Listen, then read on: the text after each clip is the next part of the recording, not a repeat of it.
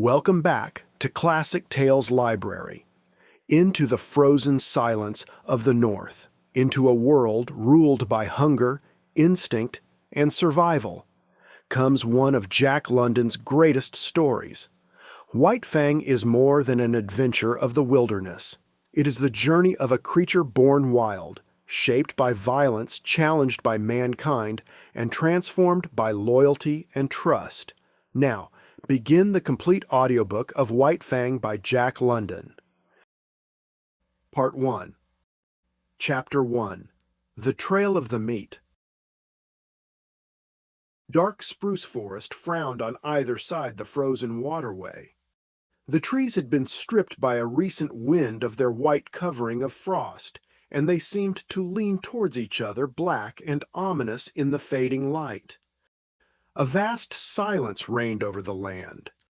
The land itself was a desolation, lifeless, without movement, so lone and cold that the spirit of it was not even that of sadness.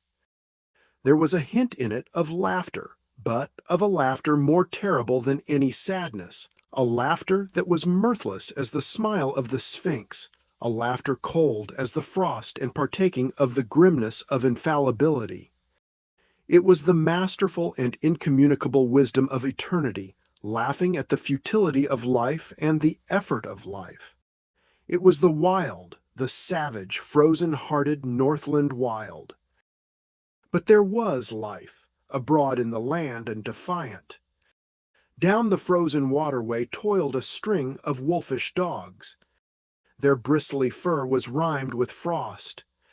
Their breath froze in the air as it left their mouths, spouting forth in spumes of vapor that settled upon the hair of their bodies and formed into crystals of frost. Leather harness was on the dogs, and leather traces attached them to a sled which dragged along behind.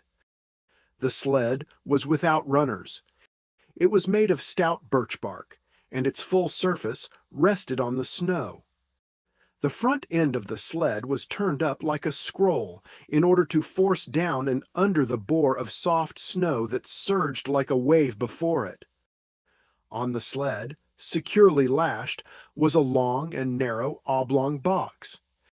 There were other things on the sled: blankets, an axe, and a coffee pot and frying pan, but prominent, occupying most of the space, was the long and narrow oblong box. In advance of the dogs on wide snowshoes toiled a man. At the rear of the sled toiled a second man.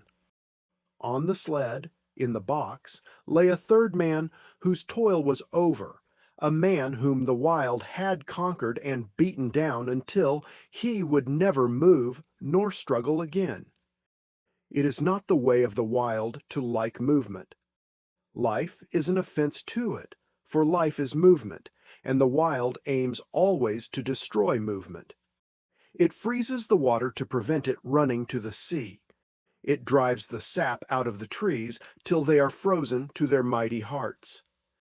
And most ferociously and terribly of all does the wild harry and crush into submission man who is the most restless of life, ever in revolt against the dictum that all movement must in the end come to the cessation of movement. But at front and rear, unawed and indomitable, toiled the two men who were not yet dead. Their bodies were covered with fur and soft tanned leather. Eyelashes and cheeks and lips were so coated with the crystals from their frozen breath that their faces were not discernible. This gave them the seeming of ghostly masks, undertakers in a spectral world at the funeral of some ghost. But under it all they were men, penetrating the land of desolation and mockery and silence, puny adventurers bent on colossal adventure, pitting themselves against the might of a world as remote and alien and pulseless as the abysses of space. They traveled on without speech, saving their breath for the work of their bodies. On every side was the silence, pressing upon them with a tangible presence. It affected their minds as the many atmospheres of deep water affect the body of the diver. It crushed them with the weight of unending vastness and unalterable decree.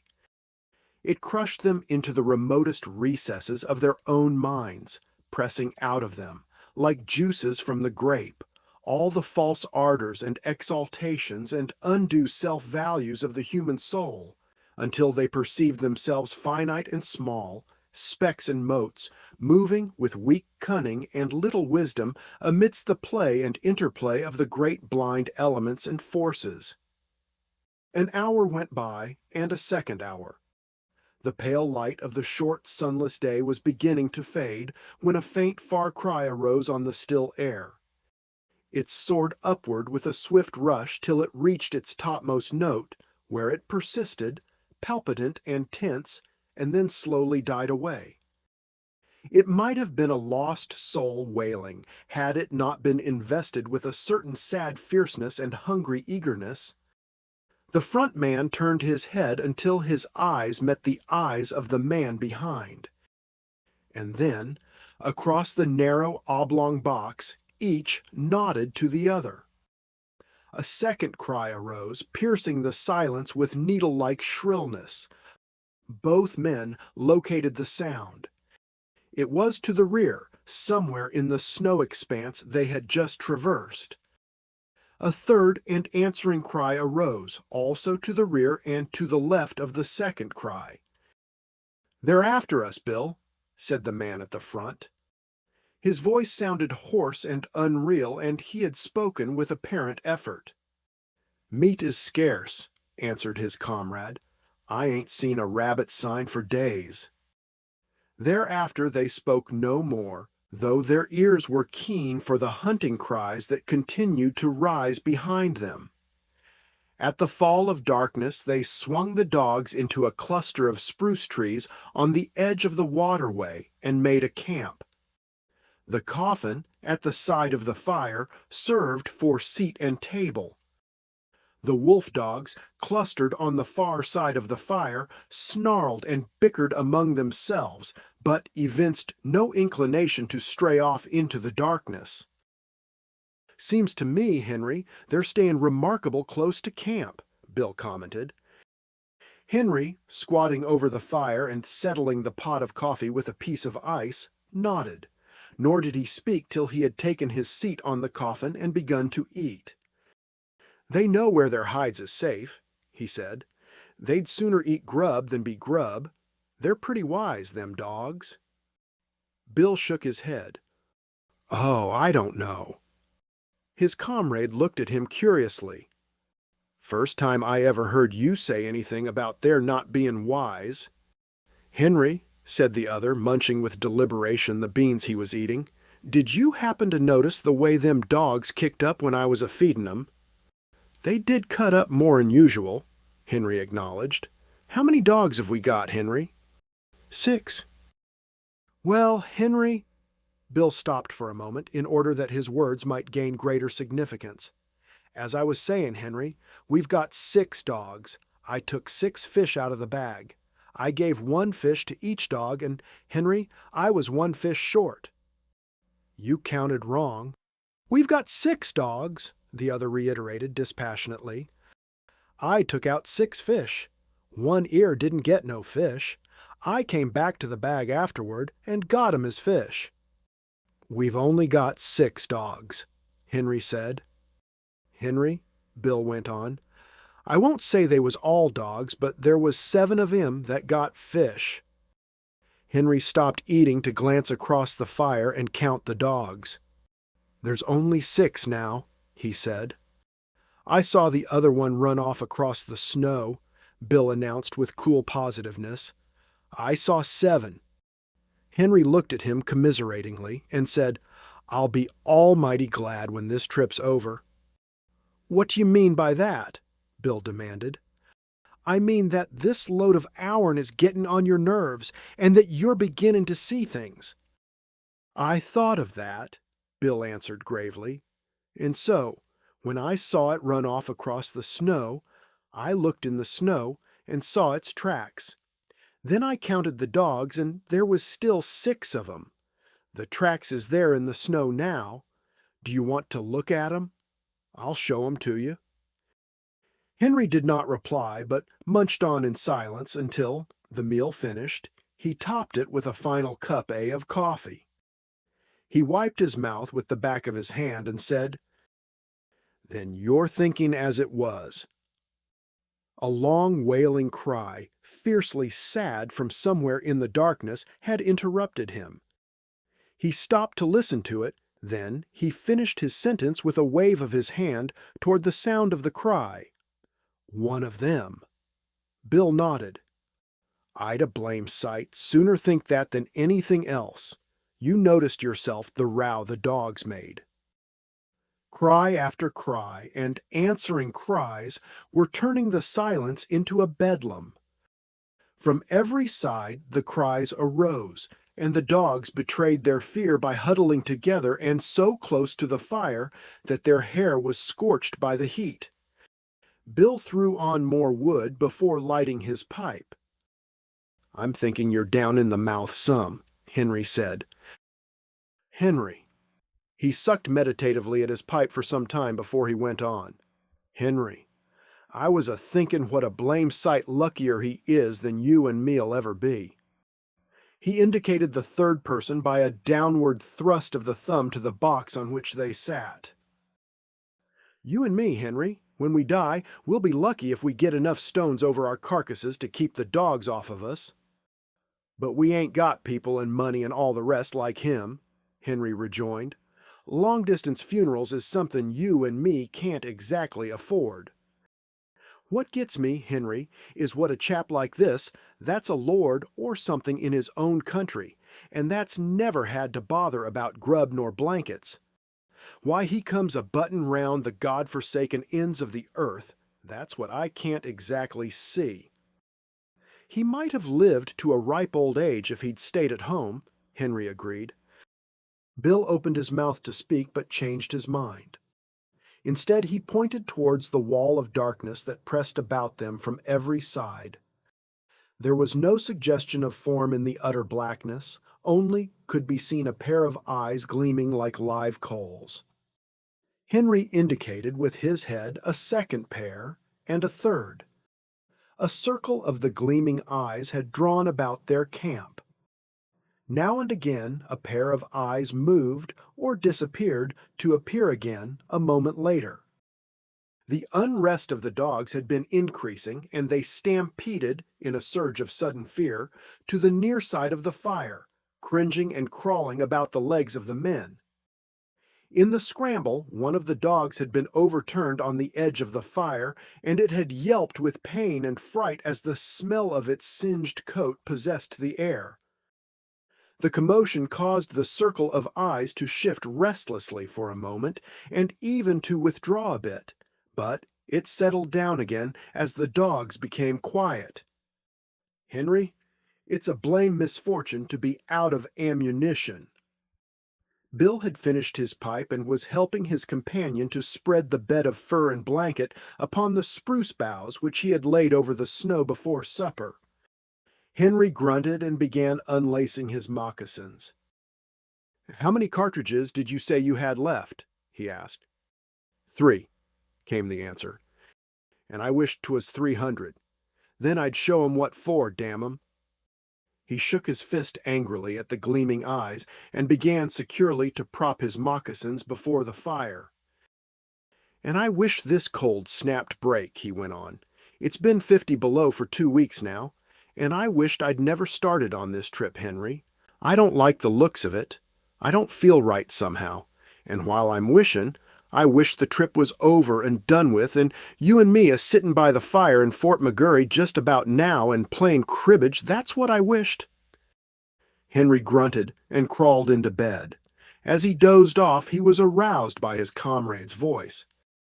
"Say, Henry, that other one that come in and got a fish, why didn't the dogs pitch into it?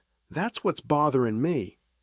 "You're bothering too much, Bill," came the sleepy response. "You was never like this before. You just as shut up now and go to sleep and you'll be all hunky-dory in the morning.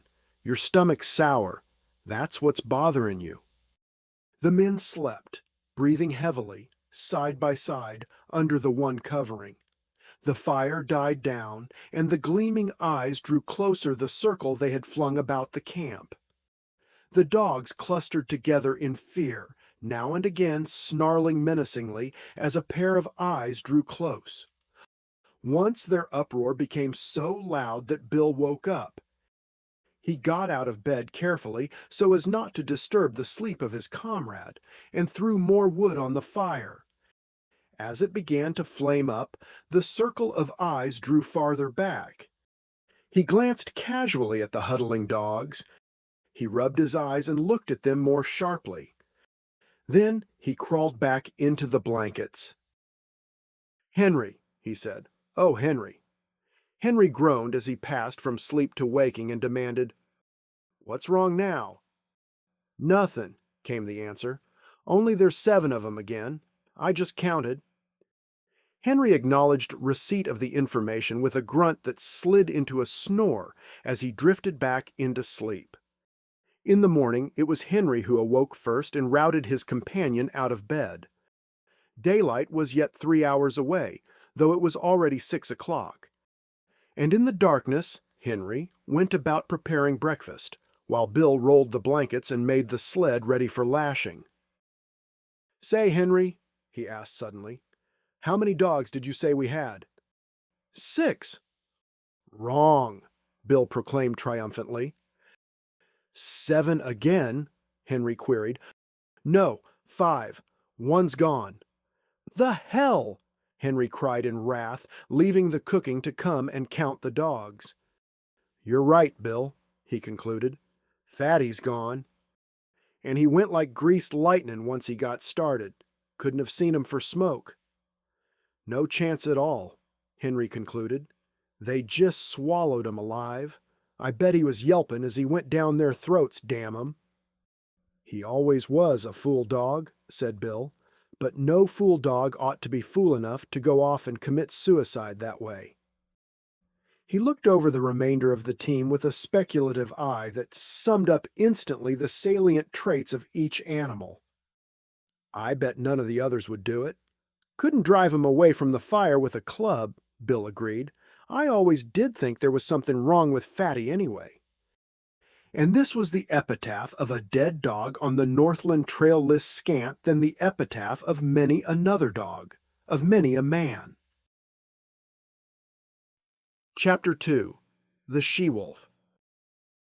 Breakfast eaten and the slim camp outfit lashed to the sled, the men turned their backs on the cheery fire and launched out into the darkness. At once began to rise the cries that were fiercely sad, cries that called through the darkness and called to one another and answered back. Conversation ceased. Daylight came at 9 o'clock. At midday, the sky to the south warmed to rose color and marked where the bulge of the earth intervened between the meridian sun and the northern world. But the rose color swiftly faded. The gray light of day that remained lasted until 3 o'clock, when it, too, faded, and the pall of the Arctic night descended upon the lone and silent land. As darkness came on, the hunting cries to right and left and rear drew closer, so close that more than once they sent surges of fear through the toiling dogs, throwing them into short-lived panics. At the conclusion of one such panic, when he and Henry had got the dogs back in the traces, Bill said, "I wish they'd strike game somewheres and go away and leave us alone." "They do get on the nerves horrible," Henry sympathized. They spoke no more until camp was made. Henry was bending over and adding ice to the babbling pot of beans when he was startled by the sound of a blow, an exclamation from Bill, and a sharp snarling cry of pain from among the dogs. He straightened up in time to see a dim form disappearing across the snow into the shelter of the dark. Then he saw Bill, standing amid the dogs, half triumphant, half crestfallen, in one hand a stout club, in the other the tail and part of the body of a sun-cured salmon. "It got half of it," he announced, "but I got a whack at it just the same. Do you hear it squeal?" "What did it look like?" Henry asked. Couldn't see, but it had 4 legs and a mouth and hair and looked like any dog. Must be a tame wolf, I reckon. It's damn tame, whatever it is, coming in here at feeding time and getting its whack of fish. That night, when supper was finished and they sat on the oblong box and pulled at their pipes, the circle of gleaming eyes drew in even closer than before. I wish they'd spring up a bunch of moose or something and go away and leave us alone, Bill said. Henry grunted with an intonation that was not all sympathy, and for a quarter of an hour they sat on in silence, Henry staring at the fire, and Bill at the circle of eyes that burned in the darkness just beyond the firelight. I wished we was pullin' into McGurry right now, he began again. Shut up your wishin' and your croakin', Henry burst out angrily. Your stomach's sour, that's what's ailin' you. Swallow a spoonful of sody, and you'll sweeten up wonderful and be more pleasant company. In the morning, Henry was aroused by fervid blasphemy that proceeded from the mouth of Bill. Henry propped himself up on an elbow and looked to see his comrade standing among the dogs beside the replenished fire, his arms raised in objurgation, his face distorted with passion. "Hello," Henry called. "What's up now?" "Frog's gone," came the answer. "No." "I tell you yes." Henry leaped out of the blankets and to the dogs. He counted them with care and then joined his partner in cursing the power of the wild that had robbed them of another dog. "Frog was the strongest dog of the bunch," Bill pronounced finally. "And he was no fool dog neither," Henry added. And so was recorded the second epitaph in 2 days. A gloomy breakfast was eaten, and the 4 remaining dogs were harnessed to the sled. The day was a repetition of the days that had gone before. The men toiled without speech across the face of the frozen world. The silence was unbroken save by the cries of their pursuers, that, unseen, hung upon their rear. With the coming of night in the mid-afternoon, the cries sounded closer as the pursuers drew in according to their custom, and the dogs grew excited and frightened, and were guilty of panics that tangled the traces and further depressed the 2 men. "There, that'll fix you fool critters," Bill said with satisfaction that night, standing erect at completion of his task. Henry left the cooking to come and see. About the neck of each dog he had fastened a leather thong. To this, and so close to the neck that the dog could not get his teeth to it, he had tied a stout stick 4 or 5 feet in length. The other end of the stick, in turn, was made fast to a stake in the ground by means of a leather thong. The dog was unable to gnaw through the leather at his own end of the stick. The stick prevented him from getting at the leather that fastened the other end. Henry nodded his head approvingly. "It's the only contraption that'll ever hold one ear," he said. "He can gnaw through leather as clean as a knife and geez about half as quick. They all'll be here in the morning hunky-dory." "You just bet they will," Bill affirmed. "If one of 'em turns up missin', I'll go without my coffee." "They just know we ain't loaded to kill," Henry remarked at bedtime, indicating the gleaming circle that hemmed them in. "If we could put a couple of shots into 'em, they'd be more respectful. They come closer every night. Get the firelight out of your eyes and look hard there. Did you see that one?" For some time the 2 men amused themselves with watching the movement of vague forms on the edge of the firelight. By looking closely and steadily at where a pair of eyes burned in the darkness, the form of the animal would slowly take shape. They could even see these forms move at times. A sound among the dogs attracted the men's attention. One ear was uttering quick, eager whines, lunging at the length of his stick toward the darkness, and desisting now and again in order to make frantic attacks on the stick with his teeth. "Look at that, Bill," Henry whispered. Full into the firelight, with a stealthy, sidelong movement, glided a dog-like animal. It moved with commingled mistrust and daring, cautiously observing the men, its attention fixed on the dogs. One ear strained the full length of the stick toward the intruder and whined with eagerness. "That fool One Ear don't seem scart much," Bill said in a low tone. "It's a she-wolf," Henry whispered back, "and that accounts for Fatty and Frog. She's the decoy for the pack. She draws out the dog, and then all the rest pitches in and eats 'em up." The fire crackled. A log fell apart with a loud spluttering noise. At the sound of it, the strange animal leaped back into the darkness. "Henry, I'm a-thinkin'," Bill announced. "Thinkin' what?" "I'm a-thinkin' that was the one I lambasted with the club."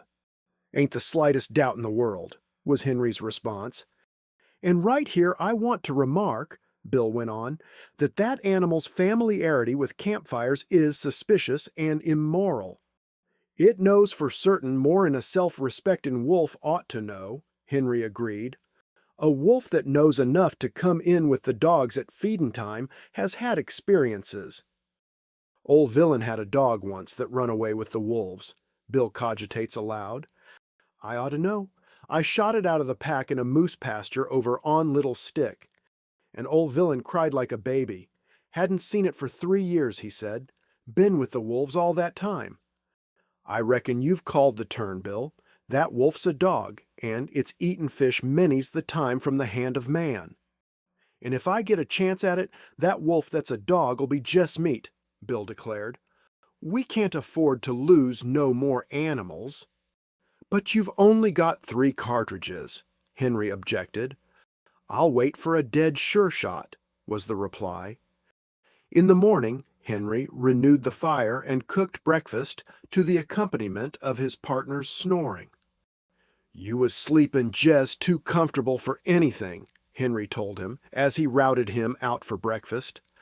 "I hadn't the heart to rouse you." Bill began to eat sleepily. He noticed that his cup was empty and started to reach for the pot. But the pot was beyond arm's length and beside Henry. "Say, Henry," he chided gently, "ain't you forgot something?" Henry looked about with great carefulness and shook his head. Bill held up the empty cup. "You don't get no coffee," Henry announced. "Ain't run out?" Bill asked anxiously. "Nope." "Ain't thinking it'll hurt my digestion?" "Nope." A flush of angry blood pervaded Bill's face. "Then it's jest warm and anxious I am to be hearin' you explain yourself," he said. "Spanker's gone," Henry answered. Without haste, with the air of one resigned to misfortune, Bill turned his head, and from where he sat counted the dogs. "How'd it happen?" he asked apathetically. Henry shrugged his shoulders. "Don't know, unless One Ear gnawed 'em loose. He couldn't have done it himself, that's sure." "The darned cuss." Bill spoke gravely and slowly, with no hint of the anger that was raging within. "Just because he couldn't chew himself loose, he chews Spanker loose."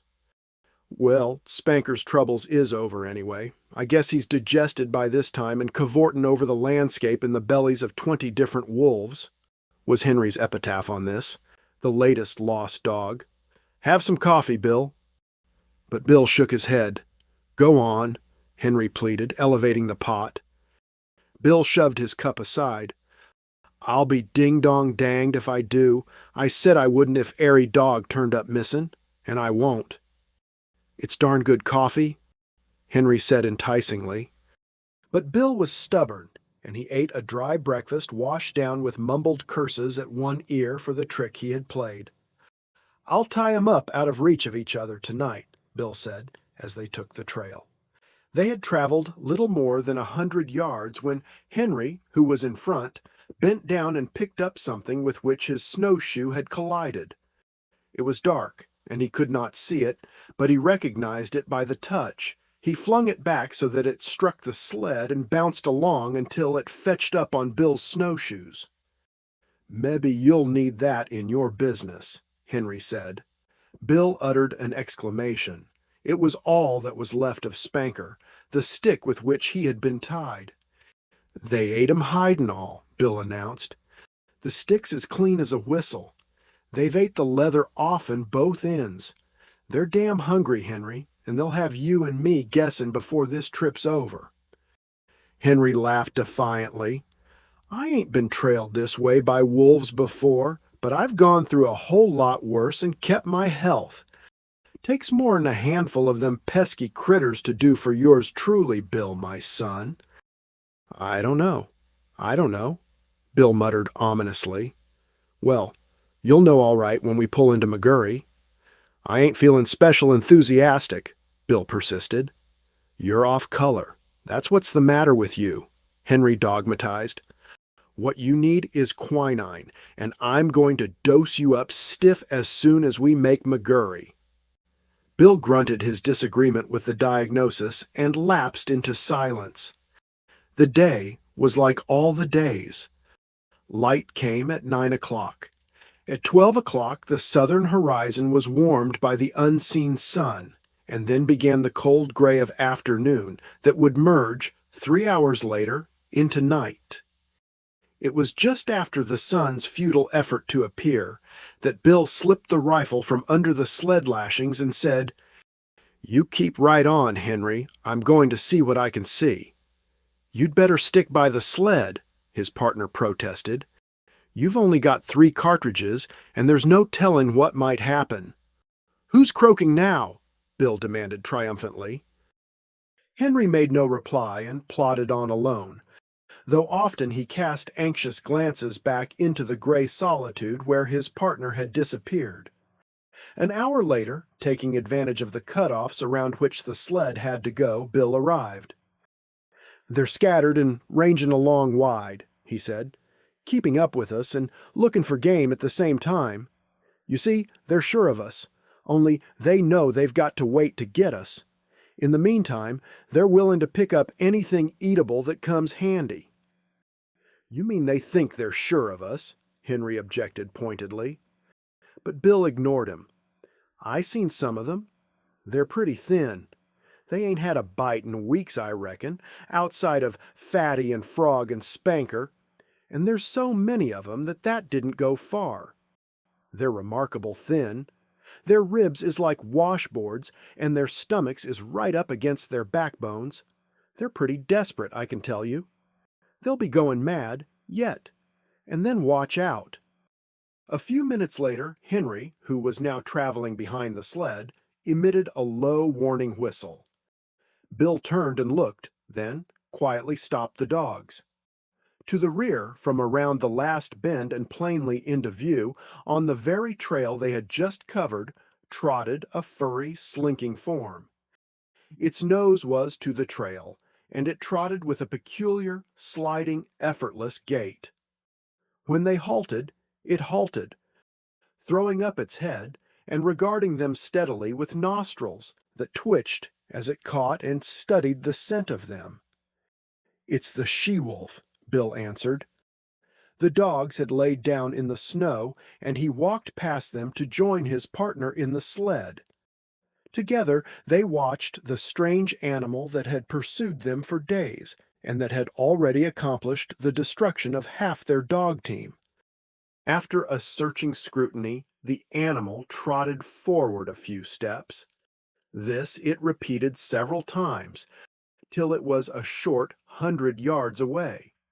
It paused, head up, close by a clump of spruce trees, and with sight and scent studied the outfit of the watching men.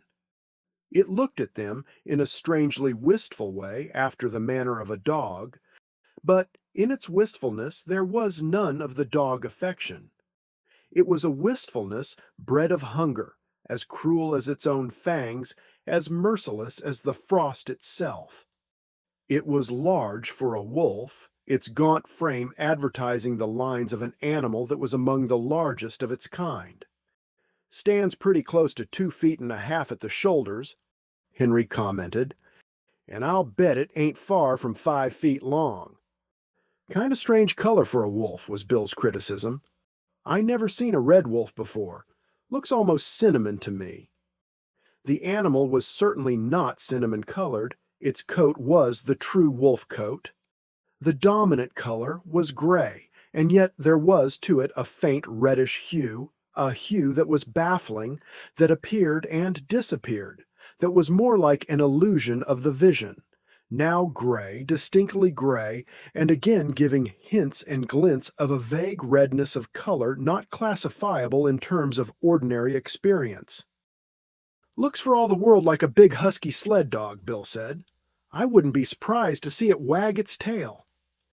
"Hello, you husky," he called. "Come here, you whatever your name is." "Ain't a bit scared of you," Henry laughed. Bill waved his hand at it threateningly and shouted loudly. But the animal betrayed no fear. The only change in it that they could notice was an accession of alertness. It still regarded them with the merciless wistfulness of hunger. They were meat, and it was hungry, and it would like to go in and eat them if it dared. "Look here, Henry," Bill said, unconsciously lowering his voice to a whisper because of what he imitated. "We've got 3 cartridges, but it's a dead shot. Couldn't miss it. It's got away with 3 of our dogs, and we ought to put a stop to it. What do you say?" Henry nodded his consent. Bill cautiously slipped the gun from under the sled lashing. The gun was on the way to his shoulder, but it never got there. For in that instant the she-wolf leaped sidewise from the trail into the clump of spruce trees and disappeared. The 2 men looked at each other. Henry whistled long and comprehendingly. "I might have knowed it," Bill chided himself aloud as he replaced the gun. "Of course, a wolf that knows enough to come in with the dogs at feedin' time 'd know all about shooting irons. I tell you right now, Henry, that Critter's the cause of all our trouble. We'd have 6 dogs at the present time, 'stead of 3 if it wasn't for her. And I tell you right now, Henry, I'm going to get her. She's too smart to be shot in the open, but I'm going to lay for her. I'll bushwhack her as sure as my name is Bill." "You needn't stray off too far in doing it," his partner admonished. "If that pack ever starts to jump you, them 3 cartridges it'd be with no more'n 3 whoops in hell. Them animals is damn hungry, and once they start in, they'll sure get you, Bill." They camped early that night. 3 dogs could not drag the sled so fast nor for so long hours as could 6, and they were showing unmistakable signs of playing out, and the men went early to bed, Bill first seeing to it that the dogs were tied out of gnawing reach of one another. But the wolves were growing bolder, and the men were aroused more than once from their sleep. So near did the wolves approach that the dogs became frantic with terror, and it was necessary to replenish the fire from time to time in order to keep the adventurous marauders at safer distance. "I've heard sailors talk of sharks following a ship," Bill remarked as he crawled back into the blankets after one such replenishing of the fire. "Well, them wolves is land sharks. They know their business better'n we do, and they ain't a-holding our trail this way for their health. They're going to get us. They're sure going to get us, Henry." "They've half got you a-ready, a-talkin' like that," Henry retorted sharply. "A man's half licked when he says he is, and you're half eaten from the way you're going on about it." "They've got away with better men than you and me," Bill answered. "Oh, shet up your croaking. You make me all fired tired." Henry rolled over angrily on his side, but was surprised that Bill made no similar display of temper. This was not Bill's way, for he was easily angered by sharp words. Henry thought long over it before he went to sleep, and as his eyelids fluttered down and he dozed off, the thought in his mind was, "There's no mistaking it, Bill's almighty blue. I'll have to cheer him up tomorrow." Chapter 3. The Hunger Cry. The day began auspiciously. They had lost no dogs during the night, and they swung out upon the trail and into the silence, the darkness, and the cold with spirits that were fairly light. Bill seemed to have forgotten his forebodings of the previous night and even waxed facetious with the dogs when, at midday, they overturned the sled on a bad piece of trail. It was an awkward mix-up. The sled was upside down and jammed between a tree trunk and a huge rock, and they were forced to unharness the dogs in order to straighten out the tangle. The two men were bent over the sled and trying to right it when Henry observed One Ear sidling away. "Here, you, One Ear!" he cried, straightening up and turning around on the dog. But One Ear broke into a run across the snow, his traces trailing behind him. And there, out in the snow of their backtrack, was the she-wolf waiting for him. As he neared her, he became suddenly cautious. He slowed down to an alert and mincing walk and then stopped. He regarded her carefully and dubiously, yet desirefully. She seemed to smile at him, showing her teeth in an ingratiating rather than a menacing way. She moved toward him a few steps playfully, and then halted. One Ear drew near to her, still alert and cautious, his tail and ears in the air, his head held high. He tried to sniff noses with her, but she retreated playfully and coyly. Every advance on his part was accompanied by a corresponding retreat on her part. Step by step, she was luring him away from the security of his human companionship. Once, as though a warning had in vague ways flitted through his intelligence, he turned his head and looked back at the overturned sled, at his teammates, and at the two men who were calling to him. But whatever idea was forming in his mind was dissipated by the she-wolf who advanced upon him, sniffed noses with him for a fleeting instant, and then resumed her coy retreat before his renewed advances. In the meantime, Bill had bethought himself of the rifle. But it was jammed beneath the overturned sled, and by the time Henry had helped him to right the load, One Ear and the she-wolf were too close together and the distance too great to risk a shot. Too late, One Ear learned his mistake. Before they saw the cause, the two men saw him turn and start to run back toward them. Then, approaching at right angles to the trail and cutting off his retreat, they saw a dozen wolves, lean and gray, bounding across the snow.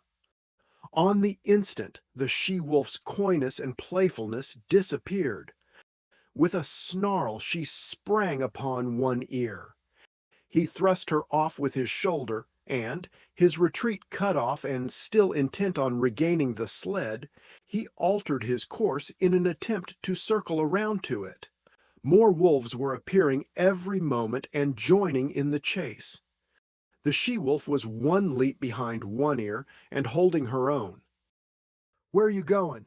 Henry suddenly demanded, laying his hand on his partner's arm. Bill shook it off. "I won't stand it," he said. "They ain't going to get any more of our dogs if I can help it." Gun in hand, he plunged into the underbrush that lined the side of the trail. His intention was apparent enough. Taking the sled as the center of the circle that One Ear was making, Bill planned to tap that circle at a point in advance of the pursuit. With his rifle in the broad daylight, it might be possible for him to awe the wolves and save the dog. "Say, Bill," Henry called after him, "be careful. Don't take no chances." Henry sat down on the sled and watched. There was nothing else for him to do. Bill had already gone from sight, but now and again, appearing and disappearing amongst the underbrush and the scattered clumps of spruce, could be seen One Ear. Henry judged his case to be hopeless. The dog was thoroughly alive to its danger, but it was running on the outer circle while the wolf pack was running on the inner and shorter circle. It was vain to think of One Ear so outdistancing his pursuers as to be able to cut across their circle in advance of them and to regain the sled. The different lines were rapidly approaching a point. Somewhere out there in the snow, screened from his sight by trees and thickets, Henry knew that the wolf pack, One Ear, and Bill were coming together. All too quickly, far more quickly than he had expected, it happened. He heard a shot, then two shots in rapid succession, and he knew that Bill's ammunition was gone. Then he heard a great outcry of snarls and yelps. He recognized One Ear's yell of pain and terror, and he heard a wolf cry that bespoke a stricken animal. And that was all. The snarls ceased. The yelping died away. Silence settled down again over the lonely land. He sat for a long while upon the sled. There was no need for him to go and see what had happened. He knew it as though it had taken place before his eyes. Once he roused with a start and hastily got the axe out from underneath the lashings.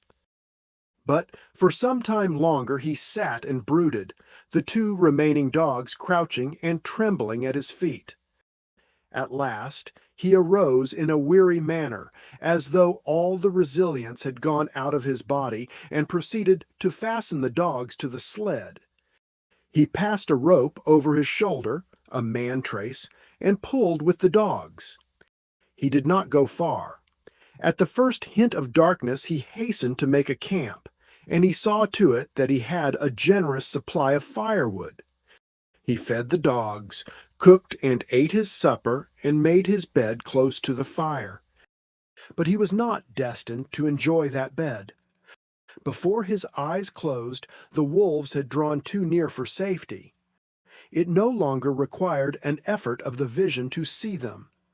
They were all about him and the fire, in a narrow circle, and he could see them plainly in the firelight, lying down, sitting up, crawling forward on their bellies, or slinking back and forth. They even slept. Here and there he could see one curled up in the snow like a dog, taking the sleep that was now denied himself. He kept the fire brightly blazing, for he knew that it alone intervened between the flesh of his body and their hungry fangs.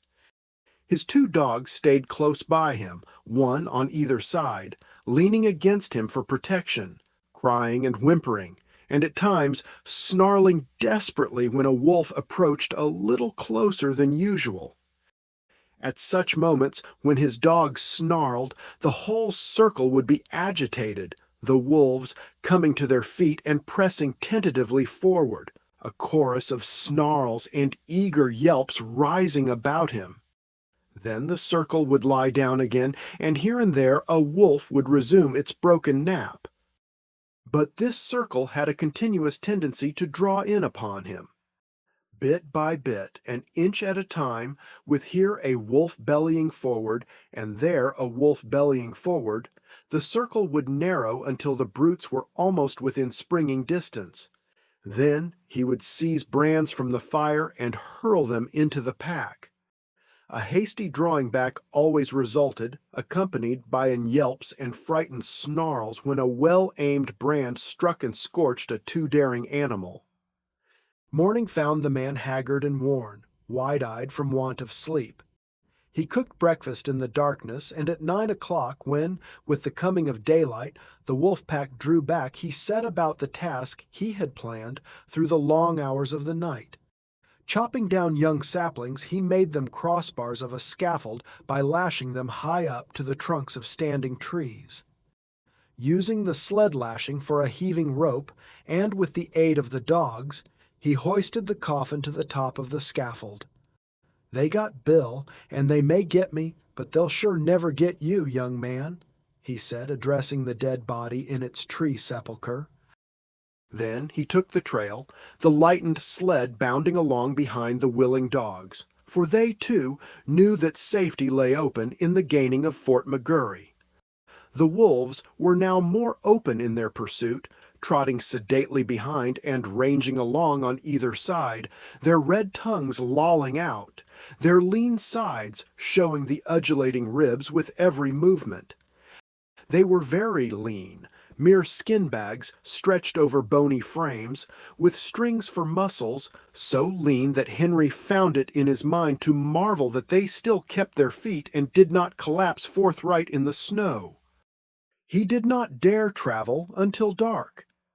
At midday, not only did the sun warm the southern horizon, but it even thrust its upper rim, pale and golden, above the skyline. He received it as a sign. The days were growing longer. The sun was returning. But scarcely had the cheer of its light departed than he went into camp. There were still several hours of gray daylight and somber twilight, and he utilized them in chopping an enormous supply of firewood. With night came horror. Not only were the starving wolves growing bolder, but lack of sleep was telling upon Henry. He dozed despite himself, crouching by the fire, the blankets about his shoulders, the axe between his knees, and on either side a dog pressing close against him. He awoke once and saw in front of him, not a dozen feet away, a big gray wolf, one of the largest of the pack.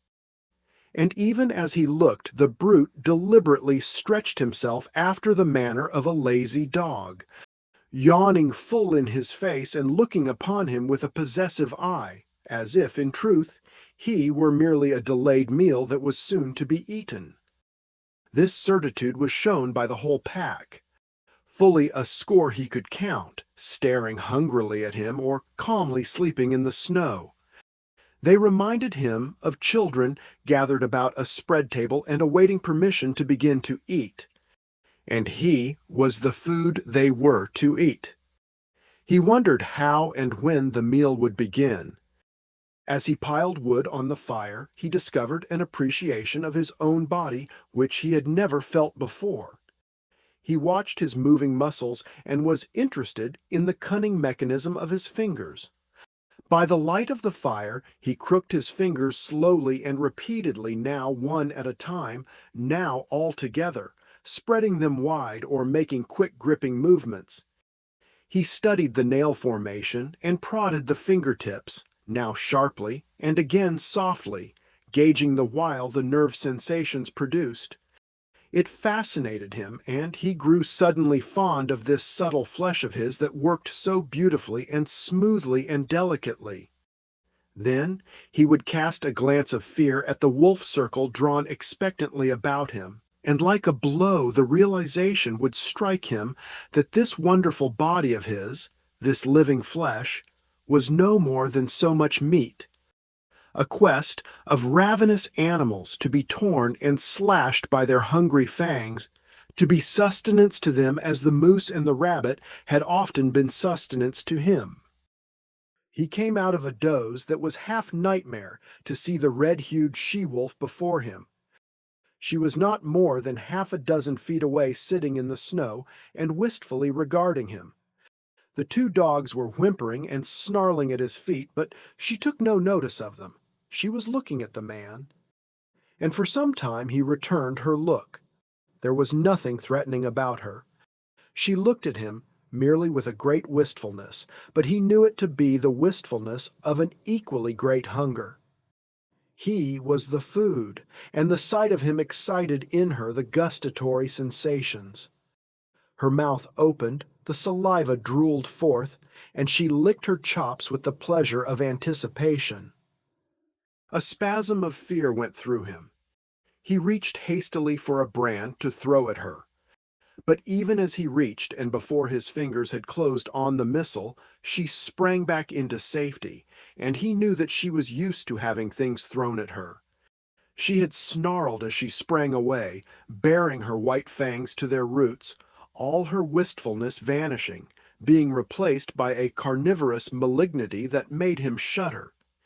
He glanced at the hand that held the brand, noticing the cunning delicacy of the fingers that gripped it, how they adjusted themselves to all the inequalities of the surface, curling over and under and about the rough wood, and one little finger, too close to the burning portion of the brand, sensitively and automatically writhing back from the hurtful heat to a cooler gripping place. And in the same instant he seemed to see a vision of those same sensitive and delicate fingers being crushed and torn by the white teeth of the she-wolf. Never had he been so fond of this body of his as now, when his tenure of it was so precarious. All night with burning brands he fought off the hungry pack. When he dozed despite himself, the whimpering and snarling of the dogs aroused him. Morning came, but for the first time the light of day failed to scatter the wolves.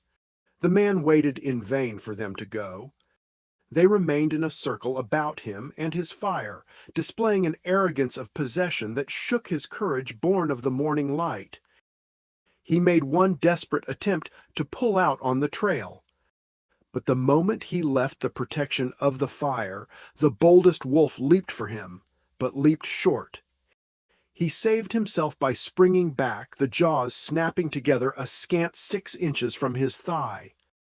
The rest of the pack was now up and surging upon him, and a throwing of firebrands right and left was necessary to drive them back to a respectful distance.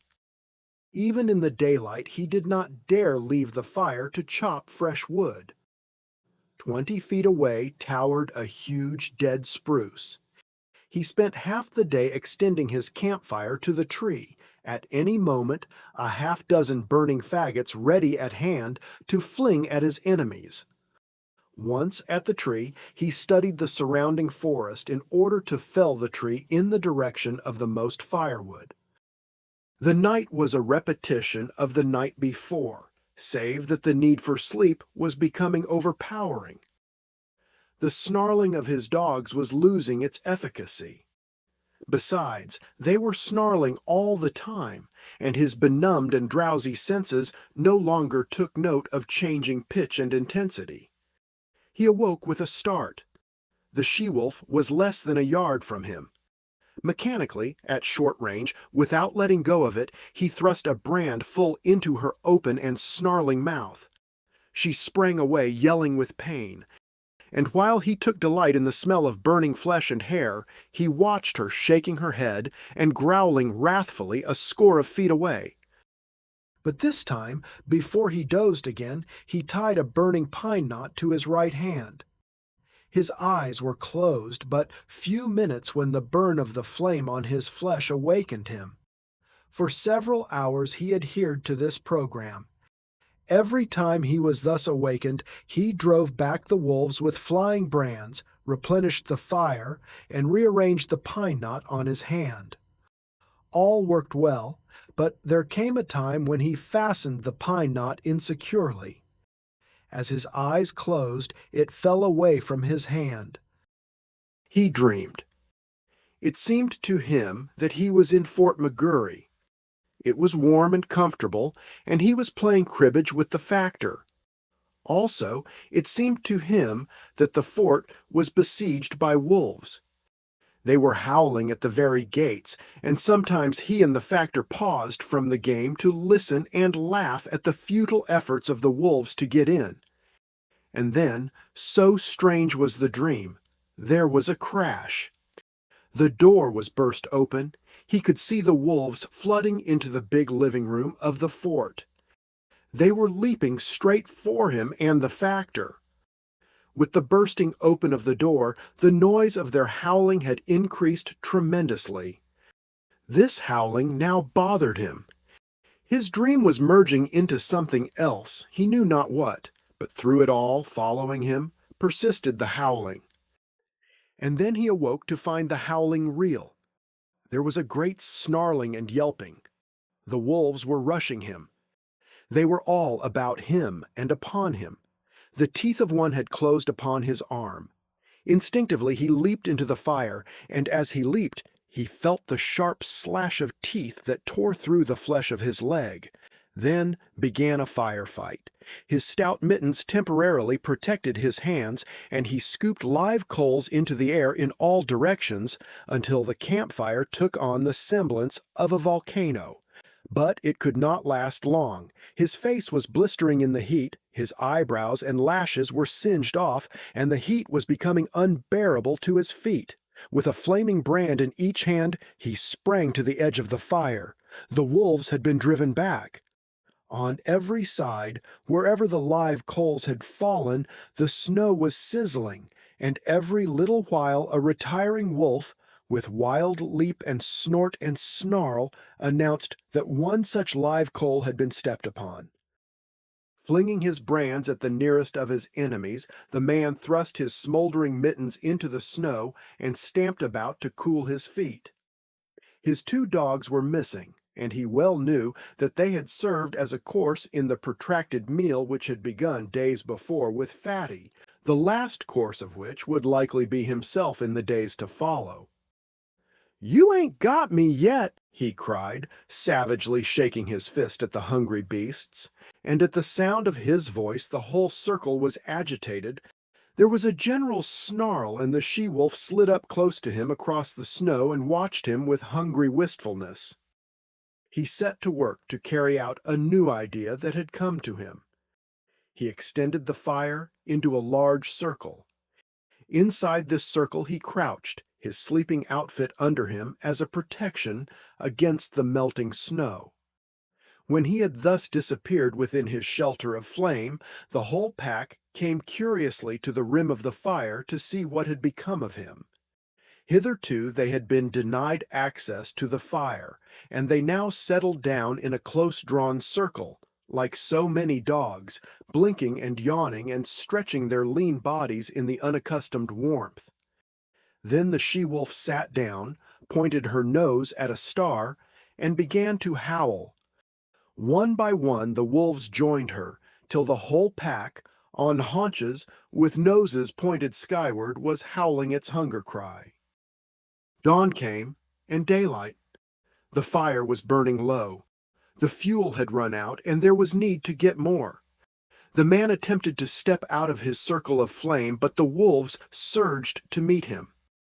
Burning brands made them spring aside, but they no longer sprang back. In vain he strove to drive them back. As he gave up and stumbled inside his circle, a wolf leaped for him, missed, and landed with all 4 feet in the coals. It cried out with terror, at the same time snarling, and scrambled back to cool its paws in the snow. The man sat down on his blankets in a crouching position. His body leaned forward from the hips. His shoulders, relaxed and drooping, and his head on his knees, advertised that he had given up the struggle. Now and again he raised his head to note the dying down of the fire. The circle of flame and coals was breaking into segments with openings in between. These openings grew in size, the segments diminished. "I guess you can come and get me any time," he mumbled. "Anyway, I'm going to sleep." Once he awakened, and in an opening in the circle, directly in front of him, he saw the she-wolf gazing at him. Again he awakened, a little later, though it seemed hours to him. A mysterious change had taken place, so mysterious a change that he was shocked wider awake. Something had happened. He could not understand at first. Then he discovered it. The wolves were gone. Remained only the trampled snow to show how closely they had pressed him.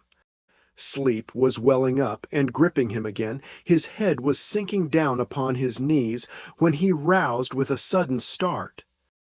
There were cries of men and churn of sleds, the creaking of harnesses, and the eager whimpering of straining dogs. 4 sleds pulled in from the riverbed to the camp among the trees. Half a dozen men were about the man who crouched in the center of the dying fire. They were shaking and prodding him into consciousness. He looked at them like a drunken man and maundered in strange, sleepy speech. "Red she-wolf. Come in with the dogs at feedin' time. First she ate the dog food. Then she ate the dogs. And after that, she ate Bill." "Where's Lord Alfred?" one of the men bellowed in his ear, shaking him roughly. He shook his head slowly. "No, she didn't eat him. He's roosting in a tree at the last camp." "Dead?" the man shouted. "And in a box," Henry answered. He jerked his shoulder petulantly away from the grip of his questioner. "Say, you lemme alone. I'm jest plump tuckered out. Goo night, everybody." His eyes fluttered and went shut. His chin fell forward on his chest, and even as they eased him down upon the blankets, his snores were rising on the frosty air. But there was another sound. Far and faint it was, in the remote distance, the cry of the hungry wolf pack as it took the trail of other meat than the man it had just missed. Part 2. Chapter 1. The Battle of the Fangs. It was the she-wolf who had first caught the sound of men's voices and the whining of the sled dogs, and it was the she-wolf who was first to spring away from the cornered man in his circle of dying flame. The pack had been loath to forego the kill it had hunted down, and it lingered for several minutes making sure of the sounds, and then it, too, sprang away on the trail made by the she-wolf. Running at the forefront of the pack was a large gray wolf, one of its several leaders. It was he who directed the pack's course on the heels of the she-wolf. It was he who snarled warningly at the younger members of the pack or slashed at them with his fangs when they ambitiously tried to pass him. And it was he who increased the pace when he sighted the she-wolf, now trotting slowly across the snow. She dropped in alongside by him, as though it were her appointed position, and took the pace of the pack. He did not snarl at her, nor show his teeth when any leap of hers chanced to put her in advance of him. On the contrary, he seemed kindly disposed toward her, too kindly to suit her, for he was prone to run near to her, and when he ran too near, it was she who snarled and showed her teeth. Nor was she above slashing his shoulder sharply on occasion. At such times he betrayed no anger. He merely sprang to the side and ran stiffly ahead for several awkward leaps, in carriage and conduct resembling an abashed country swain. This was his one trouble in the running of the pack, but she had other troubles. On her other side ran a gaunt old wolf, grizzled and marked with the scars of many battles. He ran always on her right side. The fact that he had but one eye and that the left eye might account for this. He also was addicted to crowding her, to veering toward her till his scarred muzzle touched her body, or shoulder, or neck. As with the running mate on the left, she repelled these attentions with her teeth. But when both bestowed their attentions at the same time, she was roughly jostled, being compelled, with quick snaps to either side, to drive both lovers away, and at the same time to maintain her forward leap with the pack and see the way of her feet before her. At such times her running mates flashed their teeth and growled threateningly across at each other. They might have fought, but even wooing and its rivalry waited upon the more pressing hunger need of the pack. After each repulse, when the old wolf sheered abruptly away from the sharp-toothed object of his desire, he shouldered against a young 3-year-old that ran on his blind right side. This young wolf had attained his full size, and considering the weak and famished condition of the pack, he possessed more than the average vigor and spirit. Nevertheless, he ran with his head, even with the shoulder of his one-eyed elder. When he ventured to run abreast of the older wolf, which was seldom, a snarl and a snap sent him back even with the shoulder again. Sometimes, however, he dropped cautiously and slowly behind and edged in between the old leader and the she-wolf. This was doubly resented, even triply resented. When she snarled her displeasure, the old leader would whirl on the 3-year-old. Sometimes she whirled with him, and sometimes the young leader on the left whirled too. At such times, confronted by 3 sets of savage teeth, the young wolf stopped precipitately, throwing himself back on his haunches with forelegs stiff, mouth menacing, and mane bristling. This confusion in the front of the moving pack always caused confusion in the rear. The wolves behind collided with the young wolf and expressed their displeasure by administering sharp nips on his hind legs and flanks. He was laying up trouble for himself, for lack of food and short tempers went together. But with the boundless faith of youth, he persisted in repeating the maneuver every little while, though it never succeeded in gaining anything for him but discomfiture. Had there been food, love-making and fighting would have gone on apace, and the pack formation would have been broken up. But the situation of the pack was desperate. It was lean with long-standing hunger. It ran below its ordinary speed. At the rear limped the weak members, the very young and the very old. At the front were the strongest. Yet all were more like skeletons than full-bodied wolves. Nevertheless, with the exception of the ones that limped, the movements of the animals were effortless and tireless. Their stringy muscles seemed founts of inexhaustible energy. Behind every steel-like contraction of a muscle lay another steel-like contraction, and another, apparently without end. They ran many miles that day. They ran through the night, and the next day found them still running. They were running over the surface of a world frozen and dead. No life stirred. They alone moved through the vast inertness. They alone were alive, and they sought for other things that were alive in order that they might devour them and continue to live. They crossed low divides and ranged a dozen small streams in a lower-lying country before their quest was rewarded. Then they came upon moose. It was a big bull they first found. Here was meat and life, and it was guarded by no mysterious fires nor flying missiles of flame. Splay hoofs and palmated antlers they knew, and they flung their customary patience and caution to the wind. It was a brief fight and fierce. The big bull was beset on every side.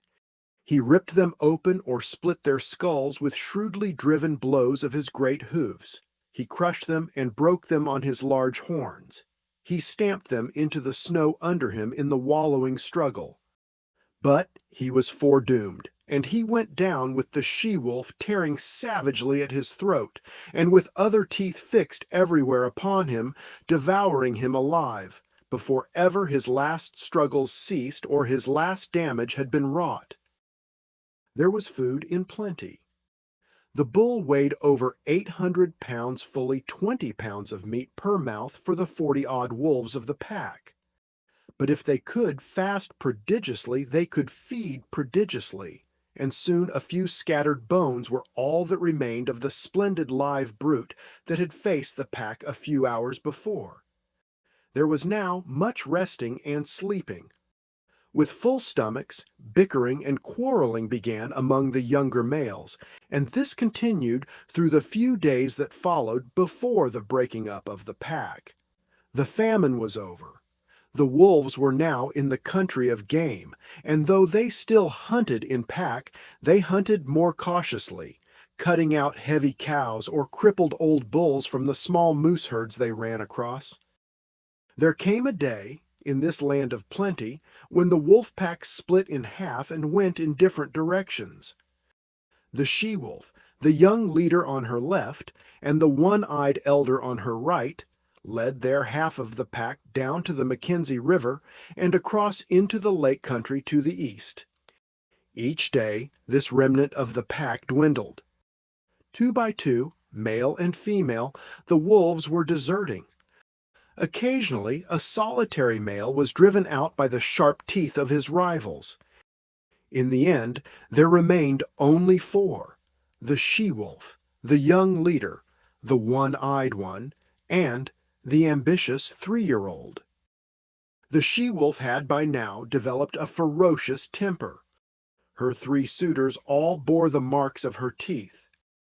Yet they never replied in kind, never defended themselves against her. They turned their shoulders to her most savage slashes, and with wagging tails and mincing steps strove to placate her wrath. But if they were all mildness toward her, they were all fierceness toward one another. The 3-year-old grew too ambitious in his fierceness. He caught the one-eyed elder on his blind side and ripped his ear into ribbons. Though the grizzled old fellow could see only on one side, against the youth and vigor of the other, he brought into play the wisdom of long years of experience. His lost eye and his scarred muzzle bore evidence to the nature of his experience. He had survived too many battles to be in doubt for a moment about what to do. The battle began fairly, but it did not end fairly.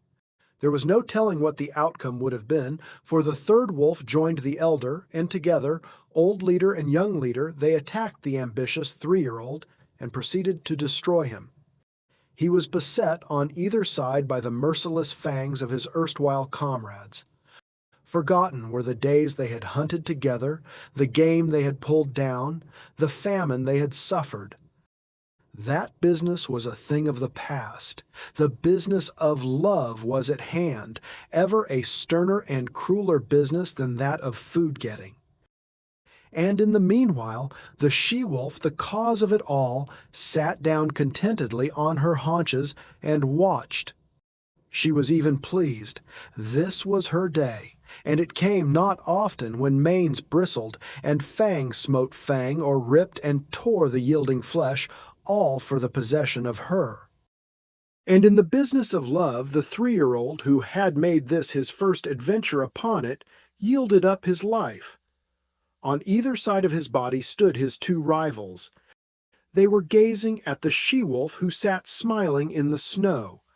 But the elder leader was wise, very wise, in love even as in battle.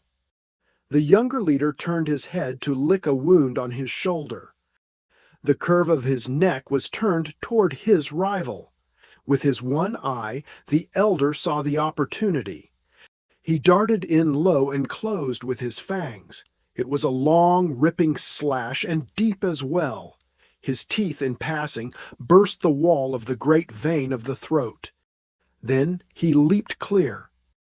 The young leader snarled terribly, but his snarl broke midmost into a tickling cough. Bleeding and coughing, already stricken, he sprang at the elder and fought while life faded from him. His legs going weak beneath him, the light of day dulling on his eyes, his blows and springs falling shorter and shorter. And all the while the she-wolf sat on her haunches and smiled. She was made glad in vague ways by the battle, for this was the love-making of the wild, the sex tragedy of the natural world that was tragedy only to those that died. To those that survived it was not tragedy, but realization and achievement. When the young leader lay in the snow and moved no more, One Eye stalked over to the she-wolf. His carriage was one of mingled triumph and caution. He was plainly expectant of a rebuff, and he was just as plainly surprised when her teeth did not flash out at him in anger. For the first time she met him with a kindly manner. She sniffed noses with him, and even condescended to leap about and frisk and play with him in quite puppyish fashion. And he, for all his gray years and sage experience, behaved quite as puppyishly, and even a little more foolishly. Forgotten already were the vanquished rivals and the love-tale red, written on the snow. Forgotten, save once, when old One Eye stopped for a moment to lick his stiffening wounds. Then it was that his lips half writhed into a snarl, and the hair of his neck and shoulders involuntarily bristled while he half crouched for a spring, his claws spasmodically clutching into the snow surface for firmer footing. But it was all forgotten the next moment as he sprang after the she-wolf, who was coyly leading him a chase through the woods. After that they ran side by side, like good friends who have come to an understanding. The days passed by, and they kept together, hunting their meat and killing and eating it in common. After a time the she-wolf began to grow restless. She seemed to be searching for something that she could not find. The hollows under fallen trees seemed to attract her, and she spent much time nosing about among the larger snow-piled crevices in the rocks and in the caves of overhanging banks. Old One-Eye was not interested at all, but he followed her good-naturedly in her quest, and when her investigations in particular places were unusually protracted, he would lie down and wait until she was ready to go on. They did not remain in one place, but traveled across country until they regained the Mackenzie River, down which they slowly went, leaving it often to hunt game along the small streams that entered it, but always returning to it again. Sometimes they chanced upon other wolves, usually in pairs, but there was no friendliness of intercourse displayed on either side, no gladness at meeting, no desire to return to the pack formation. Several times they encountered solitary wolves. These were always males, and they were pressingly insistent on joining with One-Eye and his mate. This he resented, and when she stood shoulder to shoulder with him, bristling and showing her teeth, the aspiring solitary ones would back off, turn tail, and continue on their lonely way. One moonlight night, running through the quiet forest, One-Eye suddenly halted. His muzzle went up, his tail stiffened, and his nostrils dilated as he scented the air. One foot also he held up, after the manner of a dog. He was not satisfied, and he continued to smell the air, striving to understand the message borne upon it to him. One careless sniff had satisfied his mate, and she trotted on to reassure him. Though he followed her, he was still dubious, and he could not forbear an occasional halt in order more carefully to study the warning. She crept out cautiously on the edge of a large open space in the midst of the trees.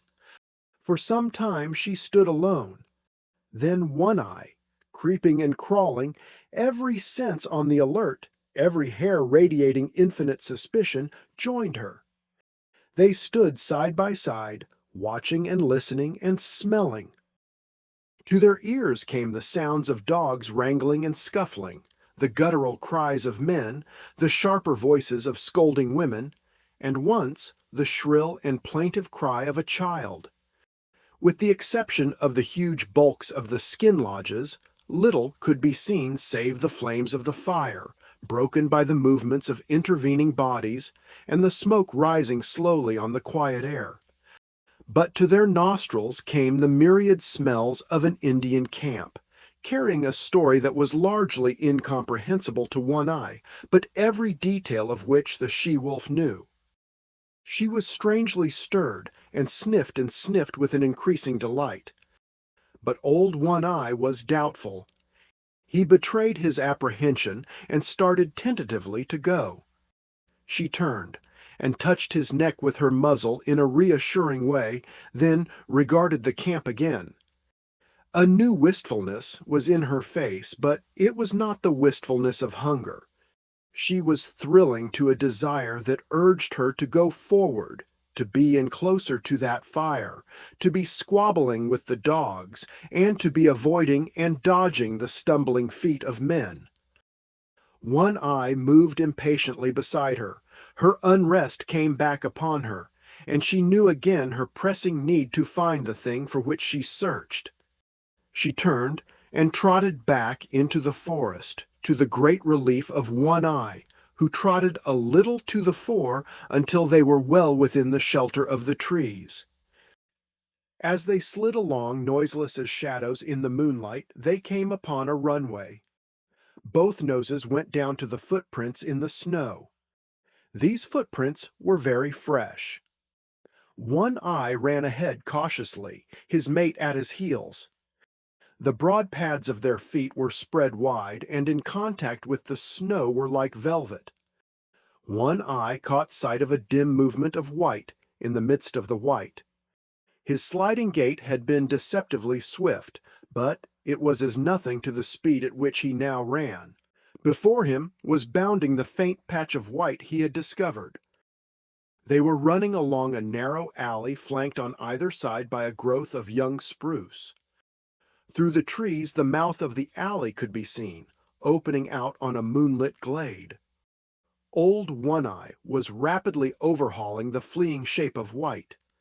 Bound by bound he gained. Now he was upon it. One leap more and his teeth would be sinking into it.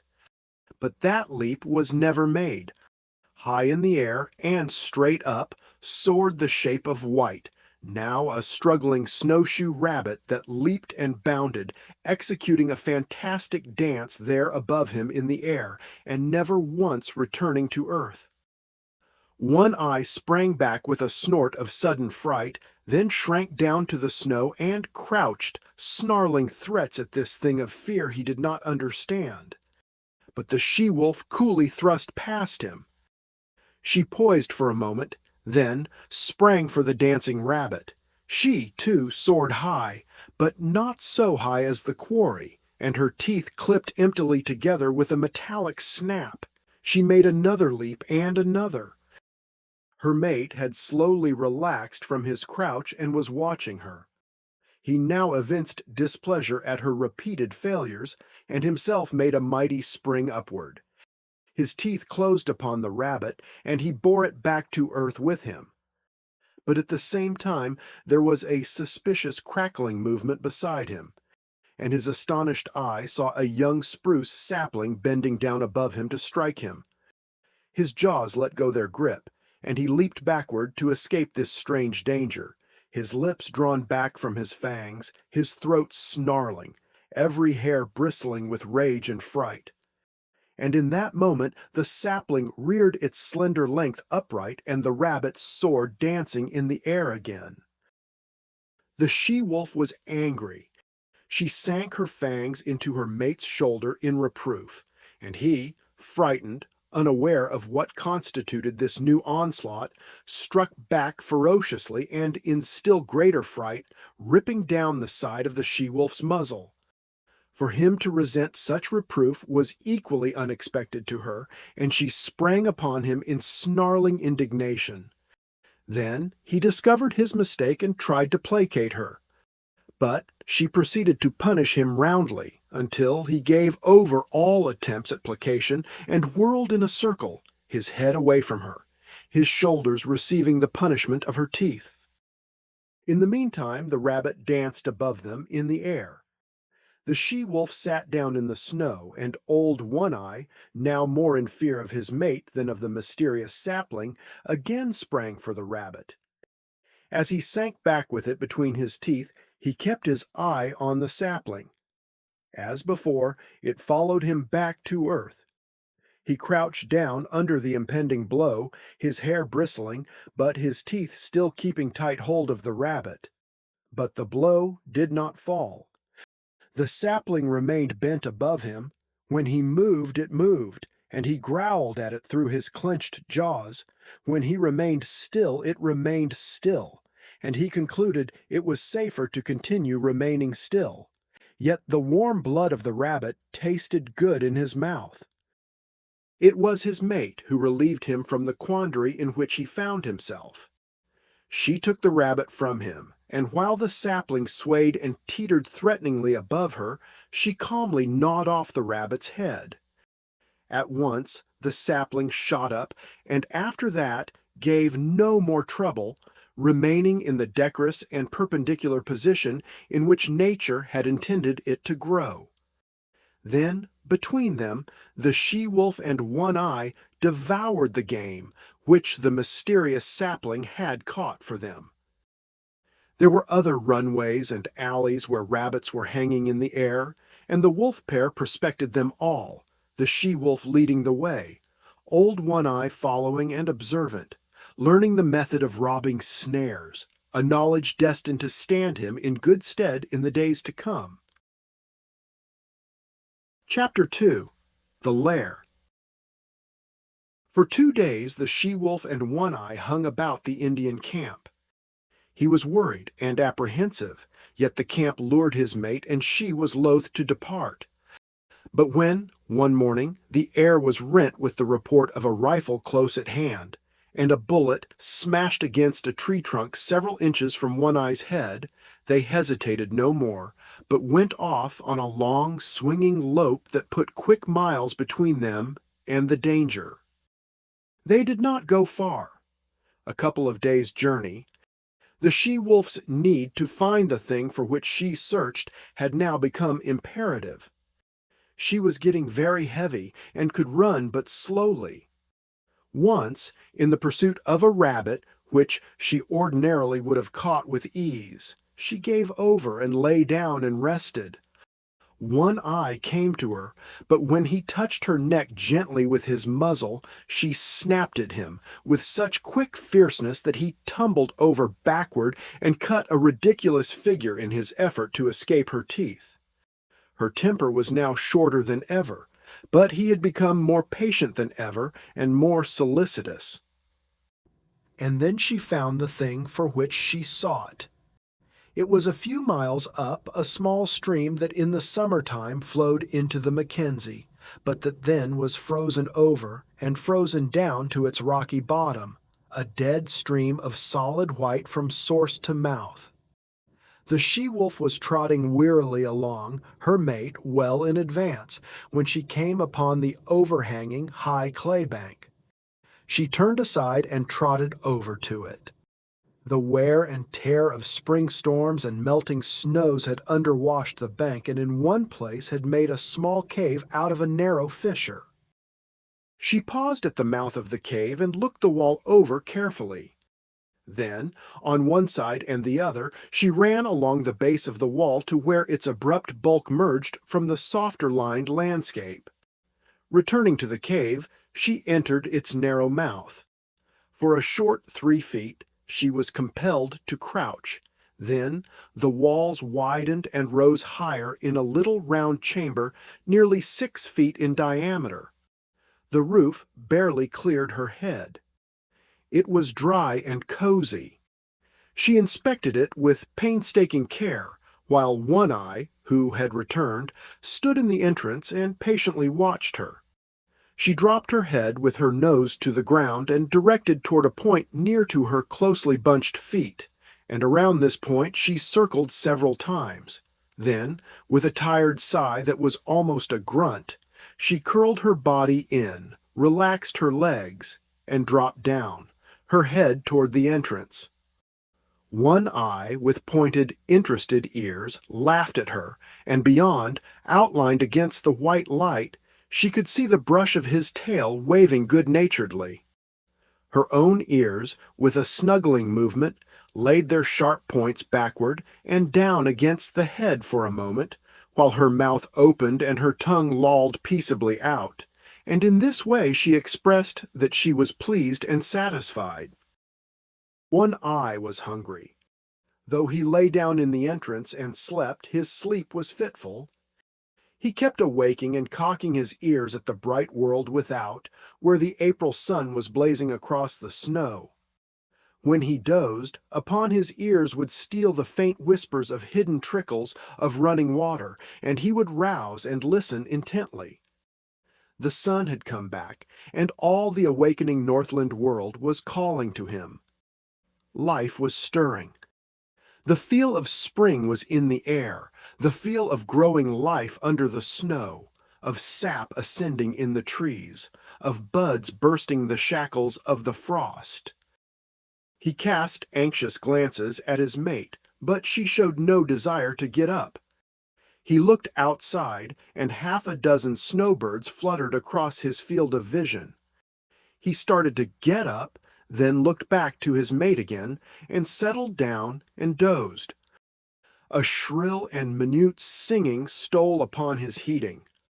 Once and twice he sleepily brushed his nose with his paw. Then he woke up.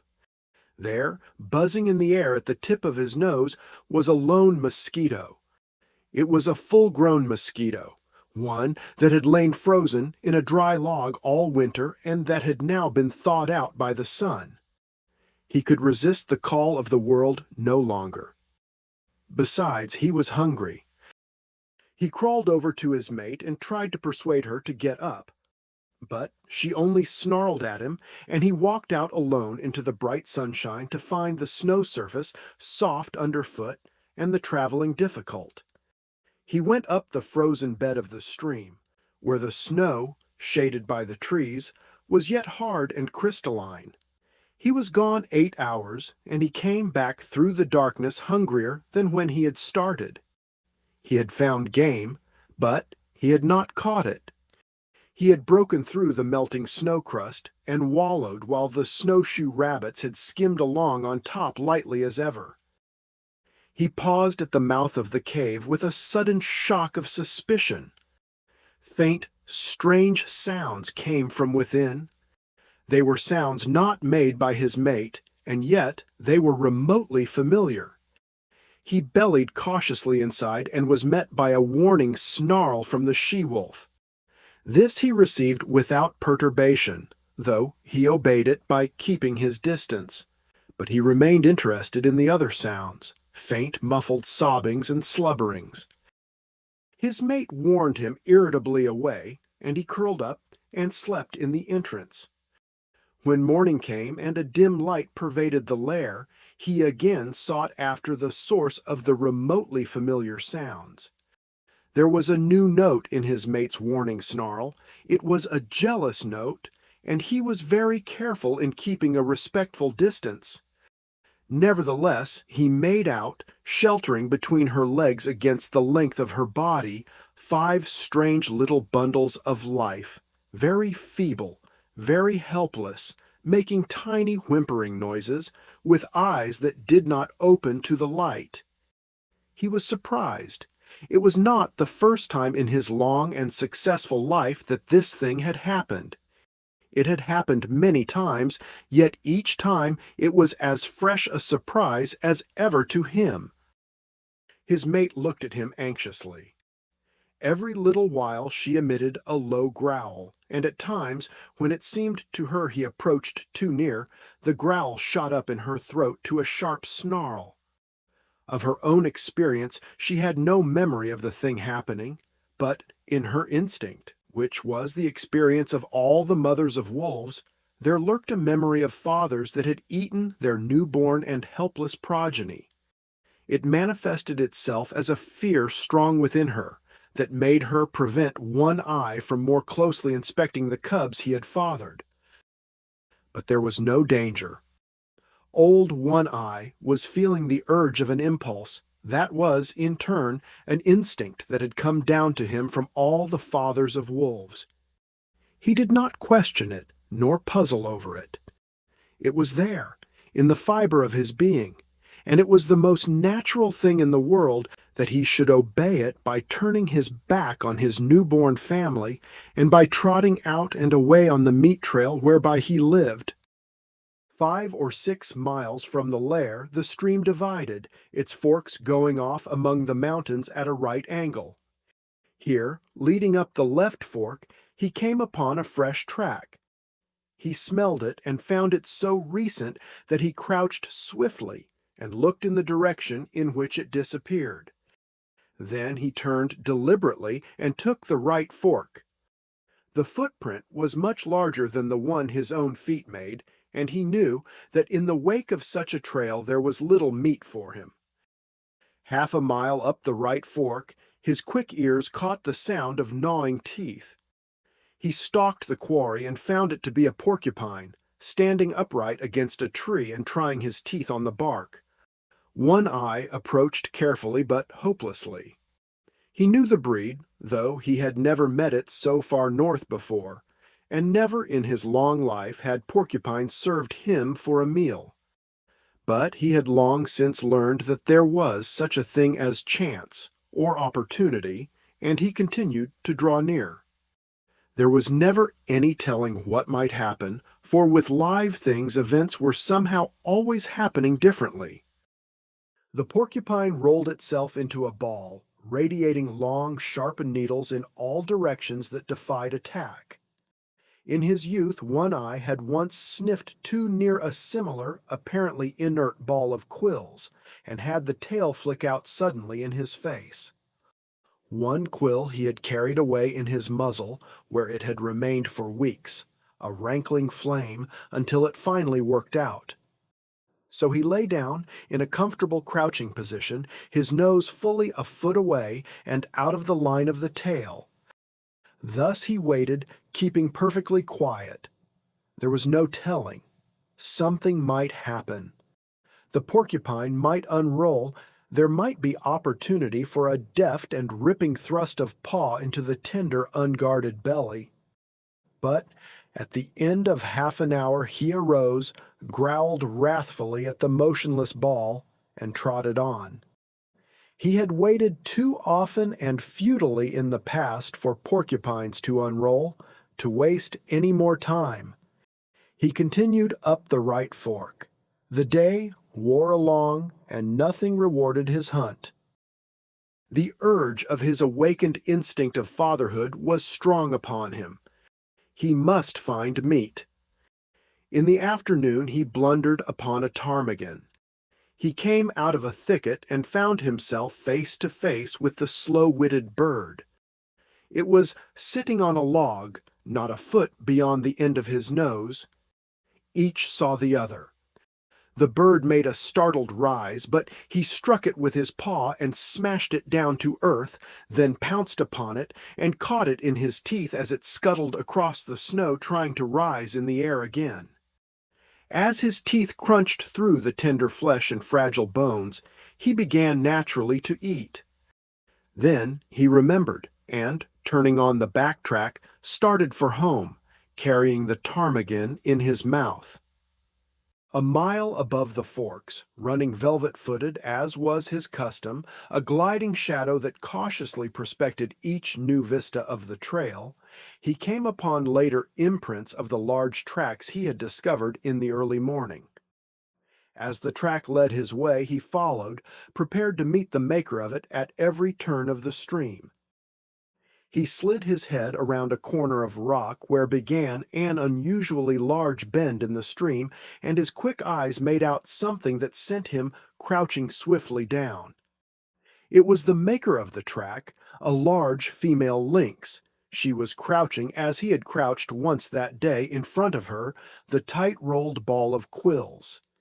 If he had been a gliding shadow before, he now became the ghost of such a shadow as he crept and circled around and came up well to leeward of the silent, motionless pair. He lay down in the snow, depositing the ptarmigan beside him, and with eyes peering through the needles of a low-growing spruce, he watched the play of life before him.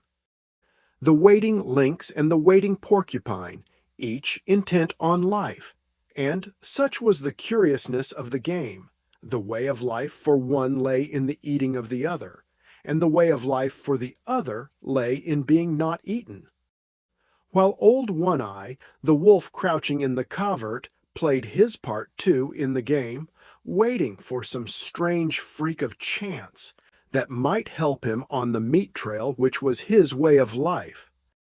Half an hour passed, an hour, and nothing happened. The balls of quills might have been a stone for all it moved. The lynx might have been frozen to marble, and old One-Eye might have been dead. Yet all three animals were keyed to a tenseness of living that was almost painful, and scarcely ever would it come to them to be more alive than they were then in their seeming petrifaction. One-Eye moved slightly and peered forth with increased eagerness. Something was happening. The porcupine had at last decided that its enemy had gone away. Slowly, cautiously, it was unrolling its ball of impregnable armor. It was agitated by no tremor of anticipation. Slowly, slowly, the bristling ball straightened out and lengthened. One-Eye, watching, felt a sudden moistness in his mouth and a drooling of saliva, involuntary, excited by the living meat that was spreading itself like a repast before him. Not quite entirely had the porcupine unrolled when it discovered its enemy. In that instant the lynx struck. The blow was like a flash of light. The paw, with rigid claws curving like talons, shot under the tender belly and came back with a swift ripping movement. Had the porcupine been entirely unrolled, or had it not discovered its enemy a fraction of a second before the blow was struck, the paw would have escaped unscathed. But a side flick of the tail sank sharp quills into it as it was withdrawn. Everything had happened at once: the blow, the counterblow, the squeal of agony from the porcupine, the big cat's squall of sudden hurt and astonishment. One eye half arose in his excitement, his ears up, his tail straight out and quivering behind him. The lynx's bad temper got the best of her. She sprang savagely at the thing that had hurt her, but the porcupine, squealing and grunting, with disrupted anatomy trying feebly to roll up into its ball protection, flicked out its tail again, and again the big cat squalled with hurt and astonishment. Then she fell to backing away and sneezing, her nose bristling with quills like a monstrous pincushion. She brushed her nose with her paws, trying to dislodge the fiery darts, thrust it into the snow, and rubbed it against twigs and branches, and all the time leaping about, ahead, sidewise, up and down, in a frenzy of pain and fright. She sneezed continually, and her stub of a tail was doing its best toward lashing about by giving quick, violent jerks. She quit her antics and quieted down for a long minute. One Eye watched, and even he could not repress a start and an involuntary bristling of hair along his back when she suddenly leaped without warning, straight up in the air, at the same time emitting a long and most terrible squall. Then she sprang away, up the trail, squalling with every leap she made. It was not until her racket had faded away in the distance and died out that One Eye ventured forth. He walked as delicately as though all the snow were carpeted with porcupine quills, erect and ready to pierce the soft pads of his feet.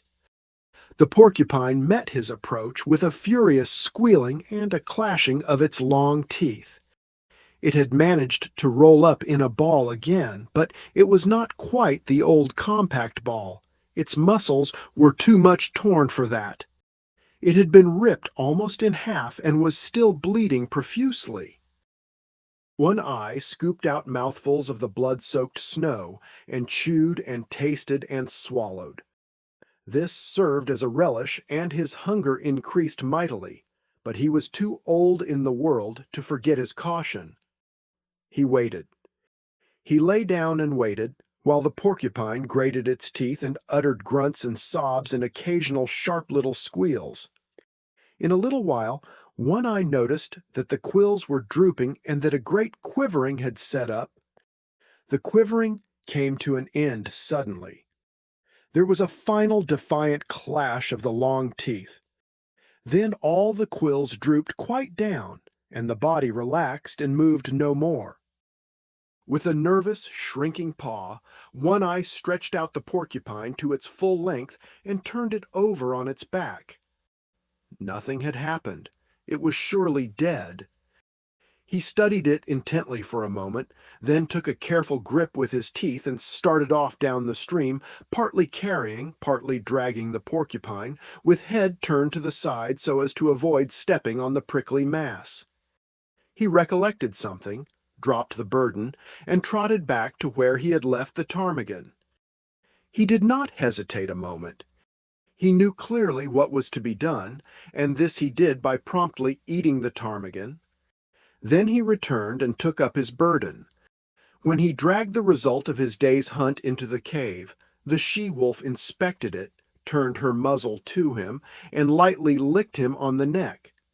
But the next instant she was warning him away from the cubs with a snarl that was less harsh than usual, and that was more apologetic than menacing.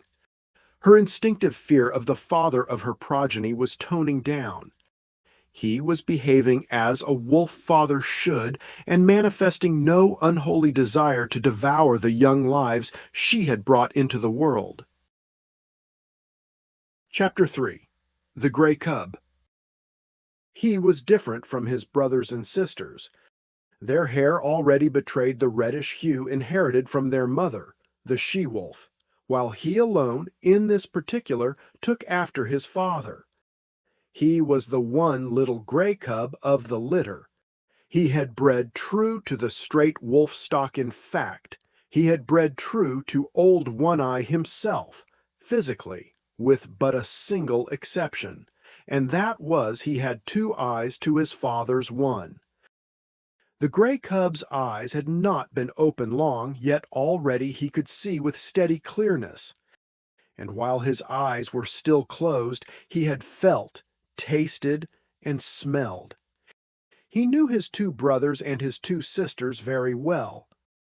He had begun to romp with them in a feeble, awkward way, and even to squabble, his little throat vibrating with a queer rasping noise, the forerunner of the growl, as he worked himself into a passion. And long before his eyes had opened, he had learned by touch, taste, and smell to know his mother, a fount of warmth and liquid food and tenderness. She possessed a gentle, caressing tongue that soothed him when it passed over his soft little body, and that impelled him to snuggle close against her and to doze off to sleep. Most of the first month of his life had been passed thus in sleeping, but now he could see quite well, and he stayed awake for longer periods of time, and he was coming to learn his world quite well. His world was gloomy, but he did not know that, for he knew no other world. It was dim-lighted, but his eyes had never had to adjust themselves to any other light. His world was very small. Its limits were the walls of the lair, but as he had no knowledge of the wide world outside, he was never oppressed by the narrow confines of his existence. But he had early discovered that one wall of his world was different from the rest. This was the mouth of the cave and the source of light. He had discovered that it was different from the other walls long before he had any thoughts of his own, any conscious volitions. It had been an irresistible attraction before ever his eyes opened and looked upon it. The light from it had beat upon his sealed lids, and the eyes and the optic nerves had pulsated to little, spark-like flashes, warm-colored and strangely pleasing. The life of his body, and of every fiber of his body, the life that was the very substance of his body, and that was apart from his own personal life, had yearned toward this light and urged his body toward it in the same way that the cunning chemistry of a plant urges it toward the sun. Always, in the beginning, before his conscious life dawned, he had crawled toward the mouth of the cave. And in this, his brothers and sisters were one with him. Never, in that period, did any of them crawl toward the dark corners of the back wall. The light drew them as if they were plants. The chemistry of the life that composed them demanded the light as a necessity of being. And their little puppet bodies crawled blindly and chemically, like the tendrils of a vine. Later on, when each developed individuality and became personally conscious of impulsions and desires, the attraction of the light increased. They were always crawling and sprawling toward it, and being driven back from it by their mother. It was in this way that the gray cub learned other attributes of his mother than the soft, soothing tongue. In his insistent crawling toward the light, he discovered in her a nose that with a sharp nudge administered rebuke, and later, a paw that crushed him down and rolled him over and over with swift calculating stroke. Thus he learned hurt, and on top of it, he learned to avoid hurt, first, by not incurring the risk of it, and second, when he had incurred the risk, by dodging and by retreating. These were conscious actions, and were the results of his first generalizations upon the world. Before that, he had recoiled automatically from hurt, as he had crawled automatically toward the light. After that, he recoiled from hurt because he knew that it was hurt. He was a fierce little cub. So were his brothers and sisters. It was to be expected. He was a carnivorous animal. He came of a breed of meat killers and meat eaters. His father and mother lived wholly upon meat. The milk he had sucked with his first flickering life was milk transformed directly from meat, and now, at a month old, when his eyes had been open for but a week, he was beginning himself to eat meat. Meat half digested by the she-wolf and disgorged for the 5 growing cubs that already made too great demand upon her breast. But he was, further, the fiercest of the litter. He could make a louder rasping growl than any of them. His tiny rages were much more terrible than theirs. It was he that first learned the trick of rolling a fellow cub over with a cunning paw stroke, and it was he that first gripped another cub by the ear and pulled and tugged and growled through jaws tight clenched. And certainly it was he that caused the mother the most trouble in keeping her litter from the mouth of the cave. The fascination of the light for the gray cub increased from day to day. He was perpetually departing on yard-long adventures toward the cave's entrance, and as perpetually being driven back. Only he did not know it for an entrance. He did not know anything about entrances, passages, whereby one goes from one place to another place. He did not know any other place, much less of a way to get there. So to him the entrance of the cave was a wall of light. As the sun was to the outside dweller, this wall was to him the sun of his world. It attracted him as a candle attracts a moth. He was always striving to attain it. The life that was so swiftly expanding within him urged him continually toward the wall of light. The life that was within him knew that it was the one way out, the way he was predestined to tread. But he himself did not know anything about it. He did not know there was any outside at all. There was one strange thing about this wall of light.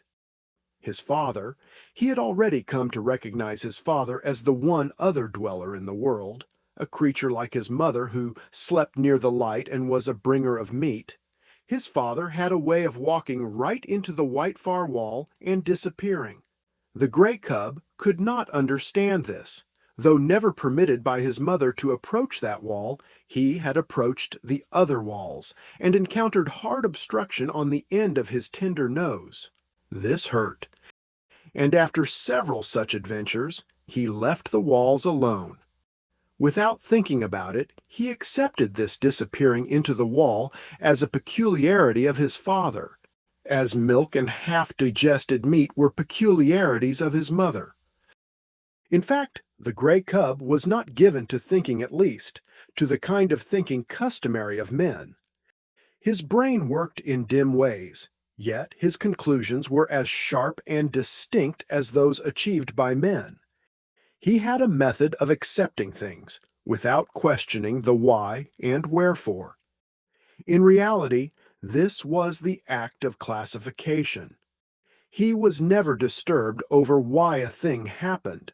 How it happened was sufficient for him. Thus, when he had bumped his nose on the back wall a few times, he accepted that he would not disappear into walls. In the same way, he accepted that his father could disappear into walls. But he was not in the least disturbed by desire to find out the reason for the difference between his father and himself. Logic and physics were no part of his mental makeup. Like most creatures of the wild, he early experienced famine. There came a time when not only did the meat supply cease, but the milk no longer came from his mother's breast. At first, the cubs whimpered and cried, but for the most part, they slept. It was not long before they were reduced to a coma of hunger. There were no more spats and squabbles, no more tiny rages nor attempts at growling, while the adventures toward the far white wall ceased altogether. The cubs slept, while the life that was in them flickered and died down. One eye was desperate. He ranged far and wide, and slept but little in the lair that had now become cheerless and miserable. The she-wolf, too, left her litter and went out in search of meat. In the first days after the birth of the cubs, One Eye had journeyed several times back to the Indian camp and robbed the rabbit snares. But with the melting of the snow and the opening of the streams, the Indian camp had moved away, and that source of supply was closed to him. When the gray cub came back to life and again took interest in the far white wall, he found that the population of his world had been reduced. Only one sister remained to him. The rest were gone. As he grew stronger, he found himself compelled to play alone, for the sister no longer lifted her head nor moved about. His little body rounded out with the meat he now ate, but the food had come too late for her. She slept continuously, a tiny skeleton flung round with skin, in which the flame flickered lower and lower, and at last went out. Then there came a time when the gray cub no longer saw his father appearing and disappearing in the wall, nor lying down asleep in the entrance. This had happened at the end of a second and less severe famine. The she-wolf knew why One Eye never came back, but there was no way by which she could tell what she had seen to the gray cub. Hunting herself for meat up the left fork of the stream where lived the lynx, she had followed a day-old trail of One Eye. And she had found him, or what remained of him, at the end of the trail. There were many signs of the battle that had been fought, and of the lynx's withdrawal to her lair after having won the victory. Before she went away, the she-wolf had found this lair, but the signs told her that the lynx was inside, and she had not dared to venture in. After that, the she-wolf in her hunting avoided the left fork, for she knew that in the lynx's lair was a litter of kittens, and she knew the lynx for a fierce, bad-tempered creature and a terrible fighter. It was all very well for half a dozen wolves to drive a lynx, spitting and bristling, up a tree. But it was quite a different matter for a lone wolf to encounter a lynx, especially when the lynx was known to have a litter of hungry kittens at her back. But the wild is the wild, and motherhood is motherhood, at all times fiercely protective whether in the wild or out of it, and the time was to come when the she-wolf, for her gray cub's sake, would venture the left fork, and the lair in the rocks, and the lynx's wrath. Chapter 4. The Wall of the World. By the time his mother began leaving the cave on hunting expeditions, the cub had learned well the law that forbade his approaching the entrance. Not only had this law been forcibly and many times impressed on him by his mother's nose and paw, but in him the instinct of fear was developing. Never, in his brief cave life, had he encountered anything of which to be afraid. Yet fear was in him. It had come down to him from a remote ancestry through 1,000 lives. It was a heritage he had received directly from One Eye and the she-wolf, but to them, in turn, it had been passed down through all the generations of wolves that had gone before. Fear, that legacy of the wild which no animal may escape nor exchange for pottage. So the gray cub knew fear, though he knew not the stuff of which fear was made. Possibly he accepted it as one of the restrictions of life, for he had already learned that there were such restrictions. Hunger he had known, and when he could not appease his hunger, he had felt restriction. The hard obstruction of the cave wall, the sharp nudge of his mother's nose, the smashing stroke of her paw, the hunger unappeased of several famines had borne in upon him that all was not freedom in the world, that to life there was limitations and restraints. These limitations and restraints were laws. To be obedient to them was to escape hurt and make for happiness. He did not reason the question out in this man fashion. He merely classified the things that hurt and the things that did not hurt. And after such classification he avoided the things that hurt, the restrictions and restraints, in order to enjoy the satisfactions and the remunerations of life. Thus it was that in obedience to the law laid down by his mother, and in obedience to the law of that unknown and nameless thing, fear, he kept away from the mouth of the cave. It remained to him a white wall of light. When his mother was absent, he slept most of the time, while during the intervals that he was awake he kept very quiet, suppressing the whimpering cries that tickled in his throat and strove for noise. Once, lying awake, he heard a strange sound in the white wall. He did not know that it was a wolverine standing outside, all trembling with its own daring, and cautiously scenting out the contents of the cave. The cub knew only that the sniff was strange, a something unclassified, therefore unknown and terrible. For the unknown was one of the chief elements that went into the making of fear. The hair bristled upon the gray cub's back, but it bristled silently. How was he to know that this thing that sniffed was a thing at which to bristle? It was not born of any knowledge of his, yet it was the visible expression of the fear that was in him, and for which, in his own life, there was no accounting. But fear was accompanied by another instinct, that of concealment. The cub was in a frenzy of terror, yet he lay without movement or sound, frozen, petrified into immobility, to all appearances dead. His mother, coming home, growled as she smelt the wolverine's track, and bounded into the cave and licked and nozzled him with undue vehemence of affection. And the cub felt that somehow he had escaped a great hurt. But there were other forces at work in the cub, the greatest of which was growth. Instinct and law demanded of him obedience, but growth demanded disobedience. His mother and fear impelled him to keep away from the white wall. Growth is life, and life is forever destined to make for light. So there was no damming up the tide of life that was rising within him, rising with every mouthful of meat he swallowed, with every breath he drew. In the end, one day, fear and obedience were swept away by the rush of life, and the cub straddled and sprawled toward the entrance. Unlike any other wall with which he had had experience, this wall seemed to recede from him as he approached. No hard surface collided with the tender little nose he thrust out tentatively before him. The substance of the wall seemed as permeable and yielding as light. And as condition, in his eyes, had the seeming of form, so he entered into what had been wall to him and bathed in the substance that composed it. It was bewildering. He was sprawling through solidity, and ever the light grew brighter. Fear urged him to go back, but growth drove him on. Suddenly, he found himself at the mouth of the cave, the wall, inside which he had thought himself, as suddenly leaped back before him to an immeasurable distance.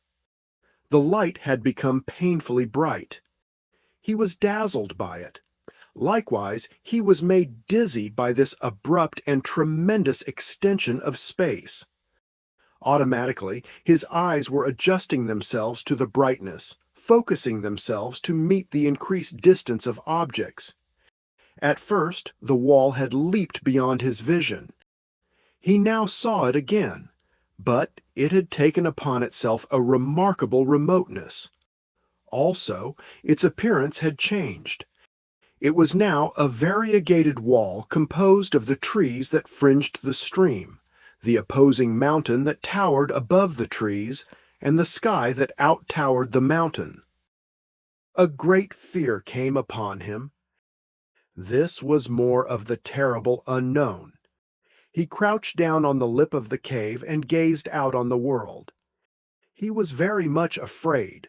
Because it was unknown, it was hostile to him. Therefore the hair stood up on end along his back, and his lips wrinkled weakly in an attempt at a ferocious and intimidating snarl. Out of his puniness and fright he challenged and menaced the whole wide world. Nothing happened. He continued to gaze, and in his interest he forgot to snarl. Also, he forgot to be afraid.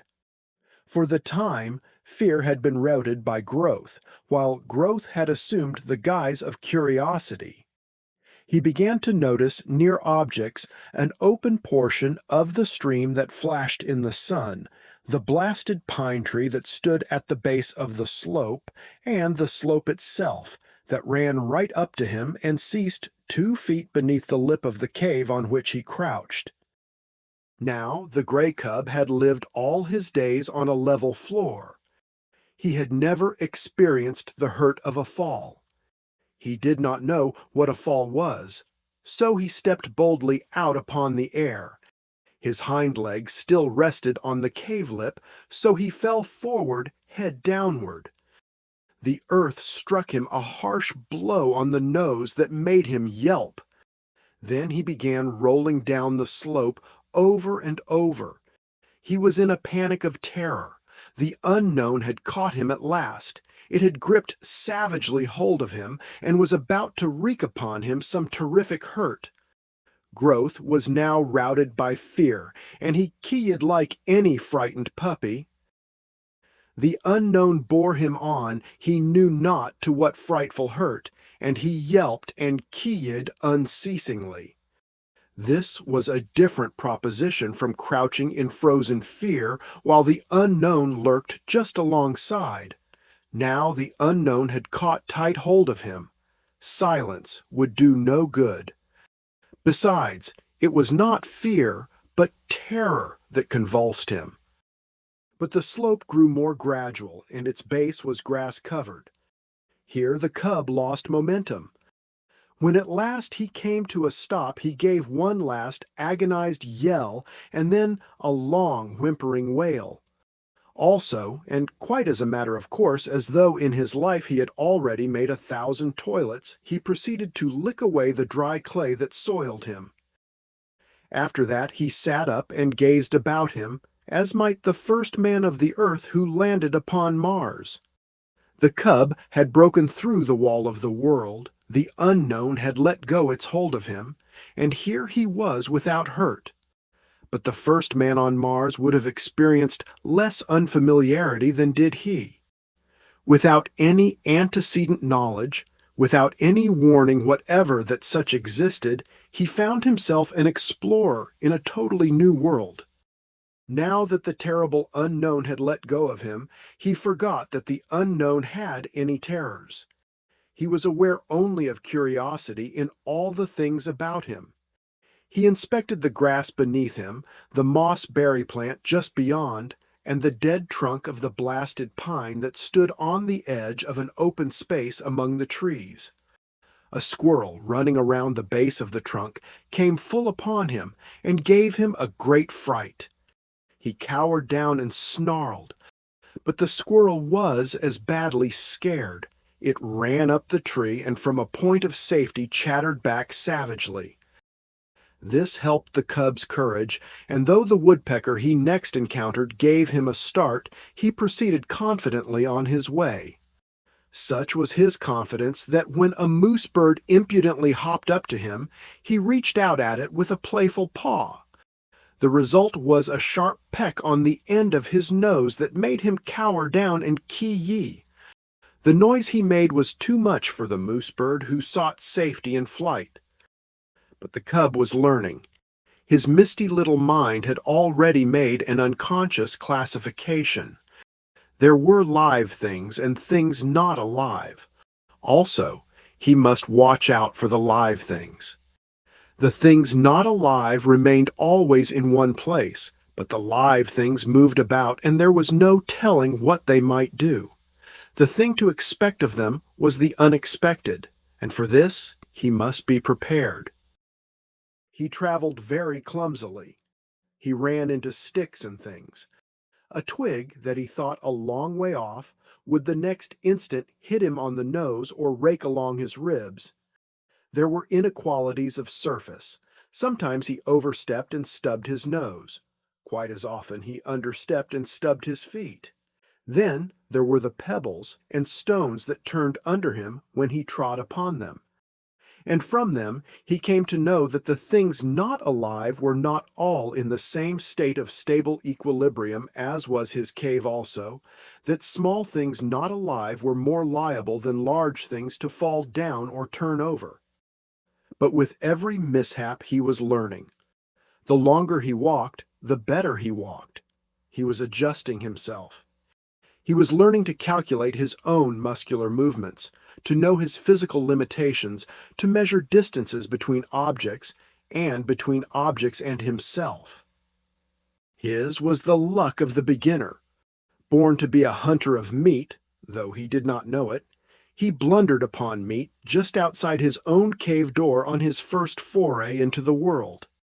It was by sheer blundering that he chanced upon the shrewdly hidden ptarmigan nest. He fell into it. He had essayed to walk along the trunk of a fallen pine.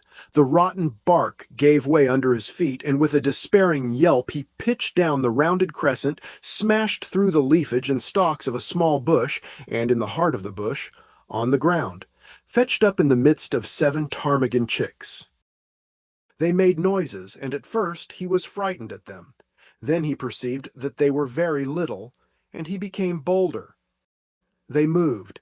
He placed his paw on one, and its movements were accelerated. This was a source of enjoyment to him. He smelled it.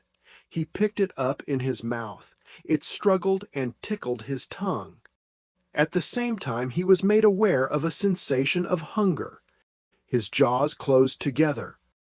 There was a crunching of fragile bones, and warm blood ran in his mouth. The taste of it was good. This was meat, the same as his mother gave him, only it was alive between his teeth and therefore better. So he ate the ptarmigan. Nor did he stop till he had devoured the whole brood. Then he licked his chops in quite the same way his mother did, and began to crawl out of the bush. He encountered a feathered whirlwind. He was confused and blinded by the rush of it and the beat of angry wings. He hid his head between his paws and yelped. The blows increased. The mother ptarmigan was in a fury. Then he became angry. He rose up, snarling, striking out with his paws. He sank his tiny teeth into one of the wings and pulled and tugged sturdily. The ptarmigan struggled against him, showering blows upon him with her free wing. It was his first battle. He was elated. He forgot all about the unknown. He no longer was afraid of anything. He was fighting, tearing at a live thing that was striking at him. Also, this live thing was meat. The lust to kill was on him. He had just destroyed little live things. He would now destroy a big live thing. He was too busy and happy to know that he was happy. He was thrilling and exulting in ways new to him and greater to him than any he had known before. He held on to the wing and growled between his tight-clenched teeth. The ptarmigan dragged him out of the bush. When she turned and tried to drag him back into the bush's shelter, he pulled her away from it and on into the open. And all the time she was making outcry and striking with her free wing while feathers were flying like a snowfall. The pitch to which he was aroused was tremendous. All the fighting blood of his breed was up in him and surging through him. This was living, though he did not know it. He was realizing his own meaning in the world. He was doing that for which he was made, killing meat and battling to kill it. He was justifying his existence than which life can do no greater. For life achieves its summit when it does to the uttermost that which it was equipped to do. After a time, the ptarmigan ceased her struggling. He still held her by the wing, and they lay on the ground and looked at each other. He tried to growl threateningly, ferociously. She pecked on his nose, which by now, what of previous adventures, was sore. He winced but held on. She pecked him again and again. From wincing, he went to whimpering. He tried to back away from her, oblivious to the fact that, by his hold on her, he dragged her after him. A rain of pecks fell on his ill-used nose. The flood of fight ebbed down in him, and releasing his prey, he turned tail and scampered on across the open in inglorious retreat. He lay down to rest on the other side of the open, near the edge of the bushes, his tongue lolling out, his chest heaving and panting, his nose still hurting him and causing him to continue his whimper. But as he lay there, suddenly there came to him a feeling as of something terrible impending. The unknown with all its terrors rushed upon him, and he shrank back instinctively into the shelter of the bush. As he did so, a draught of air fanned him, and a large, winged body swept ominously and silently past. A hawk, driving down out of the blue, had barely missed him.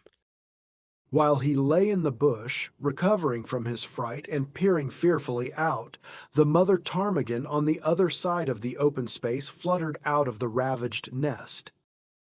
It was because of her loss that she paid no attention to the winged bolt of the sky.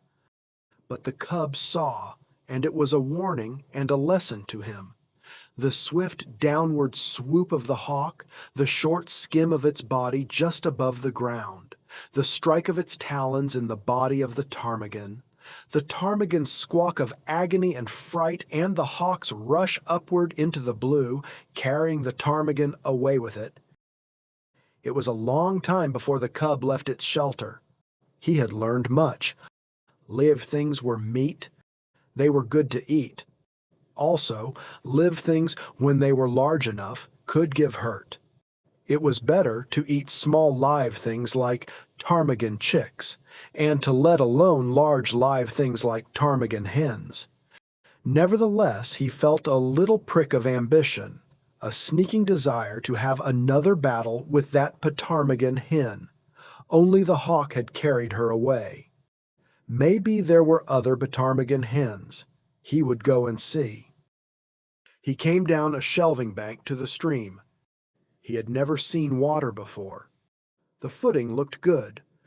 There were no inequalities of surface. He stepped boldly out on it and went down, crying with fear, into the embrace of the unknown. It was cold, and he gasped, breathing quickly. The water rushed into his lungs instead of the air that had always accompanied his act of breathing. The suffocation he experienced was like the pang of death. To him, it signified death. He had no conscious knowledge of death, but like every animal of the wild, he possessed the instinct of death. To him, it stood as the greatest of hurts. It was the very essence of the unknown. It was the sum of the terrors of the unknown, the one culminating and unthinkable catastrophe that could happen to him, about which he knew nothing and about which he feared everything. He came to the surface, and the sweet air rushed into his open mouth. He did not go down again. Quite as though it had been a long-established custom of his, he struck out with all his legs and began to swim. The near bank was a yard away, but he had come up with his back to it, and the first thing his eyes rested upon was the opposite bank, toward which he immediately began to swim. The stream was a small one, but in the pool it widened out to a score of feet. Midway in the passage, the current picked up the cub and swept him downstream. He was caught in the miniature rapid at the bottom of the pool. Here was little chance for swimming. The quiet water had become suddenly angry. Sometimes he was under, sometimes on top. At all times he was in violent motion, now being turned over or around, and again being smashed against a rock. And with every rock he struck, he yelped. His progress was a series of yelps from which might have been adduced the number of rocks he encountered. Below the rapid was a second pool, and here, captured by the eddy, he was gently borne to the bank, and as gently deposited on a bed of gravel. He crawled frantically clear of the water and lay down. He had learned some more about the world. Water was not alive, yet it moved. Also, it looked as solid as the earth, but was without any solidity at all. His conclusion was that things were not always what they appeared to be. The cub's fear of the unknown was an inherited distrust, and it had now been strengthened by experience. Thenceforth, in the nature of things, he would possess an abiding distrust of appearances. He would have to learn the reality of a thing before he could put his faith into it. One other adventure was destined for him that day. He had recollected that there was such a thing in the world as his mother, and then there came to him a feeling that he wanted her more than all the rest of the things in the world. Not only was his body tired with the adventures it had undergone, but his little brain was equally tired. In all the days he had lived, it had not worked so hard as on this one day. Furthermore, he was sleepy. So, he started out to look for the cave and his mother, feeling at the same time an overwhelming rush of loneliness and helplessness. He was sprawling along between some bushes when he heard a sharp, intimidating cry. There was a flash of yellow before his eyes. He saw a weasel leaping swiftly away from him. It was a small live thing, and he had no fear. Then before him, at his feet, he saw an extremely small live thing, only several inches long, a young weasel that, like himself, had disobediently gone out adventuring. It tried to retreat before him. He turned it over with his paw. It made a queer grating noise. The next moment the flash of yellow reappeared before his eyes. He heard again the intimidating cry, and at the same instant received a sharp blow on the side of the neck and felt the sharp teeth of the mother weasel cut into his flesh. While he yelped and ki-yied and scrambled backward, he saw the mother weasel leap upon her young one and disappear with it into the neighboring thicket. The cut of her teeth in his neck still hurt, but his feelings were hurt more grievously, and he sat down and weakly whimpered. This mother weasel was so small and so savage. He was yet to learn that for size and weight the weasel was the most ferocious, vindictive, and terrible of all the killers of the wild. But a portion of this knowledge was quickly to be his. He was still whimpering when the mother weasel reappeared. She did not rush him now that her young one was safe. She approached more cautiously, and the cub had full opportunity to observe her lean, snake-like body and her head, erect, eager, and snake-like itself. Her sharp, menacing cry sent the hair bristling along his back, and he snarled warningly at her. She came closer and closer. There was a leap, swifter than his unpracticed sight, and the lean yellow body disappeared for a moment out of the field of his vision. The next moment she was at his throat, her teeth buried in his hair and flesh. At first he snarled and tried to fight, but he was very young, and this was only his first day in the world, and his snarl became a whimper, his fight a struggle to escape. The weasel never relaxed her hold. She hung on, striving to press down with her teeth to the great vein where his lifeblood bubbled. The weasel was a drinker of blood, and it was ever her preference to drink from the throat of life itself.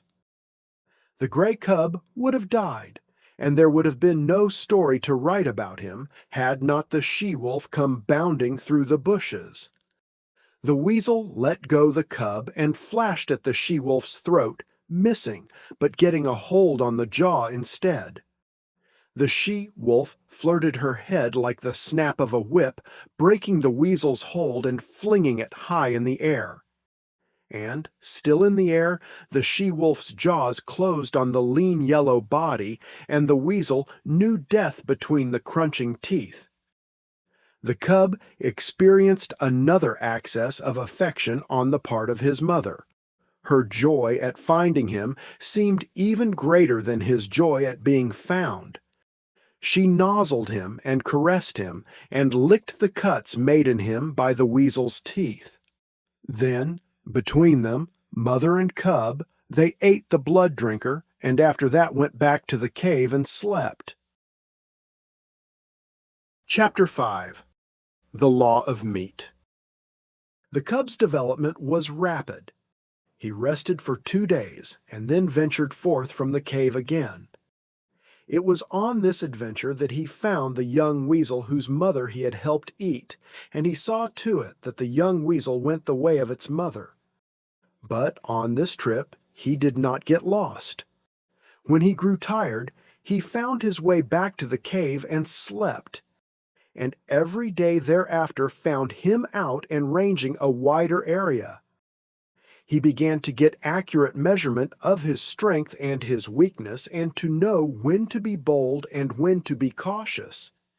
He found it expedient to be cautious all the time, except for the rare moments when, assured of his own intrepidity, he abandoned himself to petty rages and lusts.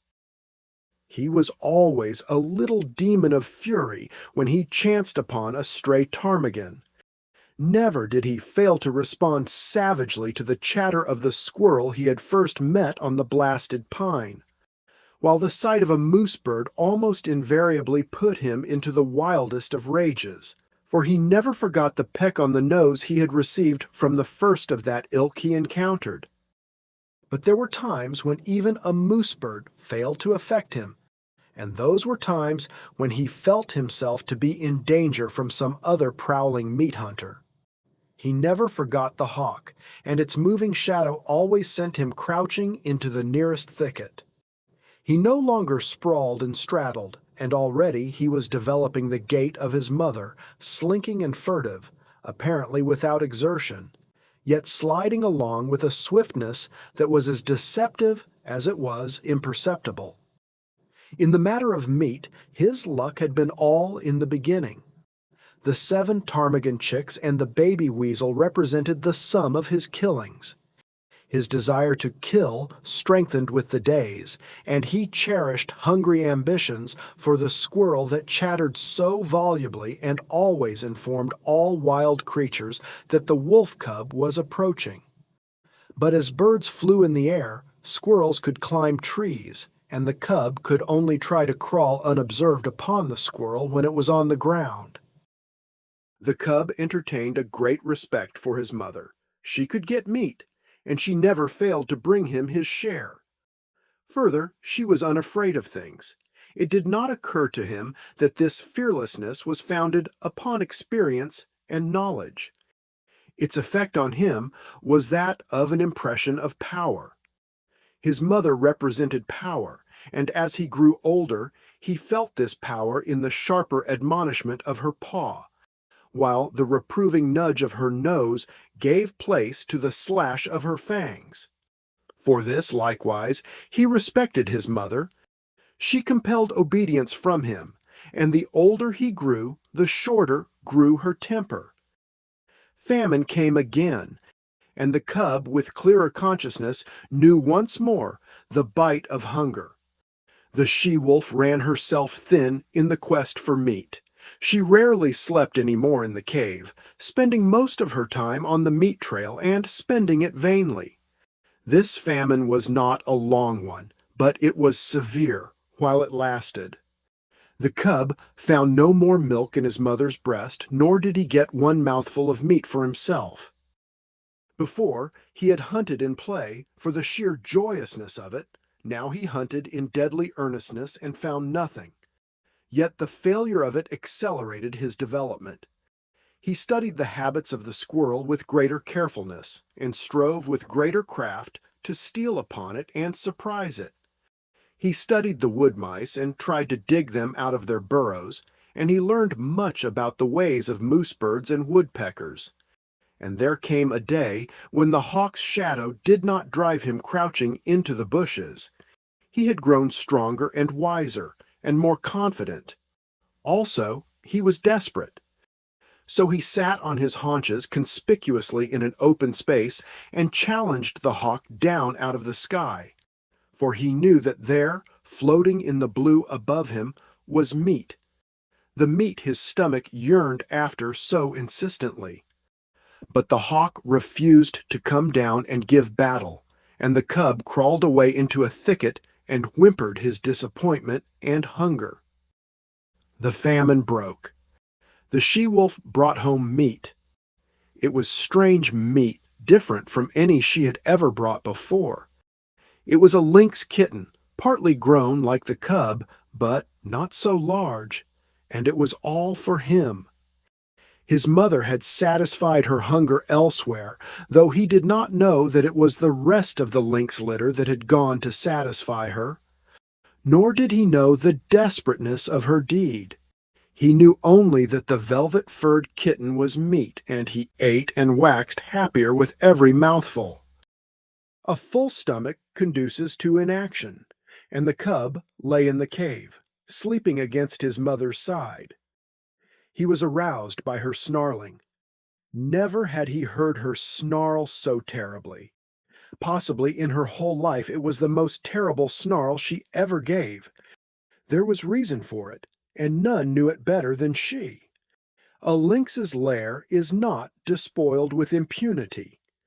In the full glare of the afternoon light, crouching in the entrance of the cave, the cub saw the lynx mother.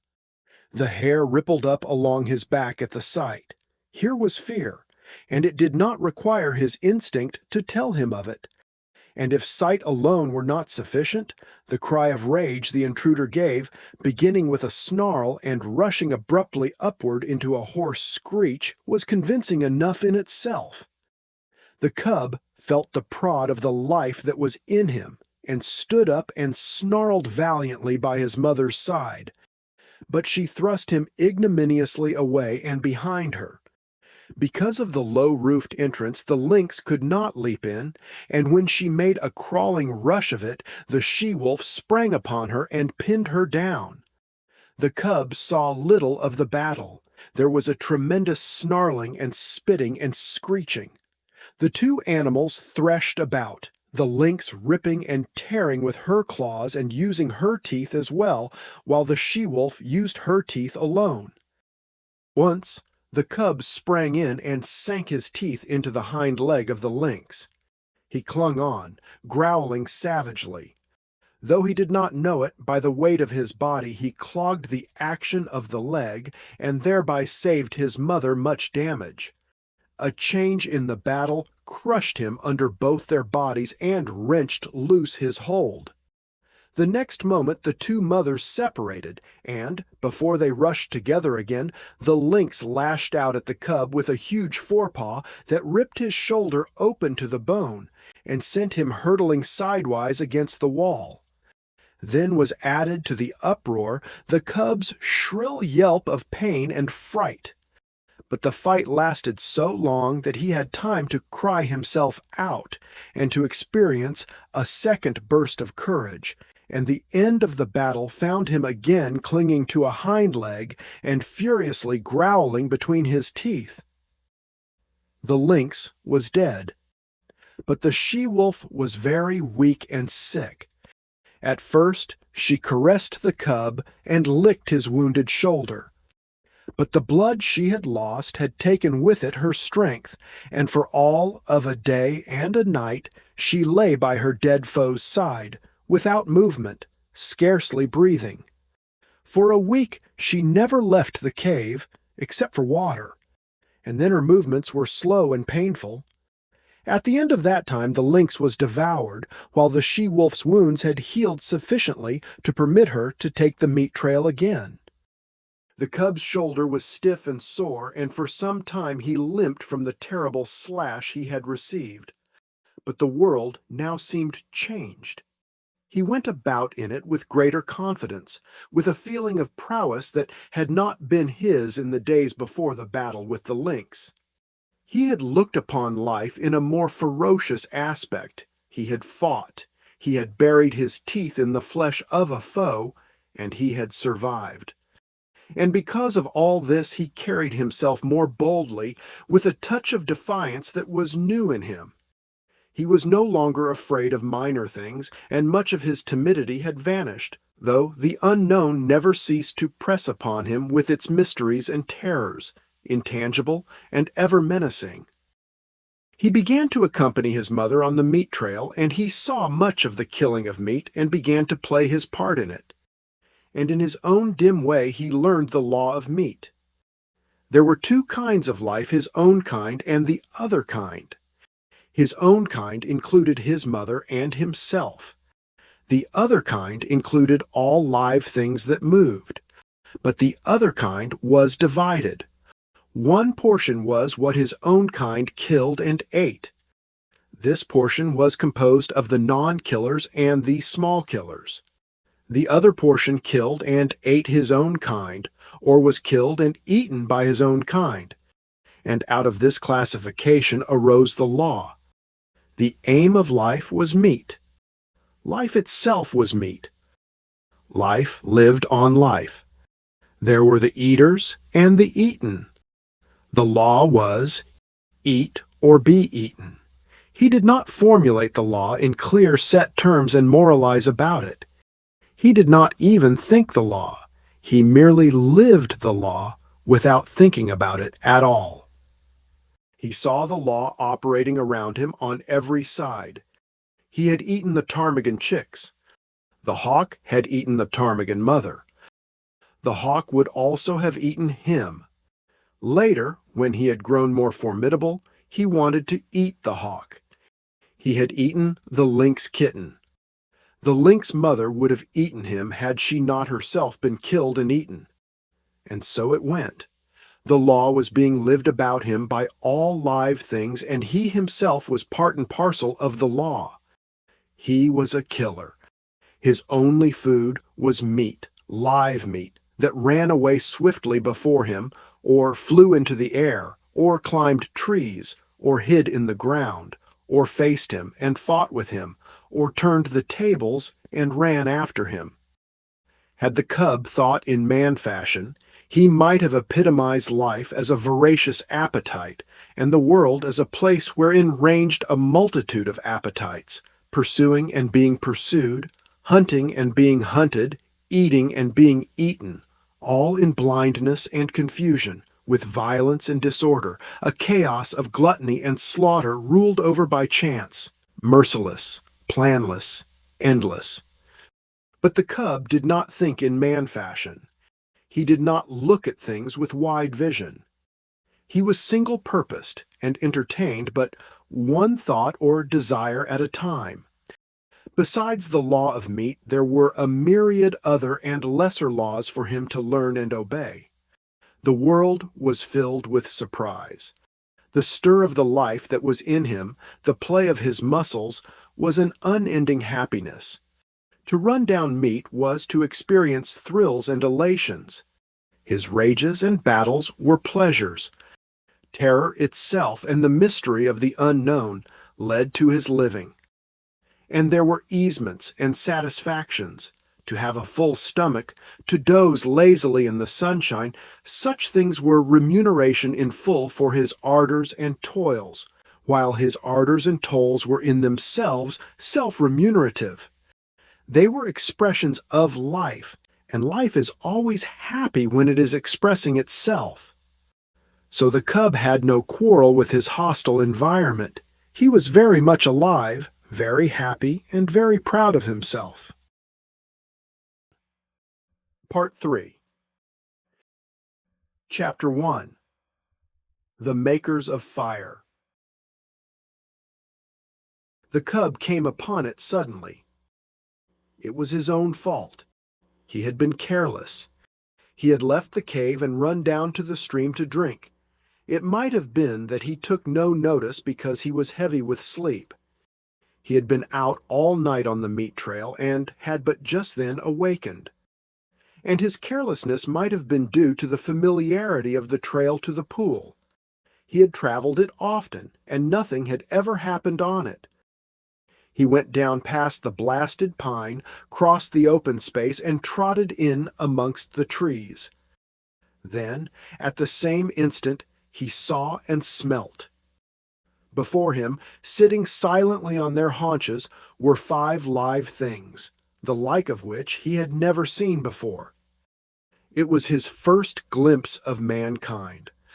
But at the sight of him, the 5 men did not spring to their feet, nor show their teeth, nor snarl. They did not move, but sat there, silent and ominous. Nor did the cub move.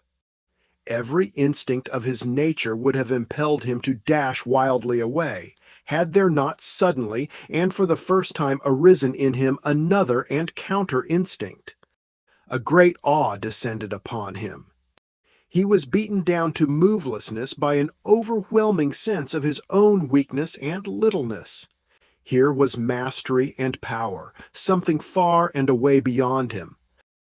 The cub had never seen man, yet the instinct concerning man was his. In dim ways he recognized in man the animal that had fought itself to primacy over the other animals of the wild. Not alone out of his own eyes, but out of the eyes of all his ancestors was the cub now looking upon man, out of eyes that had circled in the darkness around countless winter campfires, that had peered from safe distances, and from the hearts of thickets at the strange, two-legged animal that was lord over living things.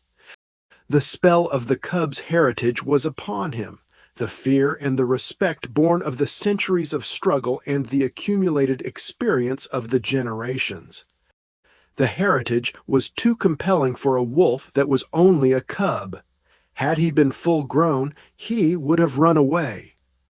As it was, he cowered down in a paralysis of fear, already half proffering the submission that his kind had proffered from the first time a wolf came in to sit by man's fire and be made warm. One of the Indians arose and walked over to him and stooped above him. The cub cowered closer to the ground. It was the unknown, objectified at last, in concrete flesh and blood, bending over him and reaching down to seize hold of him. His hair bristled involuntarily, his lips writhed back, and his little fangs were bared. The hand, poised like doom above him, hesitated, and the man spoke laughing. "Wabam wabiska ipita." Look, the white fangs. The other Indians laughed loudly and urged the man on to pick up the cub. As the hand descended closer and closer, there raged within the cub a battle of the instincts. He experienced two great impulsions, to yield and to fight. The resulting action was a compromise. He did both. He yielded till the hand almost touched him. Then he fought, his teeth flashing in a snap that sank them into the hand. The next moment he received a clout alongside the head that knocked him over on his side. Then all fight fled out of him. His puppyhood and the instinct of submission took charge of him. He sat up on his haunches and ki-yied, but the man whose hand he had bitten was angry. The cub received a clout on the other side of his head, whereupon he sat up and ki-yied louder than ever. The 4 Indians laughed more loudly, while even the man who had been bitten began to laugh. They surrounded the cub and laughed at him while he wailed out his terror and his hurt. In the midst of it, he heard something. The Indians heard it too. But the cub knew what it was, and with a last, long wail that had in it more of triumph than grief, he ceased his noise and waited for the coming of his mother, of his ferocious and indomitable mother who fought and killed all things and was never afraid. She was snarling as she ran. She had heard the cry of her cub and was dashing to save him. She bounded in amongst them, her anxious and militant motherhood making her anything but a pretty sight. But to the cub the spectacle of her protective rage was pleasing. He uttered a glad little cry and bounded to meet her, while the man-animals went back hastily several steps. The she-wolf stood over against her cub, facing the men, with bristling hair, a snarl rumbling deep in her throat. Her face was distorted and malignant with menace, even the bridge of the nose wrinkling from tip to eyes, so prodigious was her snarl. Then it was that a cry went up from one of the men. "Keisha!" was what he uttered. It was an exclamation of surprise. The cub felt his mother wilting at the sound. "Keisha!"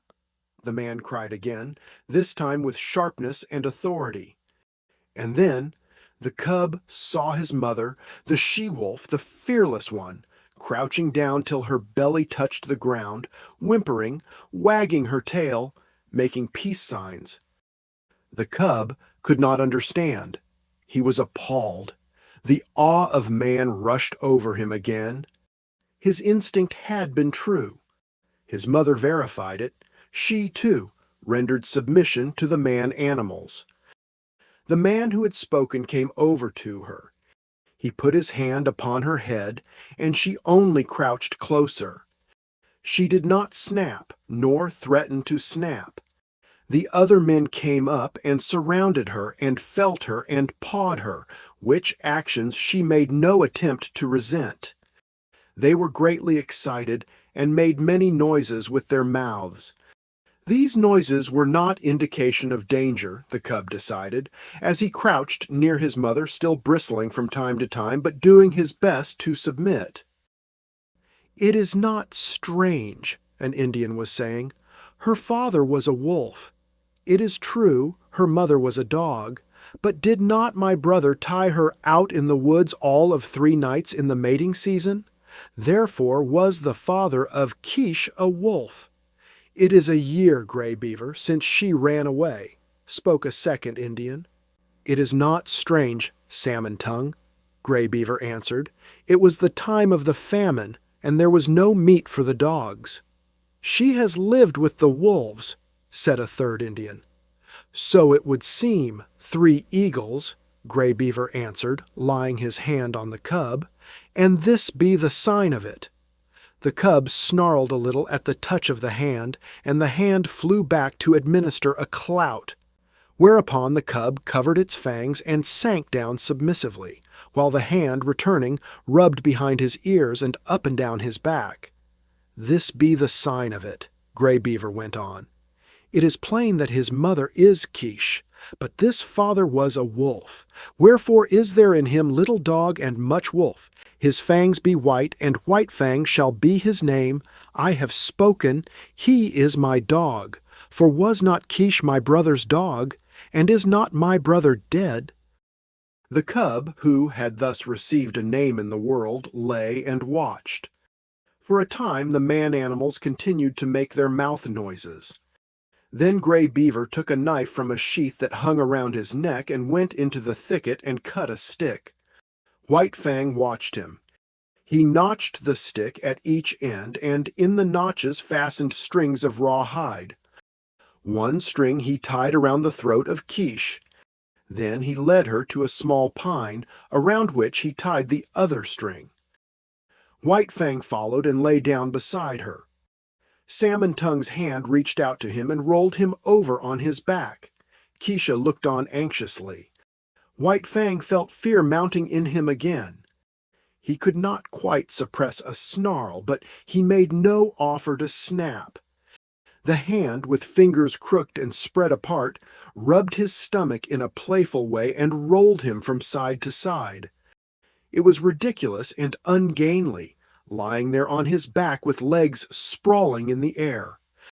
Besides, it was a position of such utter helplessness that White Fang's whole nature revolted against it. He could do nothing to defend himself. If this man-animal intended harm, White Fang knew that he could not escape it. How could he spring away with his 4 legs in the air above him? Yet submission made him master his fear, and he only growled softly. This growl he could not suppress, nor did the man-animal resent it by giving him a blow on the head. And furthermore, such was the strangeness of it, White Fang experienced an unaccountable sensation of pleasure as the hand rubbed back and forth. When he was rolled on his side, he ceased to growl. When the fingers pressed and prodded at the base of his ears, the pleasurable sensation increased. And when, with a final rub and scratch, the man left him alone and went away, All fear had died out of White Fang. He was to know fear many times in his dealing with man.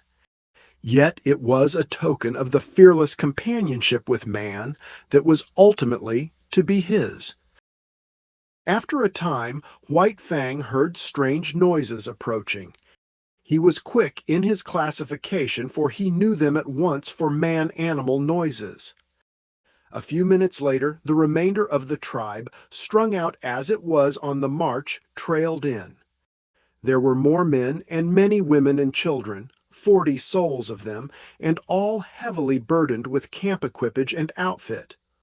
Also there were many dogs, and these, with the exception of the part-grown puppies, were likewise burdened with camp outfit.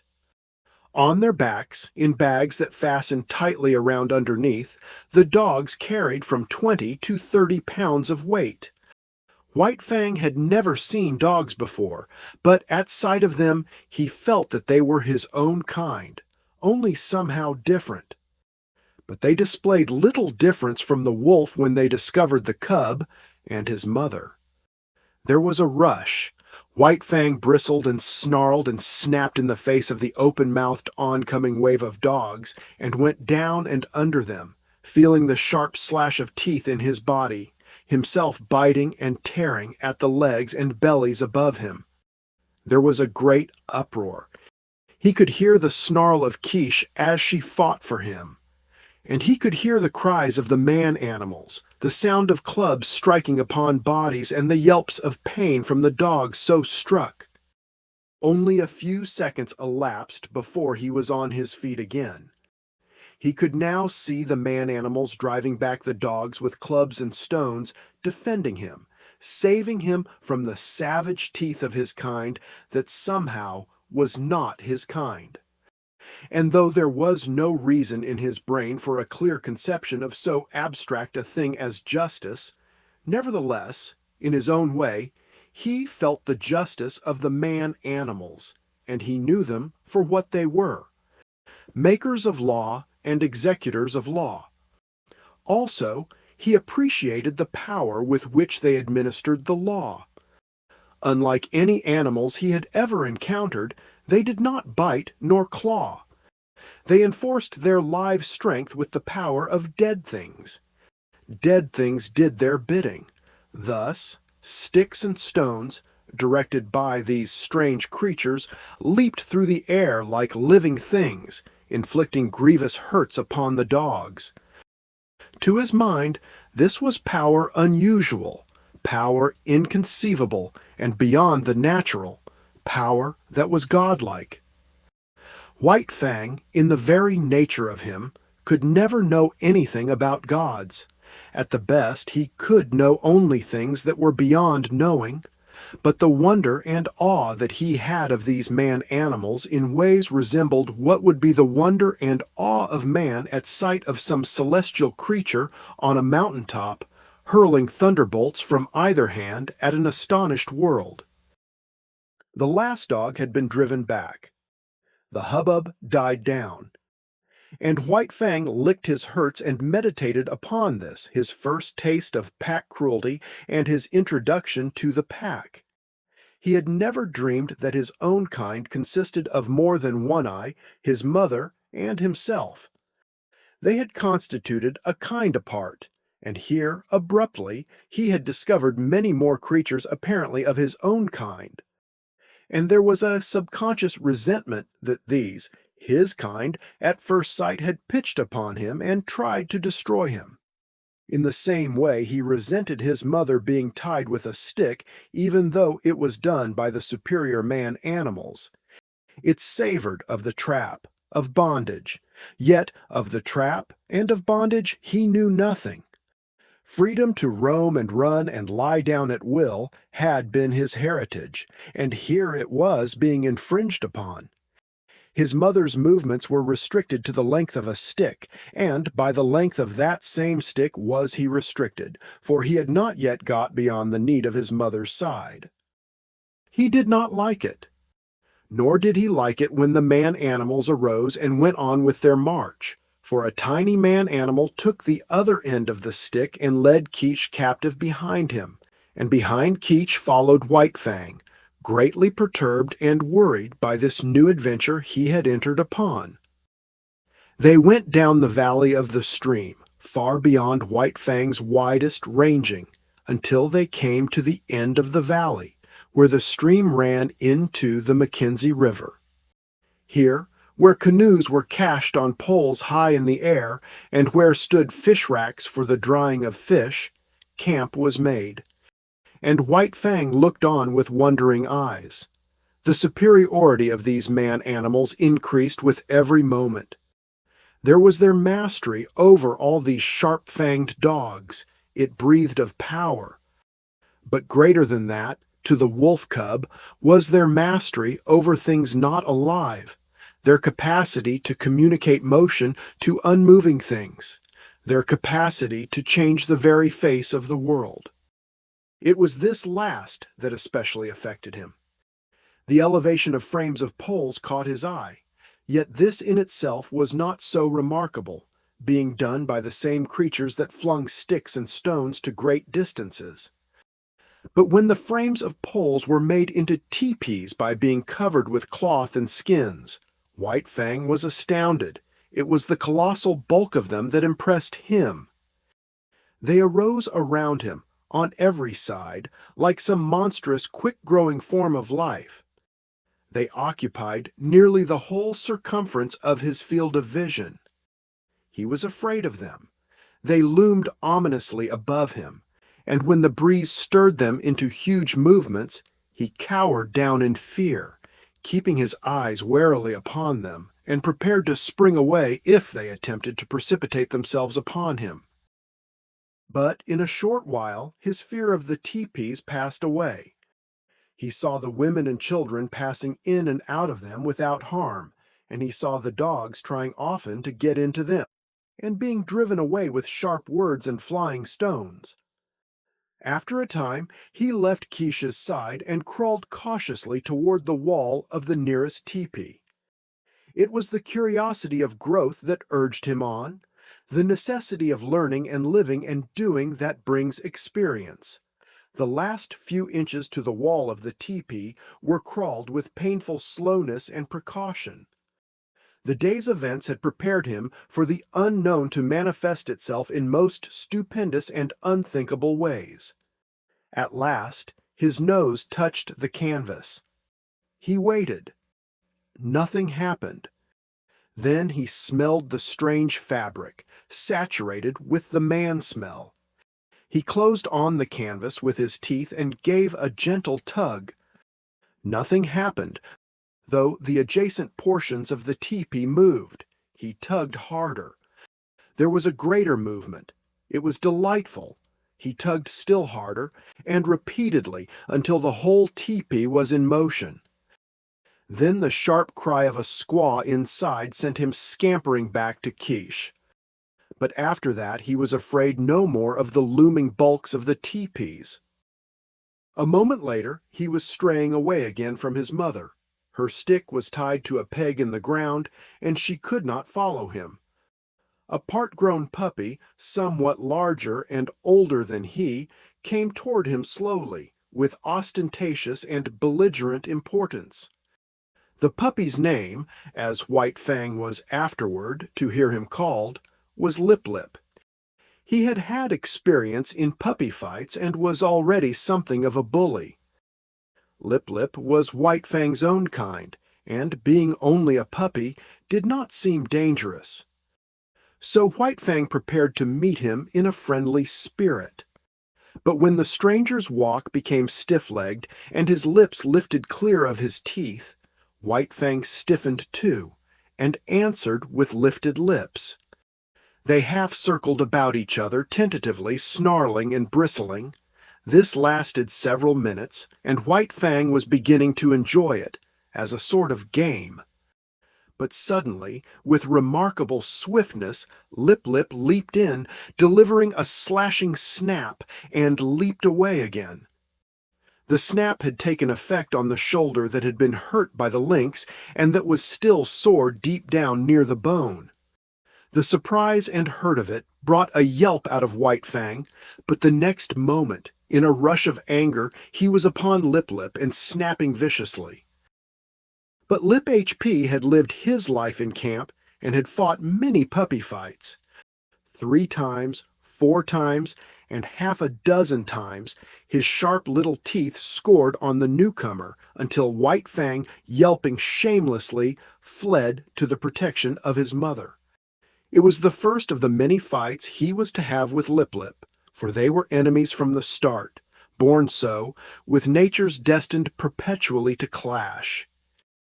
Keisha licked White Fang soothingly with her tongue, and tried to prevail upon him to remain with her. But his curiosity was rampant, and several minutes later he was venturing forth on a new quest. He came upon one of the man-animals, Gray Beaver, who was squatting on his hams and doing something with sticks and dry moss spread before him on the ground. White Fang came near to him and watched. Gray Beaver made mouth noises which White Fang interpreted as not hostile, so he came still nearer. Women and children were carrying more sticks and branches to Gray Beaver. It was evidently an affair of moment. White Fang came in until he touched Gray Beaver's knee. So curious was he, and already forgetful that this was a terrible man-animal. Suddenly he saw a strange thing like mist beginning to arise from the sticks and moss beneath Gray Beaver's hands. Then, amongst the sticks themselves, appeared a live thing, twisting and turning, of a color like the color of the sun in the sky. White Fang knew nothing about fire. It drew him as the light in the mouth of the cave had drawn him in his early puppyhood. He crawled the several steps toward the flame. He heard Gray Beaver chuckle above him, and he knew the sound was not hostile. Then his nose touched the flame, and at the same instant his little tongue went out to it. For a moment he was paralyzed. The unknown, lurking in the midst of the sticks and moss, was savagely clutching him by the nose. He scrambled backward, bursting out in an astonished explosion of ki-yees. At the sound, Keisha leaped snarling to the end of her stick, and there raged terribly because she could not come to his aid. But Gray Beaver laughed loudly and slapped his thighs and told the happening to all the rest of the camp till everybody was laughing uproariously. But White Fang sat on his haunches and ki-yeed, a forlorn and pitiable little figure in the midst of the man-animals. It was the worst hurt he had ever known. Both nose and tongue had been scorched by the live thing, sun-colored, that had grown up under Gray Beaver's hands. He cried and cried interminably, and every fresh wail was greeted by bursts of laughter on the part of the man-animals. He tried to soothe his nose with his tongue, but the tongue was burnt too, and the two hurts coming together produced greater hurt, whereupon he cried more hopelessly and helplessly than ever. And then shame came to him. He knew laughter and the meaning of it. It is not given us to know how some animals know laughter and know when they are being laughed at, but it was this same way that White Fang knew it. And he felt shame that the man-animals should be laughing at him. He turned and fled away, not from the hurt of the fire, but from the laughter that sank even deeper and hurt in the spirit of him. And he fled to Quiche, raging at the end of her stick like an animal gone mad, to Quiche, the one creature in the world who was not laughing at him. Twilight drew down and night came on, and White Fang lay by his mother's side. His nose and tongue still hurt, but he was perplexed by a greater trouble. He was homesick. He felt a vacancy in him, a need for the hush and quietude of the stream and the cave in the cliff. Life had become too populous.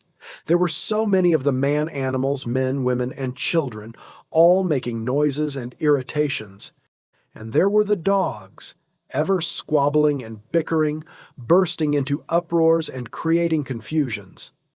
The restful loneliness of the only life he had known was gone. Here, the very air was palpitant with life. It hummed and buzzed unceasingly. Continually changing its intensity and abruptly variant in pitch, it impinged on his nerves and senses, made him nervous and restless, and worried him with a perpetual imminence of happening. He watched the man-animals coming and going and moving about the camp. In fashion distantly resembling the way men look upon the gods they create, so looked White Fang upon the man-animals before him. They were superior creatures of a verity gods. To his dim comprehension they were as much wonder-workers as gods are to men.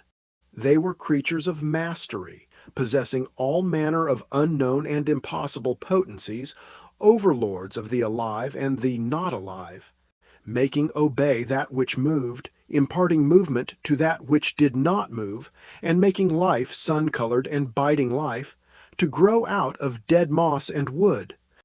They were fire-makers. They were gods. Chapter 2. The Bondage. The days were thronged with experience for White Fang. During the time that Quiche was tied by the stick, he ran about over all the camp, inquiring, investigating, learning. He quickly came to know much of the ways of the man-animals, but familiarity did not breed contempt. The more he came to know them, the more they vindicated their superiority, the more they displayed their mysterious powers, the greater loomed their godlikeness.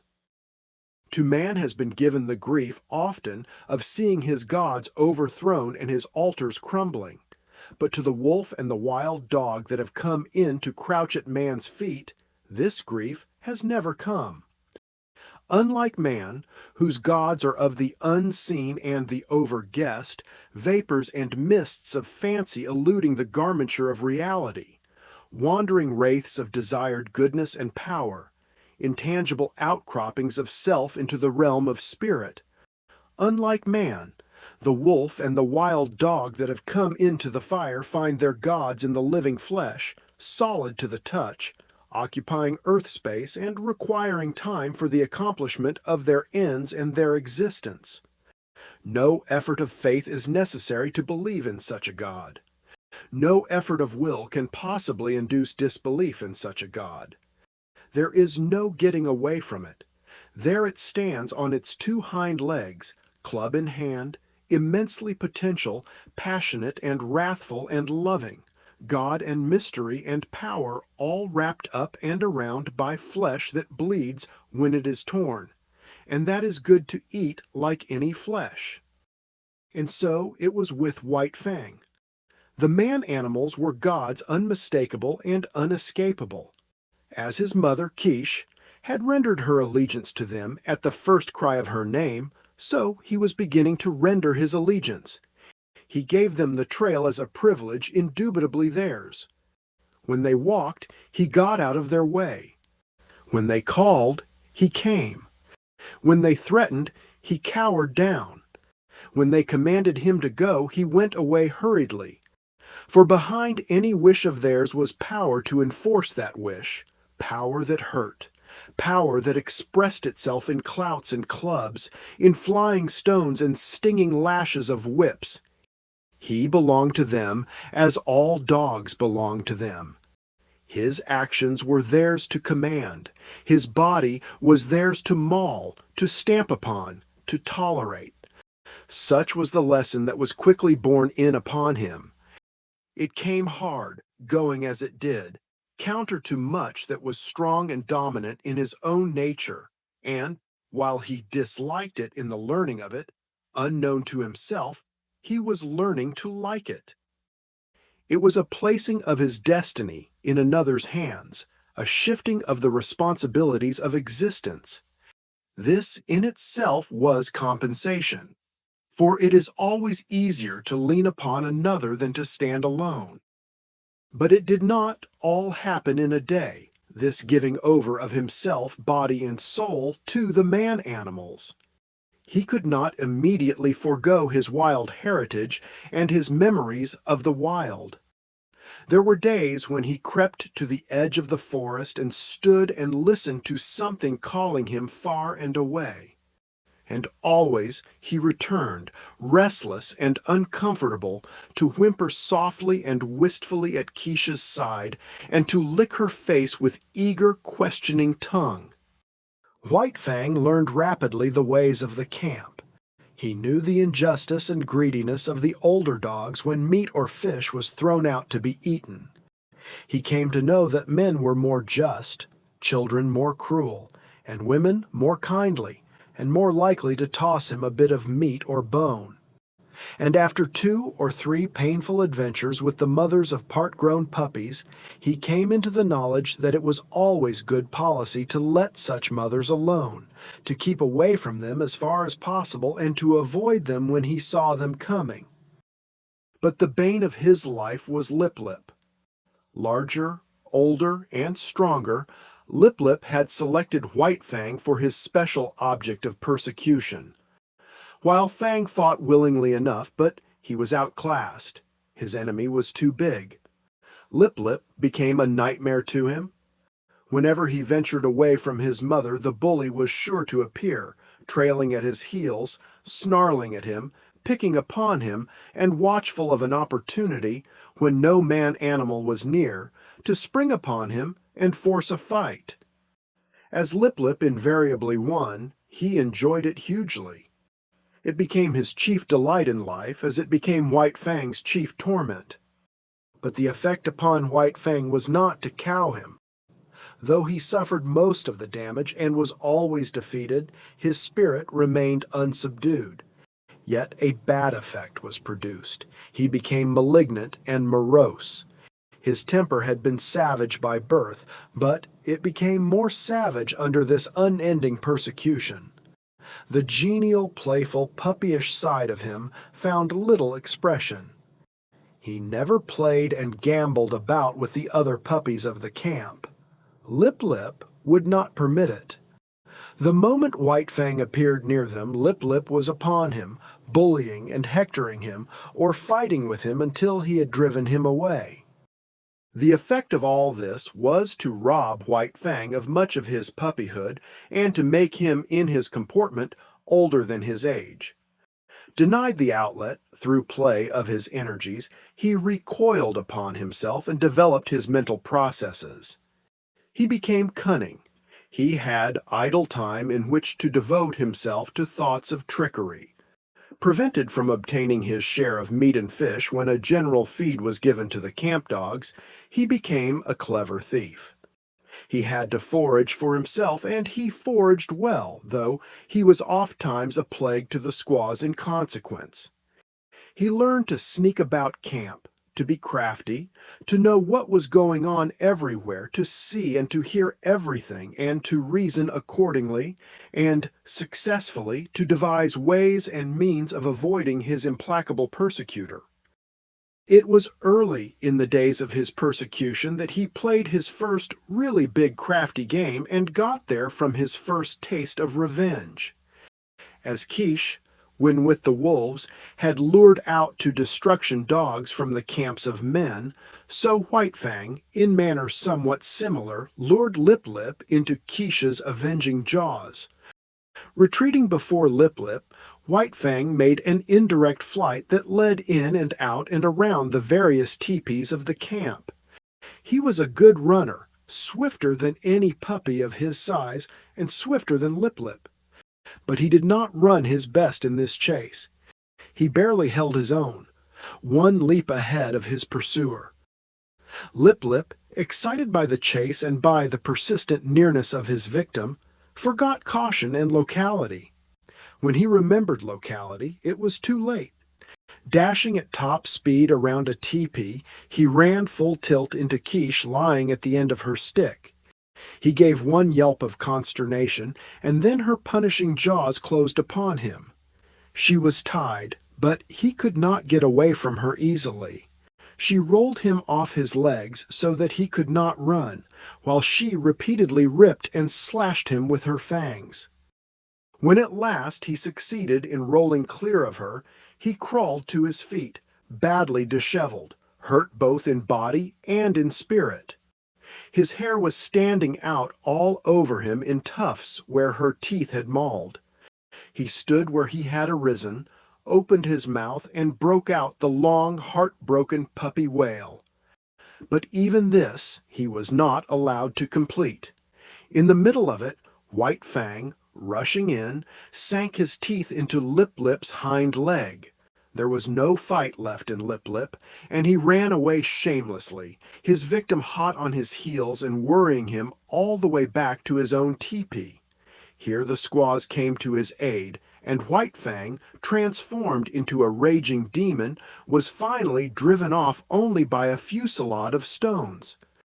Came the day when Gray Beaver, deciding that the liability of her running away was past, released Keisha. White Fang was delighted with his mother's freedom. He accompanied her joyfully about the camp, and, so long as he remained close by her side, Lip-Lip kept a respectful distance. White Fang even bristled up to him and walked stiff-legged, but Lip-Lip ignored the challenge. He was no fool himself, and whatever vengeance he desired to wreak, he could wait until he caught White Fang alone. Later on that day, Quiche and White Fang strayed into the edge of the woods next to the camp. He had led his mother there step by step, and now, when she stopped, he tried to inveigle her farther. The stream, the lair, and the quiet woods were calling to him, and he wanted her to come. He ran on a few steps, stopped, and looked back. She had not moved. He whined pleadingly and scurried playfully in and out of the underbrush. He ran back to her, licked her face, and ran on again. And still she did not move. He stopped and regarded her, all of an intentness and eagerness physically expressed that slowly faded out of him as she turned her head and gazed back at the camp. There was something calling to him out there in the open. His mother heard it too, but she heard also that other and louder call, the call of the fire and of man, the call which has been given alone of all animals to the wolf to answer, to the wolf and the wild dog, who are brothers. Quiche turned and slowly trotted back toward camp. Stronger than the physical restraint of the stick was the clutch of the camp upon her. Unseen and occultly, the gods still gripped with their power and would not let her go. White Fang sat down in the shadow of a birch and whimpered softly. There was a strong smell of pine, and subtle wood fragrances filled the air, reminding him of his old life of freedom before the days of his bondage. But he was still only a part-grown puppy, and stronger than the call either of man or of the wild was the call of his mother. All the hours of his short life he had depended upon her. The time was yet to come for independence. So he arose and trotted forlornly back to camp, pausing once and twice to sit down and whimper and to listen to the call that still sounded in the depths of the forest. In the wild, the time of a mother with her young is short, but under the dominion of man it is sometimes even shorter. Thus it was with White Fang. Gray Beaver was in the debt of 3 eagles. 3 Eagles was going away on a trip up the Mackenzie to the Great Slave Lake.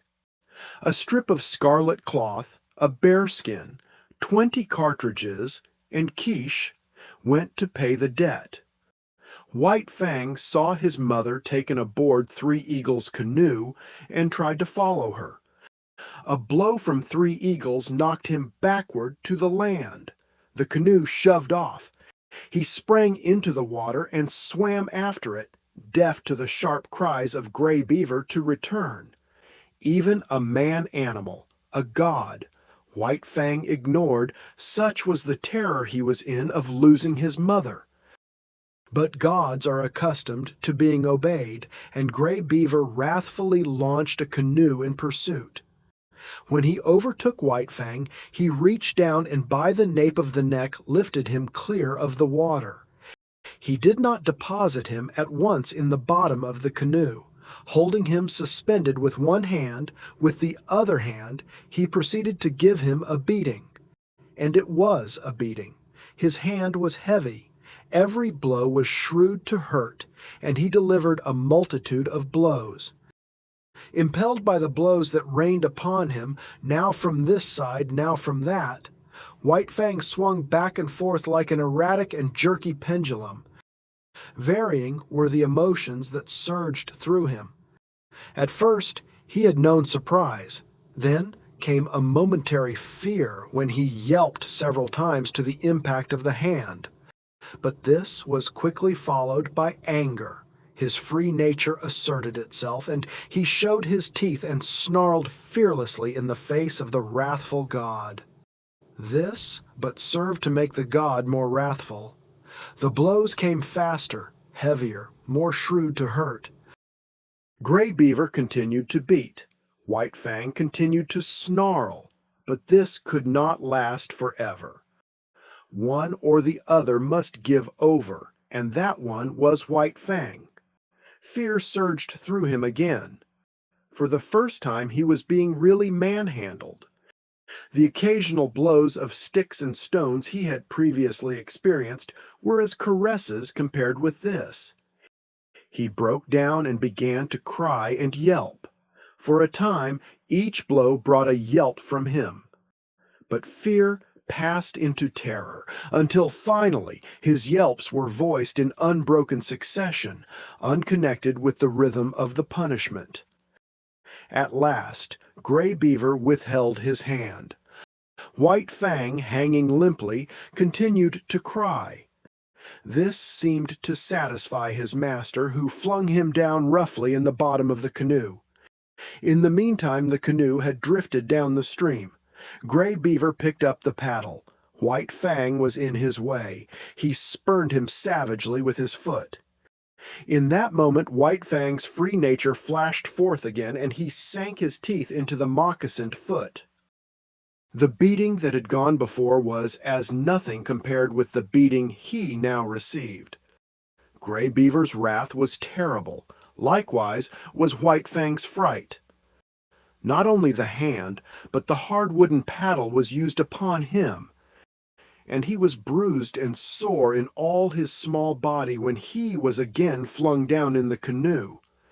Again, and this time with purpose, did Gray Beaver kick him. White Fang did not repeat his attack on the foot. He had learned another lesson of his bondage. Never, no matter what the circumstance, must he dare to bite the god who was Lord and Master over him. The body of the Lord and Master was sacred, not to be defiled by the teeth of such as he. That was evidently the crime of crimes, the one offense there was no condoning nor overlooking. When the canoe touched the shore, White Fang lay whimpering and motionless, waiting the will of Gray Beaver. It was Gray Beaver's will that he should go ashore, for ashore he was flung, striking heavily on his side and hurting his bruises afresh. He crawled tremblingly to his feet and stood whimpering. Lip Lip, who had watched the whole proceeding from the bank, now rushed upon him, knocking him over and sinking his teeth into him. White Fang was too helpless to defend himself, and it would have gone hard with him had not Gray Beaver's foot shot out, lifting Lip Lip into the air with its violence so that he smashed down to earth a dozen feet away. This was the man-animal's justice, and even then, in his own pitiable plight, White Fang experienced a little grateful thrill. At Gray Beaver's heels he limped obediently through the village to the tepee. And so it came that White Fang learned that the right to punish was something the gods reserved for themselves and denied to the lesser creatures under them. That night, when all was still, White Fang remembered his mother and sorrowed for her. He sorrowed too loudly and woke up Gray Beaver, who beat him. After that he mourned gently when the gods were around. But sometimes, straying off to the edge of the woods by himself, he gave vent to his grief and cried it out with loud whimperings and wailings. It was during this period that he might have hearkened to the memories of the lair and the stream and run back to the wild. But the memory of his mother held him. As the hunting man animals went out and came back, so she would come back to the village sometime. So he remained in his bondage waiting for her. But it was not altogether an unhappy bondage. There was much to interest him. Something was always happening. There was no end to the strange things these gods did, and he was always curious to see. Besides, he was learning how to get along with Gray Beaver. Obedience, rigid, undeviating obedience, was what was exacted of him, and in return he escaped beatings and his existence was tolerated. Nay, Gray Beaver himself sometimes tossed him a piece of meat and defended him against the other dogs in the eating of it, and such a piece of meat was of value. It was worth more, in some strange way, than a dozen pieces of meat from the hand of a squaw. Gray Beaver never petted nor caressed. Perhaps it was the weight of his hand, perhaps his justice, perhaps the sheer power of him, and perhaps it was all these things that influenced White Fang, for a certain tie of attachment was forming between him and his surly lord.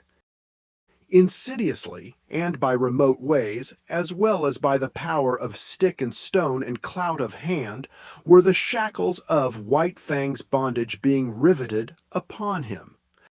The qualities in his kind that in the beginning made it possible for them to come into the fires of men were qualities capable of development. They were developing in him, and the camp life, replete with misery as it was secretly endearing itself to him all the time. But White Fang was unaware of it. He knew only grief for the loss of Quiche, hope for her return, and a hungry yearning for the free life that had been his. Chapter 3. The Outcast. Lip Lip continued so to darken his days that White Fang became wickeder and more ferocious than it was his natural right to be. Savageness was a part of his makeup, but the savageness thus developed exceeded his makeup. He acquired a reputation for wickedness amongst the man-animals themselves. Wherever there was trouble and uproar in camp, fighting and squabbling, or the outcry of a squaw over a bit of stolen meat, they were sure to find White Fang mixed up in it, and usually at the bottom of it. They did not bother to look after the causes of his conduct. They saw only the effects, and the effects were bad. He was a sneak and a thief, a mischief-maker, a fomenter of trouble, and irate squaws told him to his face, the while he eyed them alert and ready to dodge any quick-flung missile, that he was a wolf and worthless and bound to come to an evil end. He found himself an outcast in the midst of the populous camp. All the young dogs followed Lip Lip's lead. There was a difference between White Fang and them. Perhaps they sensed his wild wood breed, and instinctively felt for him the enmity that the domestic dog feels for the wolf. But be that as it may, they joined with Lip Lip in the persecution, and once declared against him, they found good reason to continue declared against him. One and all, from time to time, they felt his teeth, and to his credit, he gave more than he received. Many of them he could whip in single fight, but single fight was denied him. The beginning of such a fight was a signal for all the young dogs in camp to come running and pitch upon him. Out of this pack persecution he learned two important things: how to take care of himself in a mass fight against him, and how, on a single dog, to inflict the greatest amount of damage in the briefest space of time. To keep one's feet in the midst of the hostile mass meant life, and this he learnt well. He became cat-like in his ability to stay on his feet. Even grown dogs might hurtle him backward or sideways with the impact of their heavy bodies, and backward or sideways he would go in the air or sliding on the ground, but always with his legs under him and his feet downward to the Mother Earth. When dogs fight, there are usually preliminaries to the actual combat snarlings and bristlings and stiff-legged struttings. But White Fang learned to omit these preliminaries. Delay meant the coming against him of all the young dogs. He must do his work quickly and get away. So he learnt to give no warning of his intention. He rushed in and snapped and slashed on the instant without notice before his foe could prepare to meet him. Thus he learned how to inflict quick and severe damage. Also he learned the value of surprise. A dog, taken off its guard, its shoulder slashed open or its ear ripped in ribbons before it knew what was happening, was a dog half-whipped. Furthermore, it was remarkably easy to overthrow a dog taken by surprise, while a dog, thus overthrown, invariably exposed for a moment the soft underside of its neck, the vulnerable point at which to strike for its life. White Fang knew this point. It was a knowledge bequeathed to him directly from the hunting generation of wolves. So it was that White Fang's method when he took the offensive was, first, to find a young dog alone, second, to surprise it and knock it off its feet, and third, to drive in with his teeth at the soft throat. Being but partly grown, his jaws had not yet become large enough nor strong enough to make his throat attack deadly. But many a young dog went around camp with a lacerated throat in token of White Fang's intention. And one day, catching one of his enemies alone on the edge of the woods, he managed, by repeatedly overthrowing him and attacking the throat, to cut the great vein and let out the life. There was a great row that night. He had been observed. The news had been carried to the dead dog's master. The squaws remembered all the instances of stolen meat, and Gray Beaver was beset by many angry voices.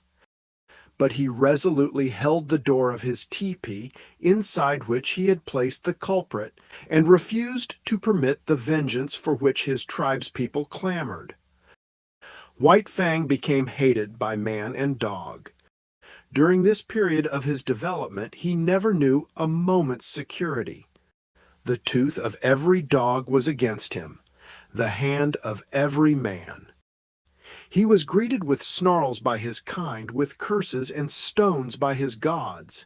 He lived tensely. He was always keyed up, alert for attack, wary of being attacked, with an eye for sudden and unexpected missiles, prepared to act precipitately and coolly, to leap in with a flash of teeth, or to leap away with a menacing snarl. As for snarling, he could snarl more terribly than any dog, young or old, in camp. The intent of the snarl is to warn or frighten, and judgment is required to know when it should be used. White Fang knew how to make it and when to make it. Into his snarl he incorporated all that was vicious, malignant, and horrible. With nose serrated by continuous spasms, hair bristling in recurrent waves, tongue whipping out like a red snake and whipping back again, ears flattened down, eyes gleaming hatred, lips wrinkled back, and fangs exposed and dripping, he could compel a pause on the part of almost any assailant. A temporary pause, when taken off his guard, gave him the vital moment in which to think and determine his action. But often a pause so gained lengthened out until it evolved into a complete cessation from the attack.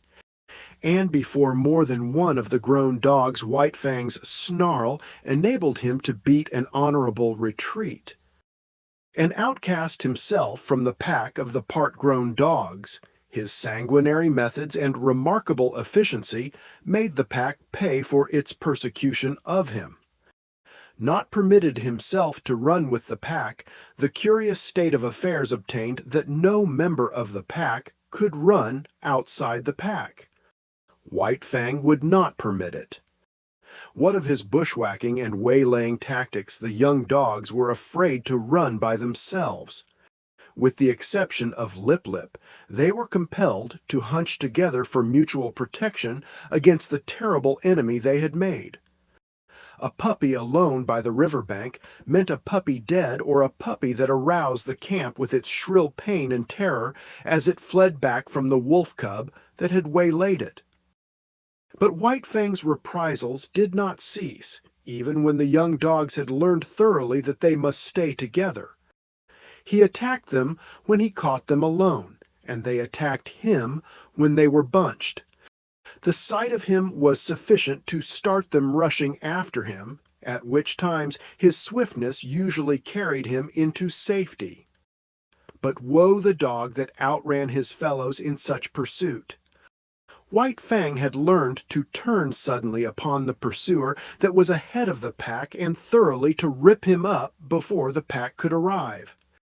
This occurred with great frequency, for once in full cry the dogs were prone to forget themselves in the excitement of the chase, while White Fang never forgot himself. Stealing backward glances as he ran, he was always ready to whirl around and down the overzealous pursuer that outran his fellows. Young dogs are bound to play, and out of the exigencies of the situation they realized their play in this mimic warfare. Thus it was that the hunt of White Fang became their chief game, a deadly game, withal, and at all times a serious game. He, on the other hand, being the fastest-footed, was unafraid to venture anywhere. During the period that he waited vainly for his mother to come back, he led the pack many a wild chase through the adjacent woods. But the pack invariably lost him. Its noise and outcry warned him of its presence while he ran alone, velvet-footed, silently, a moving shadow among the trees after the manner of his father and mother before him. Further, he was more directly connected with the wild than they, and he knew more of its secrets and stratagems. A favorite trick of his was to lose his trail in running water and then lie quietly in a nearby thicket while their baffled cries arose around him. Hated by his kind and by mankind, indomitable, perpetually warred upon, and himself waging perpetual war, his development was rapid and one-sided. This was no soil for kindliness and affection to blossom in. Of such things he had not the faintest glimmering. The code he learned was to obey the strong and to oppress the weak. Gray Beaver was a god, and strong. Therefore White Fang obeyed him. But the dog, younger or smaller than himself, was weak, a thing to be destroyed. His development was in the direction of power. In order to face the constant danger of hurt and even of destruction, his predatory and protective faculties were unduly developed. He became quicker of movement than the other dogs, swifter of foot, craftier, deadlier, more lithe, more lean with iron-like muscle and sinew, more enduring, more cruel, more ferocious, and more intelligent. He had to become all these things. Else he would not have held his own, nor survived the hostile environment in which he found himself. Chapter 4. The Trail of the Gods.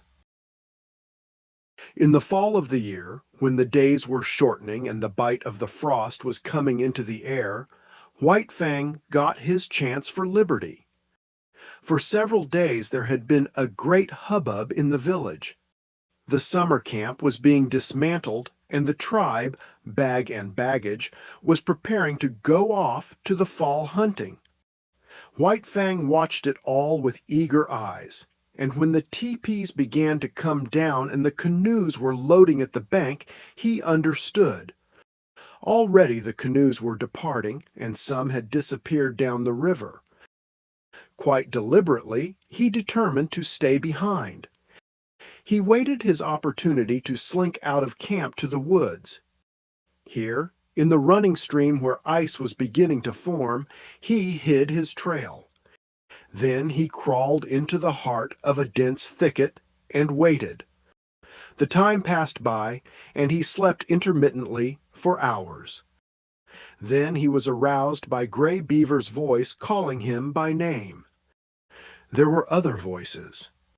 White Fang could hear Gray Beaver's squaw taking part in the search, and Mitsa, who was Gray Beaver's son. White Fang trembled with fear, and though the impulse came to crawl out of his hiding place, he resisted it.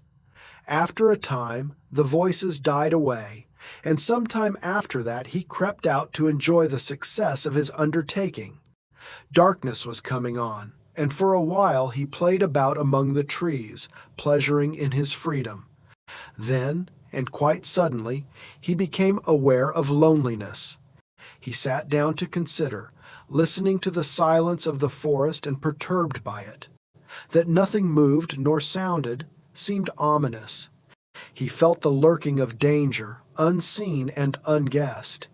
He was suspicious of the looming bulks of the trees and of the dark shadows that might conceal all manner of perilous things. Then it was cold.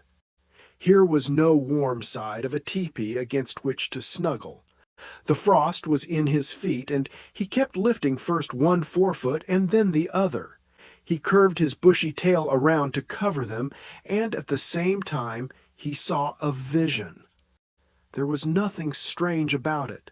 Upon his inward sight was impressed a succession of memory pictures. He saw the camp again, the teepees, and the blaze of the fires. He heard the shrill voices of the women, the gruff basses of the men, and the snarling of the dogs. He was hungry, and he remembered pieces of meat and fish that had been thrown him. Here was no meat, nothing but a threatening and inedible silence. His bondage had softened him. Irresponsibility had weakened him. He had forgotten how to shift for himself. The night yawned about him. His senses, accustomed to the hum and bustle of the camp, used to the continuous impact of sights and sounds, were now left idle.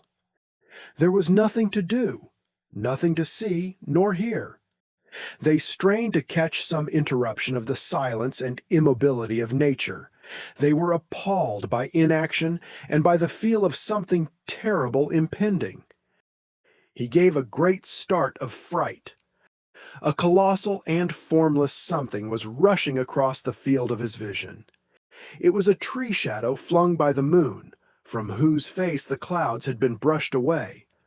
Reassured, he whimpered softly. Then he suppressed the whimper for fear that it might attract the attention of the lurking dangers. A tree, contracting in the cool of the night, made a loud noise. It was directly above him. He yelped in his fright. A panic seized him, and he ran madly toward the village. He knew an overpowering desire for the protection and companionship of man. In his nostrils was the smell of the camp smoke. In his ears the camp sounds and cries were ringing loud. He passed out of the forest and into the moonlit open where were no shadows nor darknesses, but no village greeted his eyes. He had forgotten. The village had gone away. His wild flight ceased abruptly. There was no place to which to flee. He slunk forlornly through the deserted camp, smelling the rubbish heaps and the discarded rags and tags of the gods.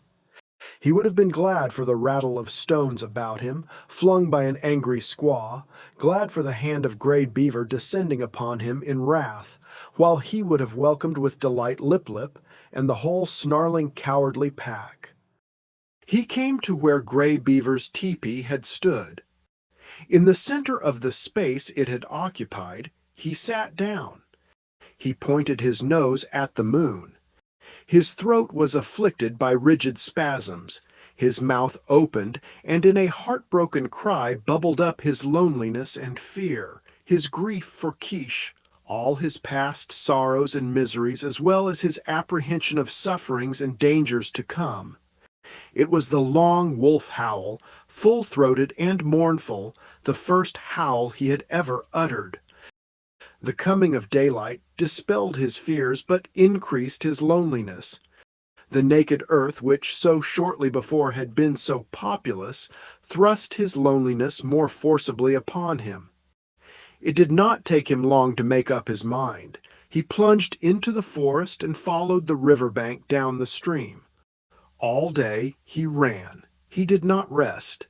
He seemed made to run on forever. His iron-like body ignored fatigue. And even after fatigue came, his heritage of endurance braced him to endless endeavor and enabled him to drive his complaining body onward. Where the river swung in against precipitous bluffs, he climbed the high mountains behind. Rivers and streams that entered the main river he forded or swam. Often he took to the rim ice that was beginning to form, and more than once he crashed through and struggled for life in the icy current. Always he was on the lookout for the trail of the gods where it might leave the river and proceed inland. White Fang was intelligent beyond the average of his kind, yet his mental vision was not wide enough to embrace the other bank of the Mackenzie. What if the trail of the gods led out on that side? It never entered his head. Later on, when he had traveled more and grown older and wiser and come to know more of trails and rivers, it might be that he could grasp and apprehend such a possibility. But that mental power was yet in the future. Just now he ran blindly, his own bank of the Mackenzie alone entering into his calculations. All night he ran, blundering in the darkness into mishaps and obstacles that delayed but did not daunt. By the middle of the second day he had been running continuously for 30 hours, and the iron of his flesh was giving out. It was the endurance of his mind that kept him going. He had not eaten in 40 hours, and he was weak with hunger. The repeated drenchings in the icy water had likewise had their effect on him. His handsome coat was draggled. The broad pads of his feet were bruised and bleeding. He had begun to limp, and this limp increased with the hours. To make it worse, the light of the sky was obscured, and snow began to fall, a raw, moist, melting, clinging snow, slippery underfoot, that hid from him the landscape he traversed, and that covered over the inequalities of the ground, so that the way of his feet was more difficult and painful. Gray Beaver had intended camping that night on the far bank of the Mackenzie, for it was in that direction that the hunting lay. But on the near bank, shortly before dark, a moose coming down to drink had been espied by Klukooch, who was Gray Beaver's squaw.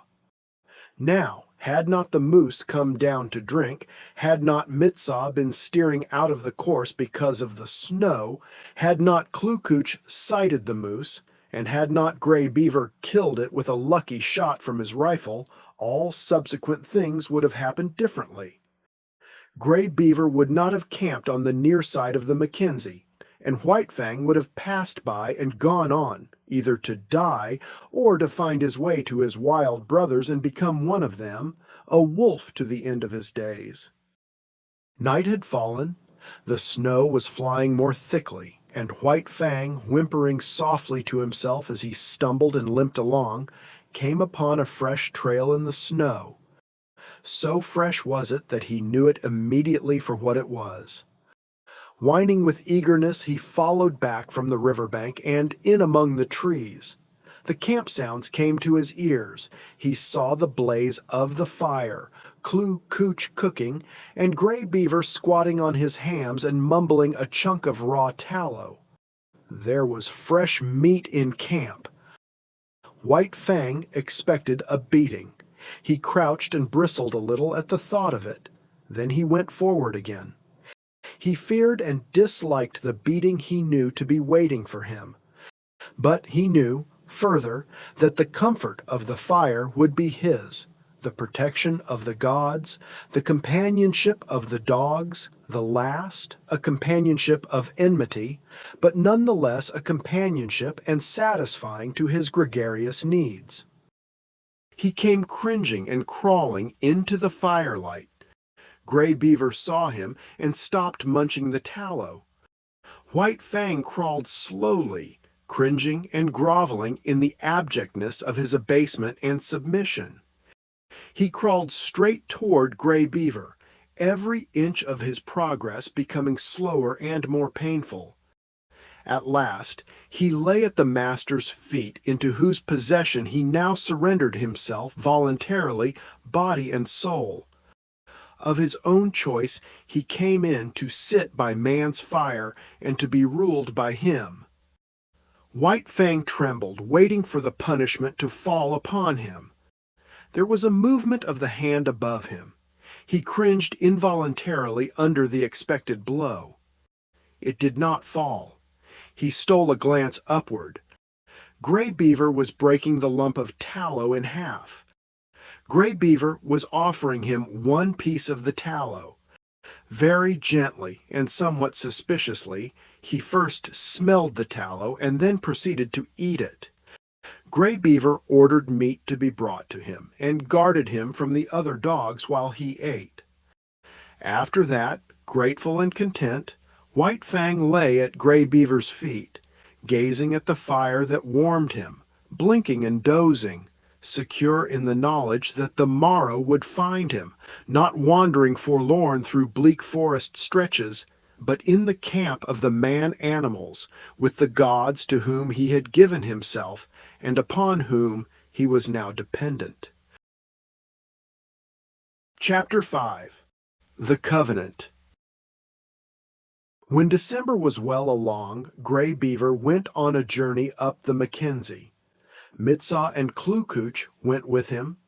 One sled he drove himself, drawn by dogs he had traded for or borrowed. A second and smaller sled was driven by Mitsaw, and to this was harnessed a team of puppies.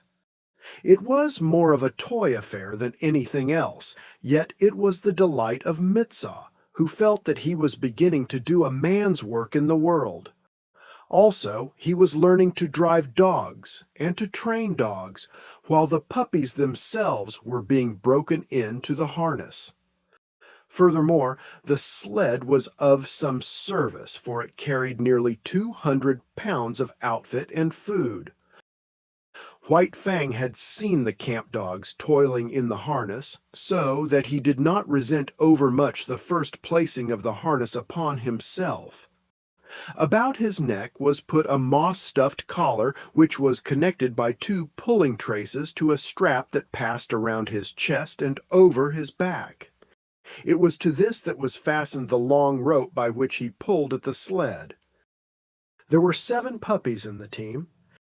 The others had been born earlier in the year and were 9 and 10 months old, while White Fang was only 8 months old. Each dog was fastened to the sled by a single rope. No 2 ropes were of the same length, while the difference in length between any 2 ropes was at least that of a dog's body. Every rope was brought to a ring at the front end of the sled. The sled itself was without runners, being a birch-bark toboggan with upturned forward end to keep it from plowing under the snow. This construction enabled the weight of the sled and load to be distributed over the largest snow surface, for the snow was crystal powder and very soft. Observing the same principle of widest distribution of weight, the dogs at the ends of their ropes radiated fan fashion from the nose of the sled so that no dog trod in another's footsteps. There was, furthermore, another virtue in the fan formation. The ropes of varying length prevented the dogs attacking from the rear those that ran in front of them. For a dog to attack another, it would have to turn upon one at a shorter rope, in which case it would find itself face to face with the dog attacked, and also it would find itself facing the whip of the driver. But the most peculiar virtue of all lay in the fact that the dog that strove to attack one in front of him must pull the sled faster, and that the faster the sled traveled, the faster could the dog attacked run away. Thus, the dog behind could never catch up with the one in front. The faster he ran, the faster ran the one he was after, and the faster ran all the dogs. Incidentally, the sled went faster, and thus, by cunning indirection, did man increase his mastery over the beasts. Mitsa resembled his father, much of whose grey wisdom he possessed. In the past, he had observed Lip-Lip's persecution of White Fang, but at that time Lip-Lip was another man's dog, and Mitsa had never dared more than to shy an occasional stone at him. But now Lip-Lip was his dog, and he proceeded to wreak his vengeance on him by putting him at the end of the longest rope. This made Lip-Lip the leader, and was apparently an honor. But in reality it took away from him all honor, and instead of being bully and master of the pack, he now found himself hated and persecuted by the pack. Because he ran at the end of the longest rope, the dogs had always the view of him running away before them. All that they saw of him was his bushy tail and fleeing hind legs, a view far less ferocious and intimidating than his bristling mane and gleaming fangs. Also, dogs being so constituted in their mental ways, the sight of him running away gave desire to run after him and a feeling that he ran away from them. The moment the sled started, the team took after Lip-Lip in a chase that extended throughout the day. At first, he had been prone to turn upon his pursuers, jealous of his dignity and wrathful, but at such times Mitsa would throw the stinging lash of the 30-foot caribou gut whip into his face and compel him to turn tail and run on.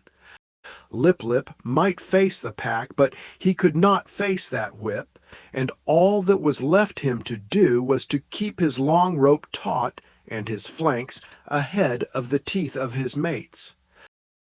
But a still greater cunning lurked in the recesses of the Indian mind. To give point to unending pursuit of the leader, Mitsa favored him over the other dogs. These favors aroused in them jealousy and hatred. In their presence, Mitsa would give him meat and would give it to him only. This was maddening to them. They would rage around just outside the throwing distance of the whip, while Lip-Lip devoured the meat and Mitsa protected him. And when there was no meat to give, Mitsa would keep the team at a distance and make believe to give meat to Lip-Lip. White Fang took kindly to the work. He had traveled a greater distance than the other dogs in the yielding of himself to the rule of the gods, and he had learned more thoroughly the futility of opposing their will. In addition, the persecution he had suffered from the pack had made the pack less to him in the scheme of things, and man more. He had not learned to be dependent on his kind for companionship. Besides, Quiche was well nigh forgotten, and the chief outlet of expression that remained to him was in the allegiance he tendered the gods he had accepted as masters. So he worked hard, learned discipline, and was obedient. Faithfulness and willingness characterized his toil. These are essential traits of the wolf and the wild dog when they have become domesticated, and these traits White Fang possessed in unusual measure. A companionship did exist between White Fang and the other dogs, but it was one of warfare and enmity. He had never learned to play with them. He knew only how to fight, and fight with them he did, returning to them 100-fold the snaps and slashes they had given him in the days when Lip-Lip was leader of the pack. But Lip-Lip was no longer leader, except when he fled away before his mates at the end of his rope, the sled bounding along behind. In camp he kept close to Mitsa or Gray Beaver or Kloo Cooch. He did not dare venture away from the gods, for now the fangs of all dogs were against him, and he tasted to the dregs the persecution that had been White Fang's. With the overthrow of Lip Lip, White Fang could have become leader of the pack. But he was too morose and solitary for that. He merely thrashed his teammates. Otherwise, he ignored them. They got out of his way when he came along, nor did the boldest of them ever dare to rob him of his meat. On the contrary, they devoured their own meat hurriedly, for fear that he would take it away from them. White Fang knew the law well, to oppress the weak and obey the strong. He ate his share of meat as rapidly as he could, and then woe the dog that had not yet finished. A snarl and a flash of fangs, and that dog would wail his indignation to the uncomforting stars while White Fang finished his portion for him. Every little while, however, one dog or another would flame up in revolt and be promptly subdued. Thus White Fang was kept in training. He was jealous of the isolation in which he kept himself in the midst of the pack, and he fought often to maintain it. But such fights were of brief duration. He was too quick for the others. They were slashed open and bleeding before they knew what had happened, were whipped almost before they had begun to fight. As rigid as the sled discipline of the gods was the discipline maintained by White Fang amongst his fellows. He never allowed them any latitude. He compelled them to an unremitting respect for him. They might do as they pleased amongst themselves. That was no concern of his. But it was his concern that they leave him alone in his isolation, get out of his way when he elected to walk among them, and at all times acknowledge his mastery over them. A hint of stiff-leggedness on their part, a lifted lip, or a bristle of hair, and he would be upon them, merciless and cruel, swiftly convincing them of the error of their way. He was a monstrous tyrant. His mastery was rigid as steel. He oppressed the weak with a vengeance. Not for nothing had he been exposed to the pitiless struggles for life in the day of his cubhood, when his mother and he, alone and unaided, held their own and survived in the ferocious environment of the wild. And not for nothing had he learned to walk softly when superior strength went by. He oppressed the weak, but he respected the strong.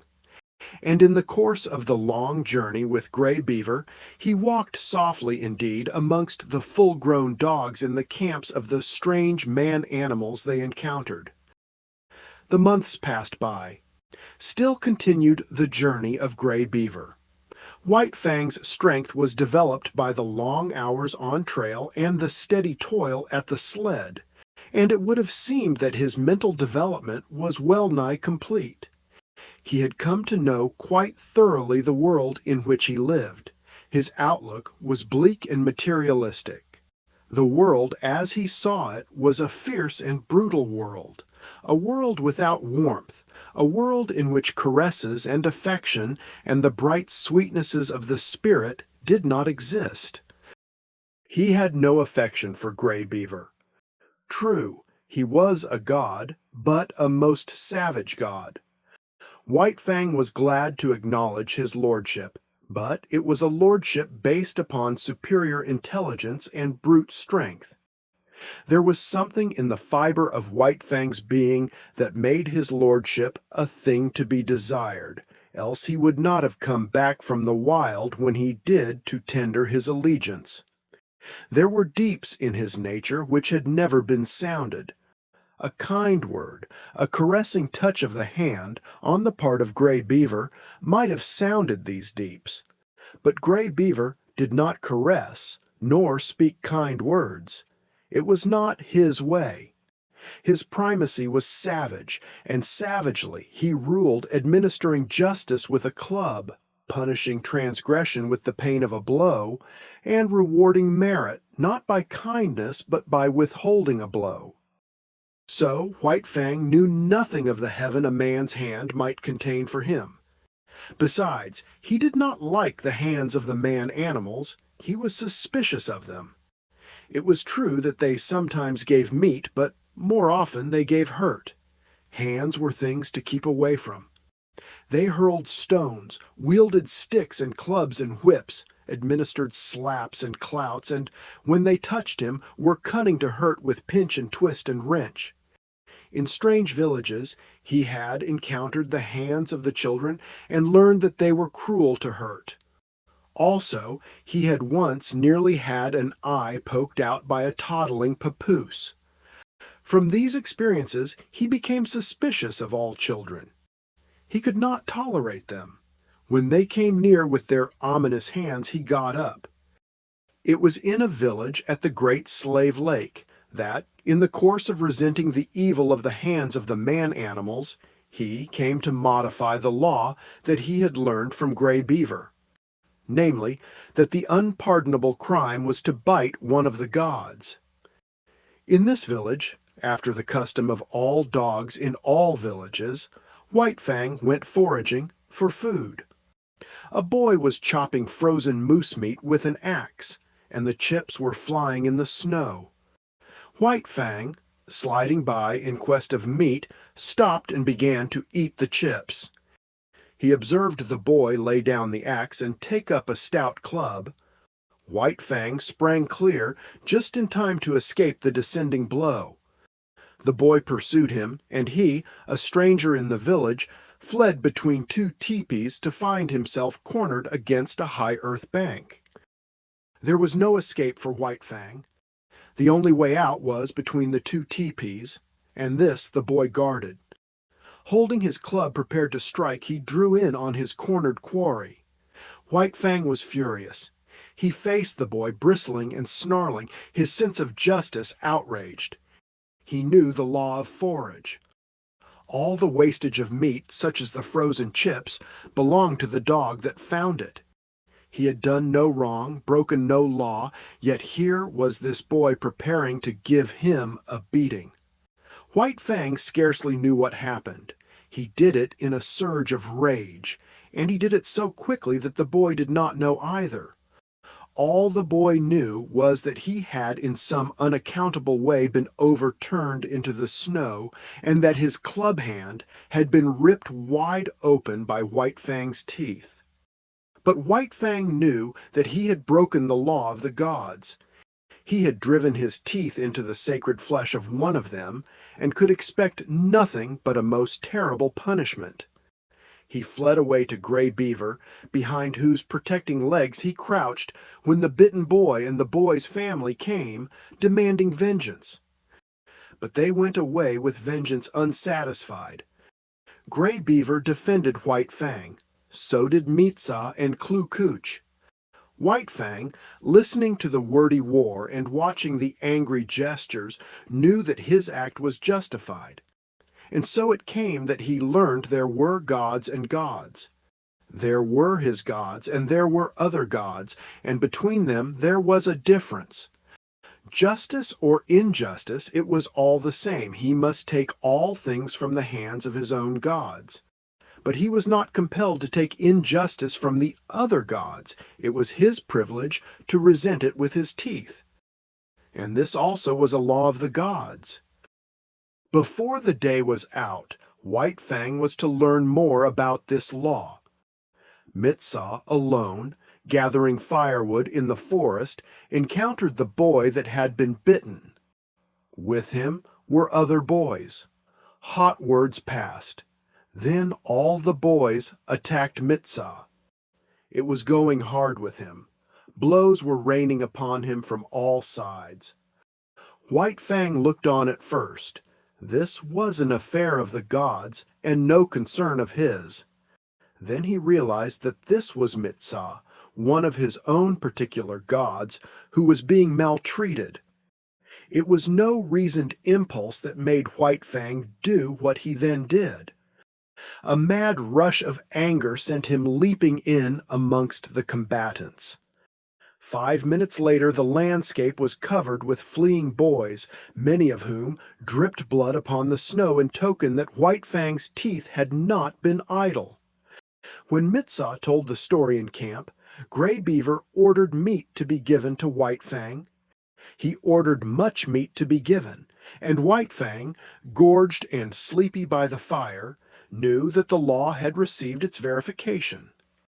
It was in line with these experiences that White Fang came to learn the law of property and the duty of the defense of property.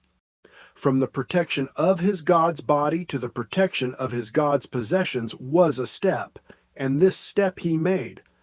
What was his god's was to be defended against all the world, even to the extent of biting other gods. Not only was such an act sacrilegious in its nature, but it was fraught with peril. The gods were all powerful, and a dog was no match against them. Yet White Fang learned to face them, fiercely belligerent and unafraid. Duty rose above fear, and thieving gods learned to leave Gray Beaver's property alone. One thing in this connection White Fang quickly learnt, and that was that a thieving god was usually a cowardly god and prone to run away at the sounding of the alarm. Also, he learned that but brief time elapsed between his sounding of the alarm and Gray Beaver coming to his aid. He came to know that it was not fear of him that drove the thief away, but fear of Gray Beaver. White Fang did not give the alarm by barking. He never barked. His method was to drive straight at the intruder and to sink his teeth in if he could.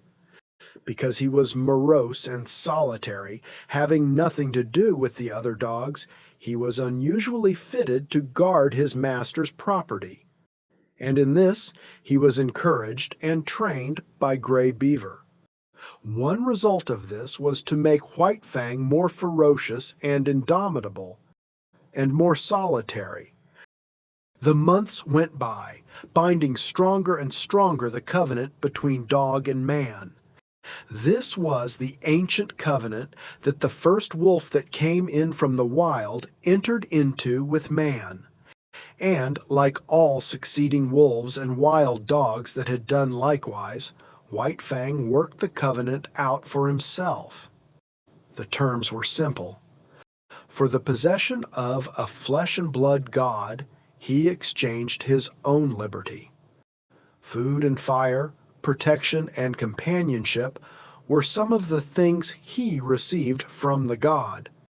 In return, he guarded the god's property, defended his body, worked for him, and obeyed him. The possession of a god implies service. White Fang's was a service of duty and awe, but not of love. He did not know what love was. He had no experience of love. Quiche was a remote memory. Besides, not only had he abandoned the wild and his kind when he gave himself up to man, but the terms of the covenant were such that if ever he met Quiche again he would not desert his god to go with her. His allegiance to man seemed somehow a law of his being greater than the love of liberty, of kind and kin. Chapter 6. The Famine. The spring of the year was at hand when Gray Beaver finished his long journey. It was April, and White Fang was a year old when he pulled into the home villages and was loosed from the harness by Mitsa. Though a long way from his full growth, White Fang, next to Lip Lip, was the largest yearling in the village. Both from his father, the wolf, and from Quiche, he had inherited stature and strength, and already he was measuring up alongside the full-grown dogs. But he had not yet grown compact. His body was slender and rangy, and his strength more stringy than massive. His coat was the true wolf gray, and to all appearances he was true wolf himself. The quarter strain of dog he had inherited from Quiche had left no mark on him physically, though it had played its part in his mental makeup. He wandered through the village, recognizing with staid satisfaction the various gods he had known before the long journey. Then there were the dogs, puppies growing up like himself, and grown dogs that did not look so large and formidable as the memory pictures he retained of them. Also, he stood less in fear of them than formerly, stalking among them with a certain careless ease that was as new to him as it was enjoyable. There was Basik, a grizzled old fellow that in his younger days had but to uncover his fangs to send White Fang cringing and crouching to the right about. From him, White Fang had learned much of his own insignificance, and from him he was now to learn much of the change and development that had taken place in himself. While Basik had been growing weaker with age, White Fang had been growing stronger with youth. It was at the cutting up of a moose, fresh killed, that White Fang learned of the changed relations in which he stood to the dog world. He had got for himself a hoof and part of the shin bone to which quite a bit of meat was attached. Withdrawn from the immediate scramble of the other dogs, in fact out of sight behind a thicket, he was devouring his prize when Basik rushed in upon him. Before he knew what he was doing, he had slashed the intruder twice and sprung clear. Basik was surprised by the other's temerity and swiftness of attack. He stood gazing stupidly across at White Fang, the raw red shin bone between them. Basik was old, and already he had come to know the increasing valor of the dogs it had been his wont to bully. Bitter experiences these, which, perforce, he swallowed, calling upon all his wisdom to cope with them. In the old days he would have sprung upon White Fang in a fury of righteous wrath. But now his waning powers would not permit such a course. He bristled fiercely and looked ominously across the shin bone at White Fang. And White Fang, resurrecting quite a deal of the old awe, seemed to wilt and to shrink in upon himself and grow small, as he cast about in his mind for a way to beat a retreat not too inglorious. And right here Basik erred. Had he contented himself with looking fierce and ominous, all would have been well. White Fang, on the verge of retreat, would have retreated, leaving the meat to him. But Basik did not wait. He considered the victory already his, and stepped forward to the meat. As he bent his head carelessly to smell it, White Fang bristled slightly. Even then it was not too late for Basik to retrieve the situation. Had he merely stood over the meat, head up and glowering, White Fang would ultimately have slunk away. But the fresh meat was strong in Basik's nostrils, and greed urged him to take a bite of it. This was too much for White Fang. Fresh upon his months of mastery over his own teammates, it was beyond his self-control to stand idly by while another devoured the meat that belonged to him. He struck after his custom without warning. With the first slash, Basik's right ear was ripped into ribbons. He was astounded at the suddenness of it. But more things, and most grievous ones, were happening with equal suddenness. He was knocked off his feet. His throat was bitten. While he was struggling to his feet, the young dog sank teeth twice into his shoulder. The swiftness of it was bewildering. He made a futile rush at White Fang, clipping the empty air with an outraged snap. The next moment his nose was laid open, and he was staggering backward away from the meat. The situation was now reversed. White Fang stood over the shin bone, bristling and menacing, while Basik stood a little way off preparing to retreat. He dared not risk a fight with this young lightning flash, and again he knew, and more bitterly, the enfeeblement of oncoming age. His attempt to maintain his dignity was heroic. Calmly turning his back upon young dog and shinbone, as though both were beneath his notice and unworthy of his consideration, he stalked grandly away. Nor until well out of sight did he stop to lick his bleeding wounds. The effect on White Fang was to give him a greater faith in himself and a greater pride. He walked less softly among the grown dogs, his attitude toward them was less compromising. Not that he went out of his way looking for trouble, far from it, but upon his way he demanded consideration. He stood upon his right to go his way unmolested and to give trail to no dog. He had to be taken into account, that was all. He was no longer to be disregarded and ignored, as was the lot of puppies, and as continued to be the lot of the puppies that were his teammates. They got out of the way, gave trail to the grown dogs, and gave up meat to them under compulsion. But White Fang, uncompanionable, solitary, morose, scarcely looking to right or left, redoubtable, forbidding of aspect, remote and alien, was accepted as an equal by his puzzled elders. They quickly learned to leave him alone, neither venturing hostile acts nor making overtures of friendliness. If they left him alone, he left them alone, a state of affairs that they found, after a few encounters, to be pre-eminently desirable. In midsummer, White Fang had an experience. Trotting along in his silent way to investigate a new teepee which had been erected on the edge of the village while he was away with the hunters after moose, he came full upon Quiche. He paused and looked at her. He remembered her vaguely, but he remembered her, and that was more than could be said for her. She lifted her lip at him in the old snarl of menace, and his memory became clear.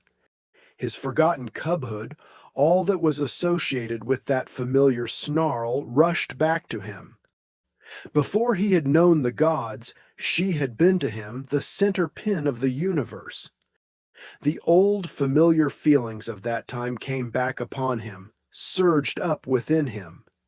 He bounded towards her joyously, and she met him with shrewd fangs that laid his cheek open to the bone. He did not understand. He backed away, bewildered and puzzled. But it was not Quiche's fault. A wolf mother was not made to remember her cubs of a year or so before. So she did not remember White Fang. He was a strange animal, an intruder, and her present litter of puppies gave her the right to resent such intrusion. One of the puppies sprawled up to White Fang. They were half-brothers, only they did not know it. White Fang sniffed the puppy curiously, whereupon Quiche rushed upon him, gashing his face a second time. He backed farther away. All the old memories and associations died down again, and passed into the grave from which they had been resurrected. He looked at Quiche, licking her puppy, and stopping now and then to snarl at him. She was without value to him. He had learned to get along without her. Her meaning was forgotten. There was no place for her in his scheme of things, as there was no place for him in hers.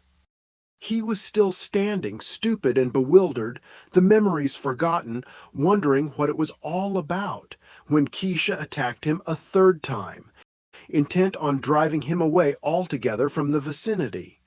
And White Fang allowed himself to be driven away. This was a female of his kind, and it was a law of his kind that the males must not fight the females. He did not know anything about this law, for it was no generalization of the mind, not a something acquired by experience of the world. He knew it as a secret prompting, as an urge of instinct, of the same instinct that made him howl at the moon and stars of nights, and that made him fear death and the unknown. The months went by. White Fang grew stronger, heavier, and more compact, while his character was developing along the lines laid down by his heredity and his environment. His heredity was a life stuff that may be likened to clay. It possessed many possibilities, was capable of being molded into many different forms. Environment served to model the clay, to give it a particular form. Thus, had White Fang never come into the fires of man, the wild would have molded him into a true wolf. But the gods had given him a different environment, and he was molded into a dog that was rather wolfish, but that was a dog and not a wolf. And so, according to the clay of his nature and the pressure of his surroundings, his character was being molded into a certain particular shape. There was no escaping it. He was becoming more morose, more uncompanionable, more solitary, more ferocious, while the dogs were learning more and more that it was better to be at peace with him than at war, and Gray Beaver was coming to prize him more greatly with the passage of each day. White Fang, seeming to sum up strength in all his qualities, nevertheless suffered from one besetting weakness. He could not stand being laughed at. The laughter of men was a hateful thing. They might laugh among themselves about anything they pleased except himself, and he did not mind. But the moment laughter was turned upon him, he would fly into a most terrible rage. Grave, dignified, somber, a laugh made him frantic to ridiculousness. It so outraged him and upset him that for hours he would behave like a demon. And woe to the dog that at such times ran foul of him. He knew the law too well to take it out of Gray Beaver. Behind Gray Beaver were a club and Godhead. But behind the dogs there was nothing but space, and into this space they flew when White Fang came on the scene, made mad by laughter. In the 3rd year of his life there came a great famine to the Mackenzie Indians. In the summer the fish failed. In the winter the caribou forsook their accustomed track. Moose were scarce, the rabbits almost disappeared, hunting and preying animals perished. Denied their usual food supply, weakened by hunger, they fell upon and devoured one another. Only the strong survived. White Fang's gods were always hunting animals. The old and the weak of them died of hunger. There was wailing in the village, where the women and children went without in order that what little they had might go into the bellies of the lean and hollow-eyed hunters who trod the forest in the vain pursuit of meat. To such extremity were the gods driven that they ate the soft, tanned leather of their moccasins and mittens, while the dogs ate the harnesses off their backs and the very whiplashes.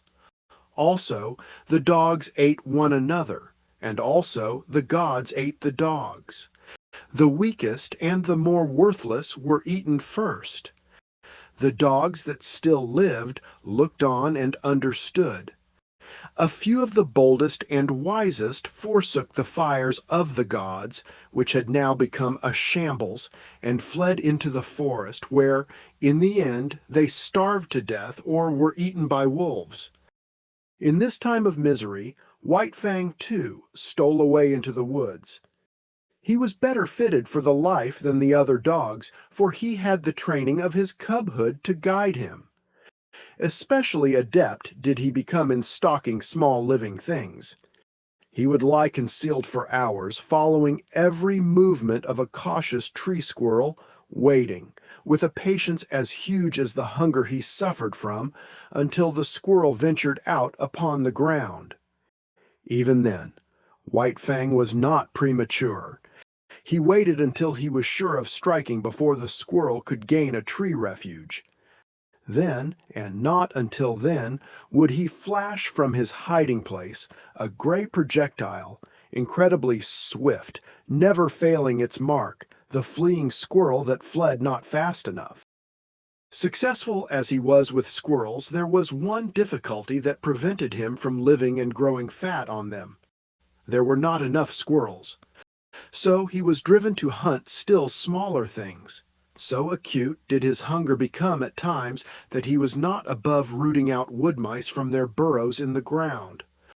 Nor did he scorn to do battle with a weasel as hungry as himself and many times more ferocious. In the worst pinches of the famine, he stole back to the fires of the gods, but he did not go into the fires. He lurked in the forest, avoiding discovery and robbing the snares at the rare intervals when game was caught. He even robbed Gray Beaver's snare of a rabbit, at a time when Gray Beaver staggered and tottered through the forest, sitting down often to rest, what of weakness and of shortness of breath. One day, while Fang encountered a young wolf, gaunt and scrawny, loose-jointed with famine. Had he not been hungry himself, White Fang might have gone with him and eventually found his way into the pack amongst his wild brethren. As it was, he ran the young wolf down and killed and ate him. Fortune seemed to favor him. Always, when hardest pressed for food, he found something to kill. Again, when he was weak, it was his luck that none of the larger preying animals chanced upon him. Thus, he was strong from the 2 days' eating a lynx had afforded him when the hungry wolf pack ran full tilt upon him. It was a long, cruel chase, but he was better nourished than they and, in the end, outran them. And not only did he outrun them, but, circling widely back on his track, he gathered in one of his exhausted pursuers. After that, he left that part of the country and journeyed over to the valley wherein he had been born. Here, in the old lair, he encountered Quiche. Up to her old tricks, she, too, had fled the inhospitable fires of the gods and gone back to her old refuge to give birth to her young. Of this litter but one remained alive when White Fang came upon the scene, and this one was not destined to live long. Young life had little chance in such a famine. Keisha's greeting of her grown son was anything but affectionate. But White Fang did not mind. He had outgrown his mother. So he turned tail philosophically and trotted on up the stream. At the forks he took the turning to the left, where he found the lair of the lynx with whom his mother and he had fought long before. Here, in the abandoned lair, he settled down and rested for a day. During the early summer, in the last days of the famine, he met Lip Lip, who had likewise taken to the woods where he had eked out a miserable existence. White Fang came upon him unexpectedly. Trotting in opposite directions along the base of a high bluff, they rounded a corner of rock and found themselves face to face. They paused with instant alarm and looked at each other suspiciously. White Fang was in splendid condition. His hunting had been good, and for a week he had eaten his fill. He was even gorged from his latest kill, but in the moment he looked at Lip Lip, his hair rose on end all along his back. It was an involuntary bristling on his part, the physical state that in the past had always accompanied the mental state produced in him by Lip Lip's bullying and persecution. As in the past he had bristled and snarled at sight of Lip Lip, so now and automatically he bristled and snarled. He did not waste any time. The thing was done thoroughly and with dispatch. Lip Lip essayed to back away, but White Fang struck him hard, shoulder to shoulder. Lip Lip was overthrown and rolled upon his back. White Fang's teeth drove into the scrawny throat. There was a death struggle, during which White Fang walked around, stiff-legged and observant. Then he resumed his course and trotted on along the base of the bluff. One day, not long after, he came to the edge of the forest where a narrow stretch of open land sloped down to the Mackenzie. He had been over this ground before when it was bare, but now a village occupied it. Still hidden amongst the trees, he paused to study the situation. Sights and sounds and scents were familiar to him. It was the old village changed to a new place. But sights and sounds and smells were different from those he had last had when he fled away from it. There was no whimpering nor wailing. Contented sounds saluted his ear, and when he heard the angry voice of a woman, he knew it to be the anger that proceeds from a full stomach. And there was a smell in the air of fish. There was food. The famine was gone. He came out boldly from the forest and trotted into camp straight to Gray Beaver's teepee. Gray Beaver was not there, but Kloo-Kooch welcomed him with glad cries and the whole of a fresh-caught fish, and he lay down to wait Gray Beaver's coming. Part 4.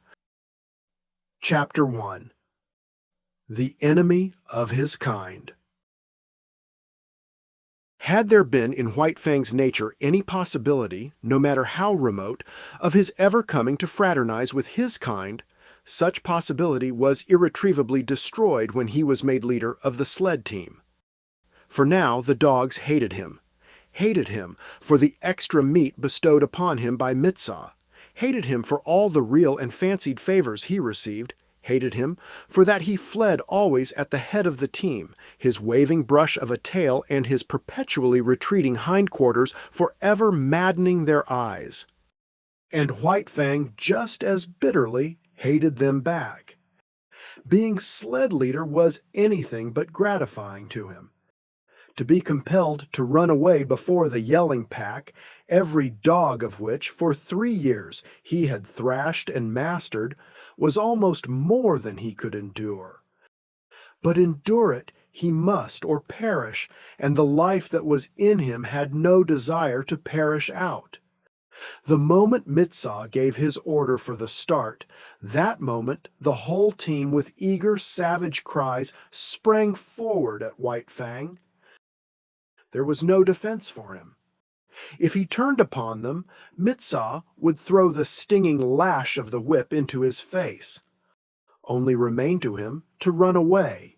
He could not encounter that howling horde with his tail and hindquarters. These were scarcely fit weapons with which to meet the many merciless fangs. So run away he did, violating his own nature and pride with every leap he made, and leaping all day long. One cannot violate the promptings of one's nature without having that nature recoil upon itself. Such a recoil is like that of a hair made to grow out from the body, turning unnaturally upon the direction of its growth and growing into the body a rankling, festering thing of hurt. And so with White Fang. Every urge of his being impelled him to spring upon the pack that cried at his heels, but it was the will of the gods that this should not be, and behind the will, to enforce it, was the whip of caribou gut with its biting 30-foot lash. So White Fang could only eat his heart in bitterness and develop a hatred and malice commensurate with the ferocity and indomitability of his nature. If ever a creature was the enemy of its kind, White Fang was that creature. He asked no quarter, gave none. He was continually marred and scarred by the teeth of the pack, and as continually he left his own marks upon the pack. Unlike most leaders who, when camp was made and the dogs were unhitched, huddled near to the gods for protection, White Fang disdained such protection. He walked boldly about the camp, inflicting punishment in the night for what he had suffered in the day. In the time before he was made leader of the team, the pack had learned to get out of his way. But now it was different.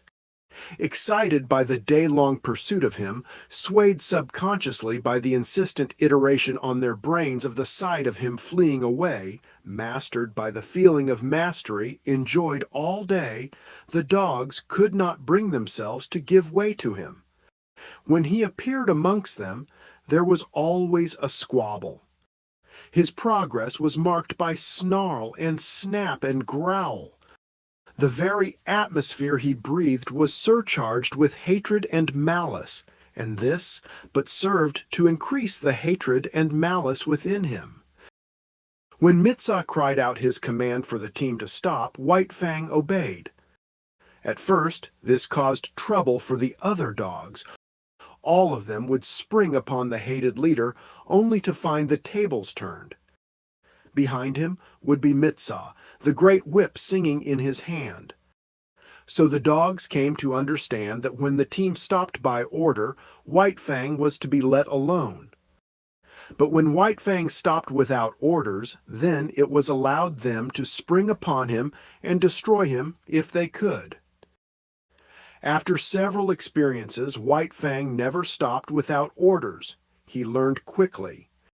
It was in the nature of things that he must learn quickly if he were to survive the unusually severe conditions under which life was vouchsafed him.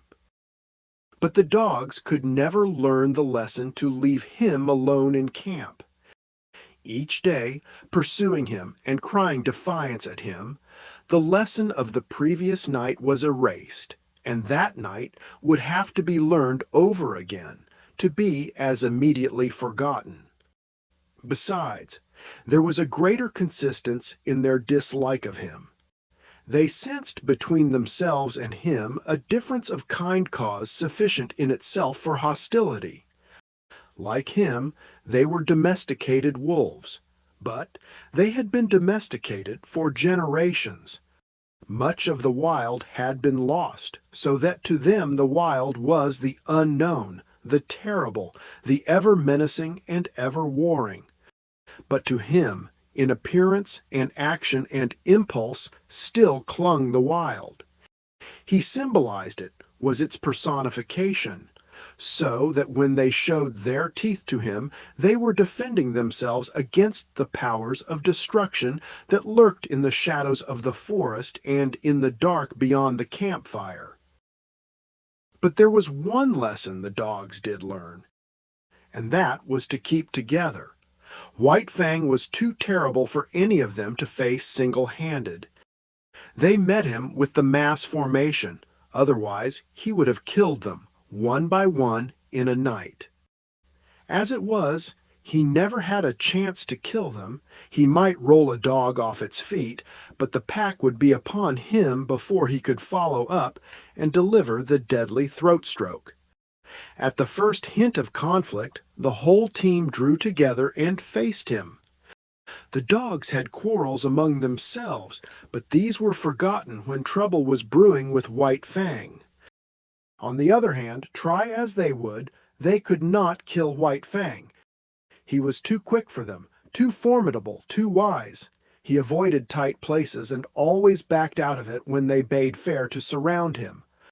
While, as for getting him off his feet, there was no dog among them capable of doing the trick. His feet clung to the earth with the same tenacity that he clung to life. For that matter, life and footing were synonymous in this unending warfare with the pack, and none knew it better than White Fang. So he became the enemy of his kind, domesticated wolves that they were, softened by the fires of man, weakened in the sheltering shadow of man's strength. White Fang was bitter and implacable. The clay of him was so molded, he declared a vendetta against all dogs. And so terribly did he live this vendetta that Gray Beaver, fierce savage himself, could not but marvel at White Fang's ferocity. Never, he swore, had there been the like of this animal, and the Indians in strange villages swore likewise when they considered the tale of his killings amongst their dogs. When White Fang was nearly 5 years old, Gray Beaver took him on another great journey, and long remembered was the havoc he worked amongst the dogs of the many villages along the Mackenzie, across the Rockies, and down the Porcupine to the Yukon. He reveled in the vengeance he wreaked upon his kind.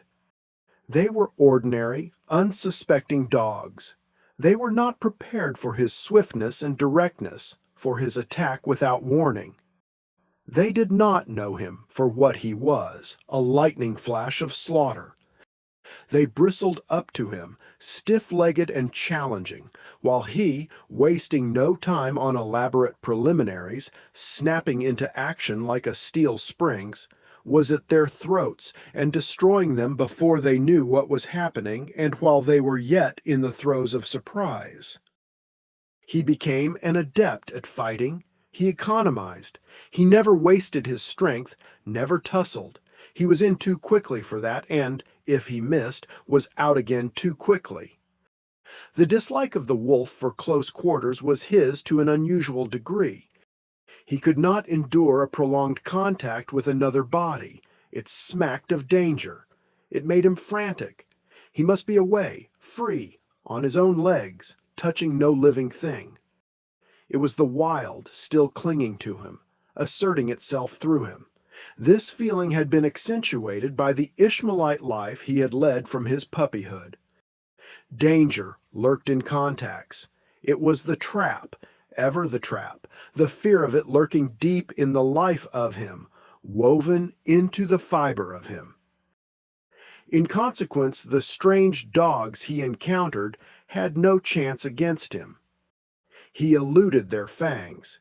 He got them or got away, himself untouched in either event. In the natural course of things, there were exceptions to this. There were times when several dogs, pitching onto him, punished him before he could get away. And there were times when a single dog scored deeply on him. But these were accidents. In the main, so efficient a fighter had he become, he went his way unscathed.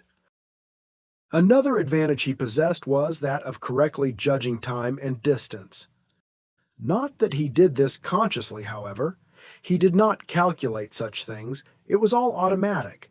His eyes saw correctly, and the nerves carried the vision correctly to his brain. The parts of him were better adjusted than those of the average dog. They worked together more smoothly and steadily. His was a better, far better, nervous, mental, and muscular coordination. When his eyes conveyed to his brain the moving image of an action, his brain, without conscious effort, knew the space that limited that action and the time required for its completion. Thus, he could avoid the leap of another dog or the drive of its fangs, and at the same moment could seize the infinitesimal fraction of time in which to deliver his own attack. Body and brain, his was a more perfected mechanism. Not that he was to be praised for it. Nature had been more generous to him than to the average animal, that was all. It was in the summer that White Fang arrived at Fort Yukon. Gray beaver had crossed the great watershed between Mackenzie and the Yukon in the late winter, and spent the spring in hunting among the western outlying spurs of the Rockies. Then, after the breakup of the ice on the Porcupine, he had built a canoe and paddled down that stream to where it effected its junction with the Yukon just under the Arctic Circle. Here stood the old Hudson's Bay Company fort, and here were many Indians, much food, and unprecedented excitement. It was the summer of 1898, and thousands of gold hunters were going up the Yukon to Dawson and the Klondike. Still hundreds of miles from their goal, nevertheless many of them had been on the way for a year, and the least any of them had traveled to get that far was 5,000 miles, while some had come from the other side of the world. Here Gray Beaver stopped. A whisper of the gold rush had reached his ears, and he had come with several bales of furs and another of gut-sewn mittens and moccasins. He would not have ventured so long a trip had he not expected generous profits, but what he had expected was nothing to what he realized. His wildest dreams had not exceeded 100% profit. He made 1,000%. And like a true Indian, he settled down to trade carefully and slowly, even if it took all summer and the rest of the winter to dispose of his goods. It was at Fort Yukon that White Fang saw his first white men. As compared with the Indians he had known, they were to him another race of beings, a race of superior gods. They impressed him as possessing superior power, and it is on power that Godhead rests.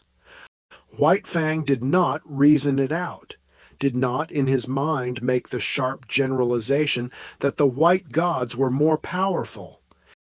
It was a feeling, nothing more, and yet none the less potent.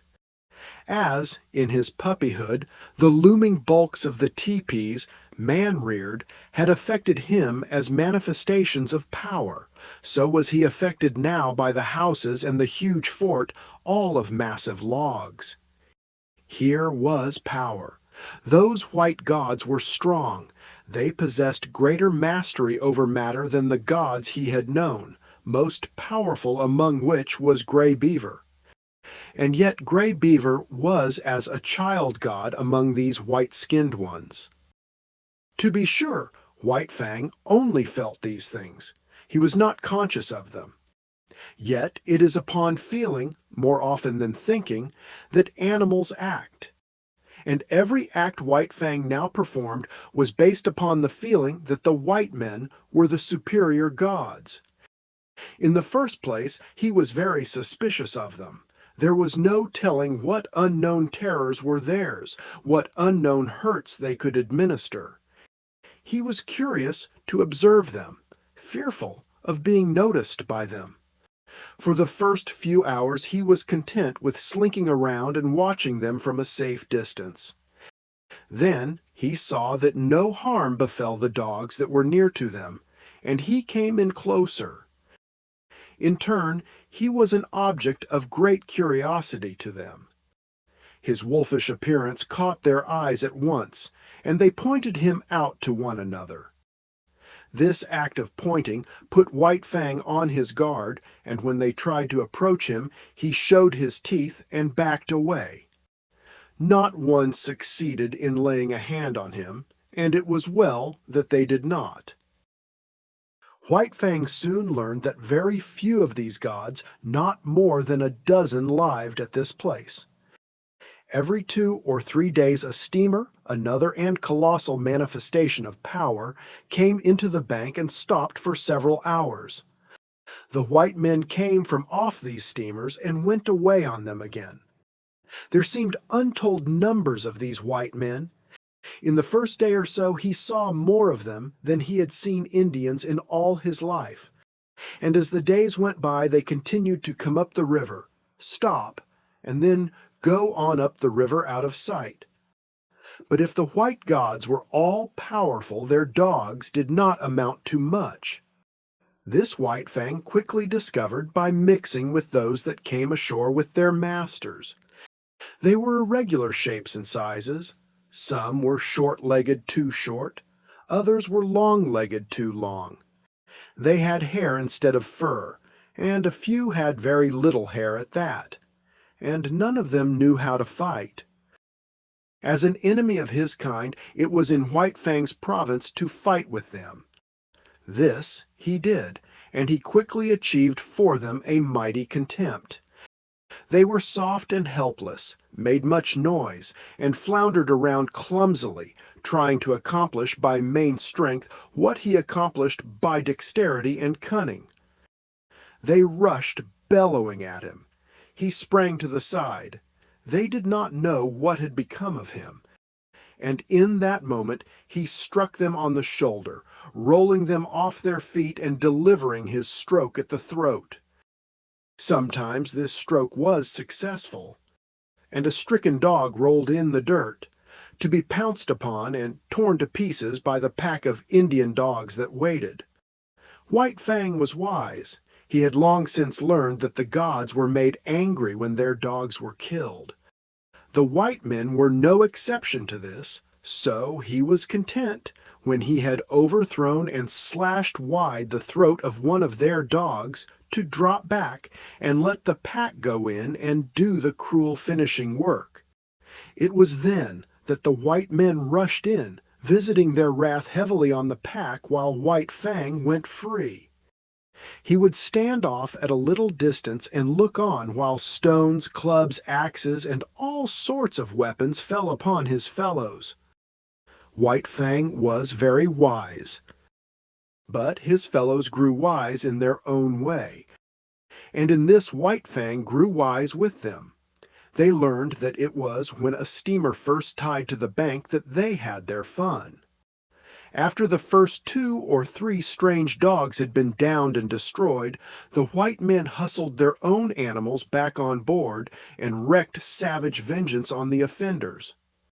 One white man, having seen his dog, a setter, torn to pieces before his eyes, drew a revolver. He fired rapidly, 6 times, and 6 of the pack lay dead or dying, another manifestation of power that sank deep into White Fang's consciousness. White Fang enjoyed it all. He did not love his kind, and he was shrewd enough to escape hurt himself. At first, the killing of the white men's dogs had been a diversion. After a time, it became his occupation. There was no work for him to do. Gray Beaver was busy trading and getting wealthy, so White Fang hung around the landing with the disreputable gang of Indian dogs waiting for steamers. With the arrival of a steamer, the fun began. After a few minutes, by the time the white men had got over their surprise, the gang scattered. The fun was over until the next steamer should arrive, but it can scarcely be said that White Fang was a member of the gang. He did not mingle with it, but remained aloof, always himself, and was even feared by it. It is true, he worked with it. He picked the quarrel with the strange dog while the gang waited, and when he had overthrown the strange dog, the gang went in to finish it. But it is equally true that he then withdrew, leaving the gang to receive the punishment of the outraged gods. It did not require much exertion to pick these quarrels. All he had to do when the strange dogs came ashore was to show himself. When they saw him, they rushed for him. It was their instinct. He was the wild, the unknown, the terrible, the ever-menacing, the thing that prowled in the darkness around the fires of the primeval world, when they, cowering close to the fires, were reshaping their instincts, learning to fear the wild out of which they had come, and which they had deserted and betrayed. Generation by generation, down all the generations, had this fear of the wild been stamped into their natures. For centuries, the wild had stood for terror and destruction. And during all this time, free license had been theirs, from their masters, to kill the things of the wild. In doing this, they had protected both themselves and the gods whose companionship they shared. And so, fresh from the soft southern world, these dogs trotting down the gangplank and out upon the Yukon shore had but to see White Fang to experience the irresistible impulse to rush upon him and destroy him. They might be town-reared dogs, but the instinctive fear of the wild was theirs just the same. Not alone with their own eyes did they see the wolfish creature in the clear light of day, standing before them. They saw him with the eyes of their ancestors, and by their inherited memory they knew White Fang for the wolf, and they remembered the ancient feud, all of which served to make White Fang's days enjoyable. If the sight of him drove these strange dogs upon him, so much the better for him, so much the worse for them. They looked upon him as legitimate prey, and as legitimate prey he looked upon them. Not for nothing had he first seen the light of day in a lonely lair and fought his first fights with the ptarmigan, the weasel, and the lynx. And not for nothing had his puppyhood been made bitter by the persecution of Lip Lip and the whole puppy pack. It might have been otherwise, and he would then have been otherwise. Had Lip Lip not existed, he would have passed his puppyhood with the other puppies and grown up more dog-like and with more liking for dogs. Had Gray Beaver possessed the plummet of affection and love, he might have sounded the deeps of White Fang's nature and brought up to the surface all manner of kindly qualities. But these things had not been so. The clay of White Fang had been molded until he became what he was, morose and lonely, unloving and ferocious, the enemy of all his kind. Chapter 2. The Mad God. A small number of white men lived in Fort Yukon. These men had been long in the country. They called themselves sourdoughs and took great pride in so classifying themselves. For other men, new in the land, they felt nothing but disdain. The men who came ashore from the steamers were newcomers. They were known as Chechaquos, and they always wilted at the application of the name. They made their bread with baking powder. This was the invidious distinction between them and the sourdoughs, who, forsooth, made their bread from sourdough because they had no baking powder. All of which is neither here nor there. The men in the fort disdained the newcomers and enjoyed seeing them come to grief. Especially did they enjoy the havoc worked amongst the newcomers' dogs by White Fang and his disreputable gang. When a steamer arrived, the men of the fort made it a point always to come down to the bank and see the fun. They looked forward to it with as much anticipation as did the Indian dogs, while they were not slow to appreciate the savage and crafty part played by White Fang. But there was one man amongst them who particularly enjoyed the sport. He would come running at the first sound of a steamboat's whistle, and when the last fight was over and White Fang and the pack had scattered, he would return slowly to the fort, his face heavy with regret. Sometimes, when a soft Southland dog went down, shrieking its death cry under the fangs of the pack, this man would be unable to contain himself, and would leap into the air and cry out with delight. And always he had a sharp and covetous eye for White Fang. This man was called Beauty by the other men of the fort. No one knew his first name, and in general he was known in the country as Beauty Smith. But he was anything save a beauty. To antithesis was due his naming. He was preeminently unbeautiful. Nature had been niggardly with him. He was a small man to begin with, and upon his meager frame was deposited an even more strikingly meager head. Its apex might be likened to a point. In fact, in his boyhood, before he had been named Beauty by his fellows, he had been called Pinhead. Backward from the apex, his head slanted down to his neck, and forward it slanted uncompromisingly to meet a low and remarkably wide forehead. Beginning here, as though regretting her parsimony, nature had spread his features with a lavish hand. His eyes were large, and between them was the distance of 2 eyes. His face, in relation to the rest of him, was prodigious. In order to discover the necessary area, nature had given him an enormous prognathous jaw. It was wide and heavy, and protruded outward and down until it seemed to rest on his chest. Possibly this appearance was due to the weariness of the slender neck, unable properly to support so great a burden. This jaw gave the impression of ferocious determination. But something lacked. Perhaps it was from excess. Perhaps the jaw was too large. At any rate, it was a lie. Beauty Smith was known far and wide as the weakest of weak-kneed and sniveling cowards. To complete his description, his teeth were large and yellow, while the 2 eye-teeth, larger than their fellows, showed under his lean lips like fangs.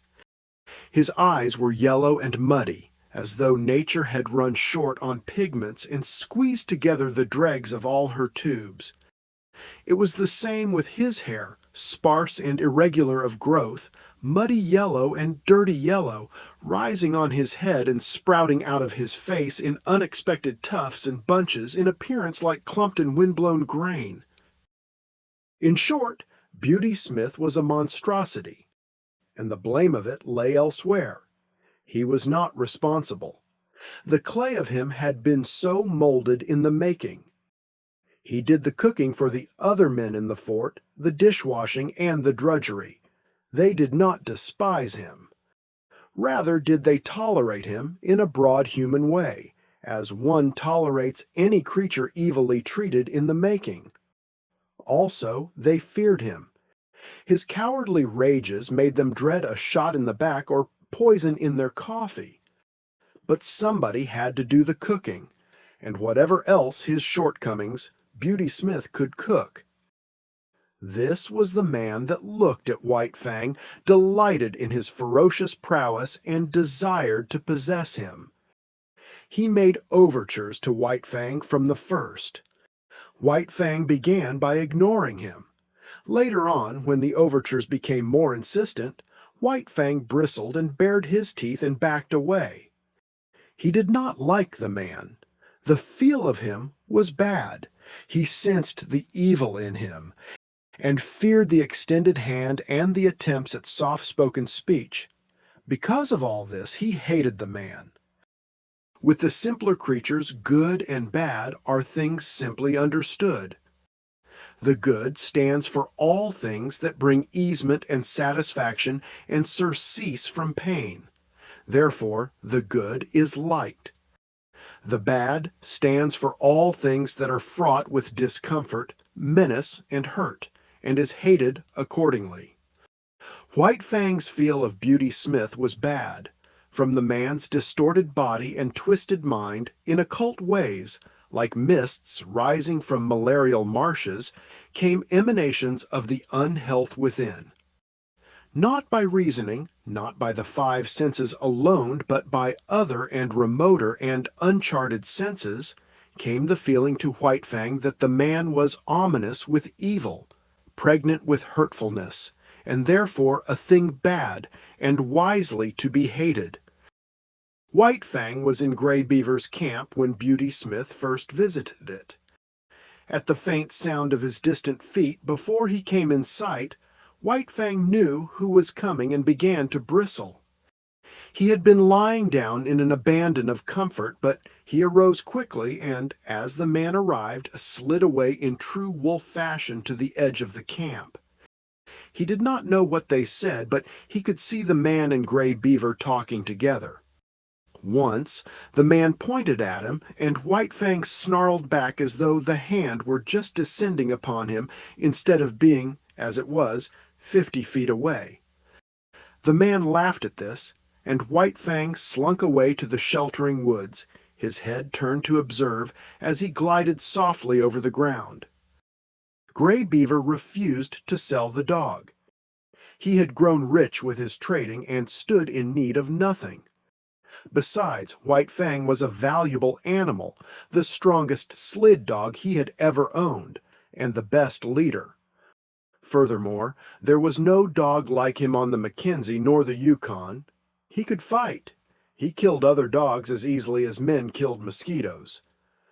Beauty Smith's eyes lighted up at this, and he licked his thin lips with an eager tongue. No, White Fang was not for sale at any price. But Beauty Smith knew the ways of Indians. He visited Gray Beaver's camp often, and hidden under his coat was always a black bottle or so. One of the potencies of whiskey is the breeding of thirst. Gray Beaver got the thirst.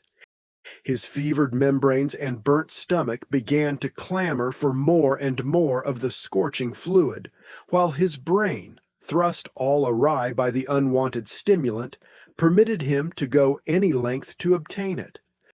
The money he had received for his furs and mittens and moccasins began to go. It went faster and faster, and the shorter his money sack grew, the shorter grew his temper. In the end, his money and goods and temper were all gone. Nothing remained to him but his thirst, a prodigious possession in itself that grew more prodigious with every sober breath he drew. Then it was that Beauty Smith had talk with him again about the sale of White Fang. But this time the price offered was in bottles, not dollars, and Gray Beaver's ears were more eager to hear. "You catch 'em, dog, you take 'em, all right," was his last word. The bottles were delivered, but after 2 days. "You catch 'em, dog," were Beauty Smith's words to Gray Beaver. White Fang slunk into camp one evening and dropped down with a sigh of content. The dreaded white god was not there. For days his manifestations of desire to lay hands on him had been growing more insistent, and during that time White Fang had been compelled to avoid the camp. He did not know what evil was threatened by those insistent hands. He knew only that they did threaten evil of some sort, and that it was best for him to keep out of their reach But scarcely had he lain down when Gray Beaver staggered over to him and tied a leather thong around his neck. He sat down beside White Fang, holding the end of the thong in his hand. In the other hand he held a bottle, which, from time to time, was inverted above his head to the accompaniment of gurgling noises. An hour of this passed when the vibrations of feet in contact with the ground foreran the one who approached. White Fang heard it first, and he was bristling with recognition while Gray Beaver still nodded stupidly. White Fang tried to draw the thong softly out of his master's hand, but the relaxed fingers closed tightly, and Gray Beaver roused himself. Beauty Smith strode into camp and stood over White Fang. He snarled softly up at the thing of fear, watching keenly the deportment of the hands. One hand extended outward and began to descend upon his head. His soft snarl grew tense and harsh. The hand continued slowly to descend, while he crouched beneath it, eyeing it malignantly, his snarl growing shorter and shorter as, with quickening breath, it approached its culmination. Suddenly he snapped, striking with his fangs like a snake. The hand was jerked back and the teeth came together emptily with a sharp click. Beauty Smith was frightened and angry.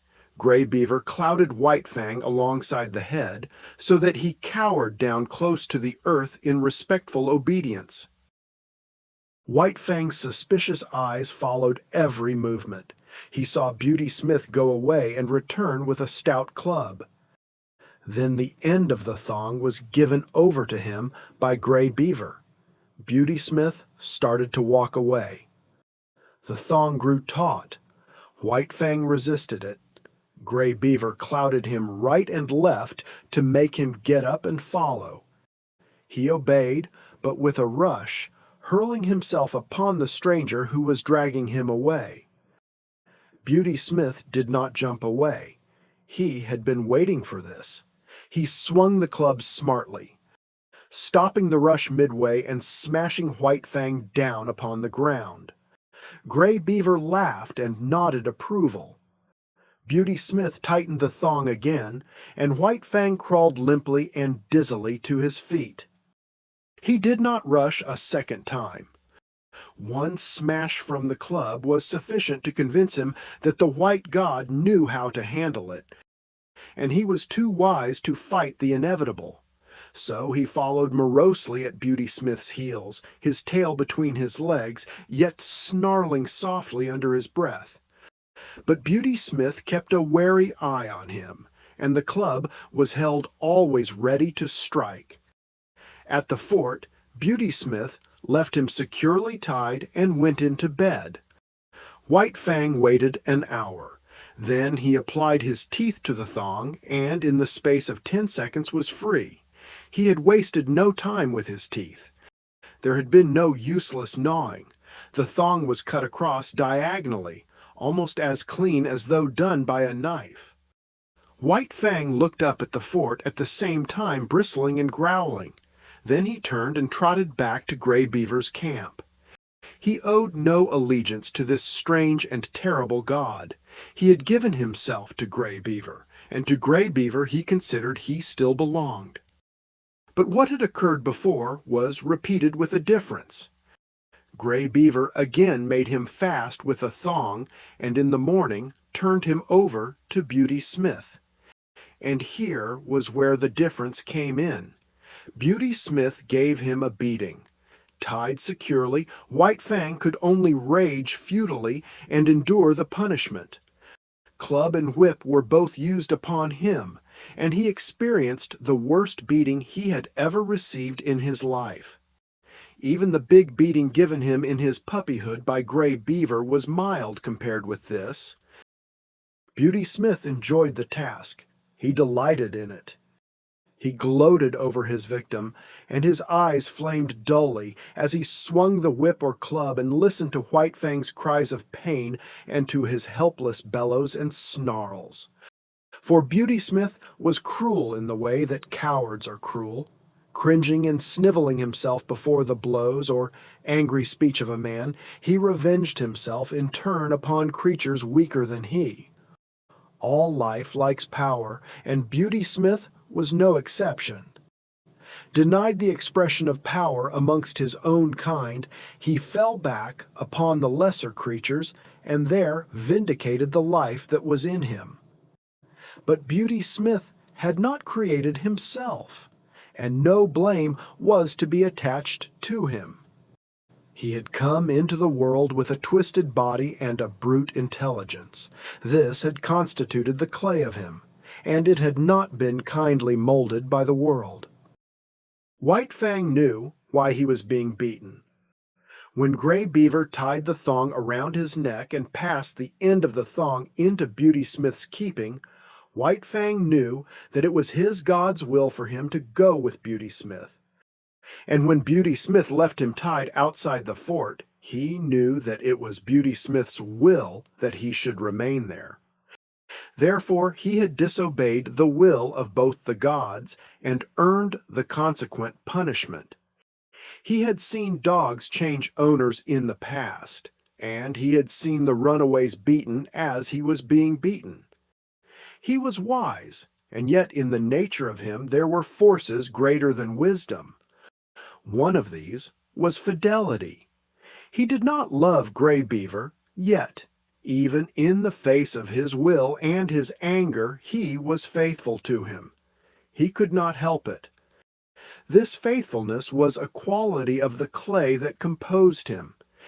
It was the quality that was peculiarly the possession of his kind, the quality that set apart his species from all other species, the quality that has enabled the wolf and the wild dog to come in from the open and be the companions of man.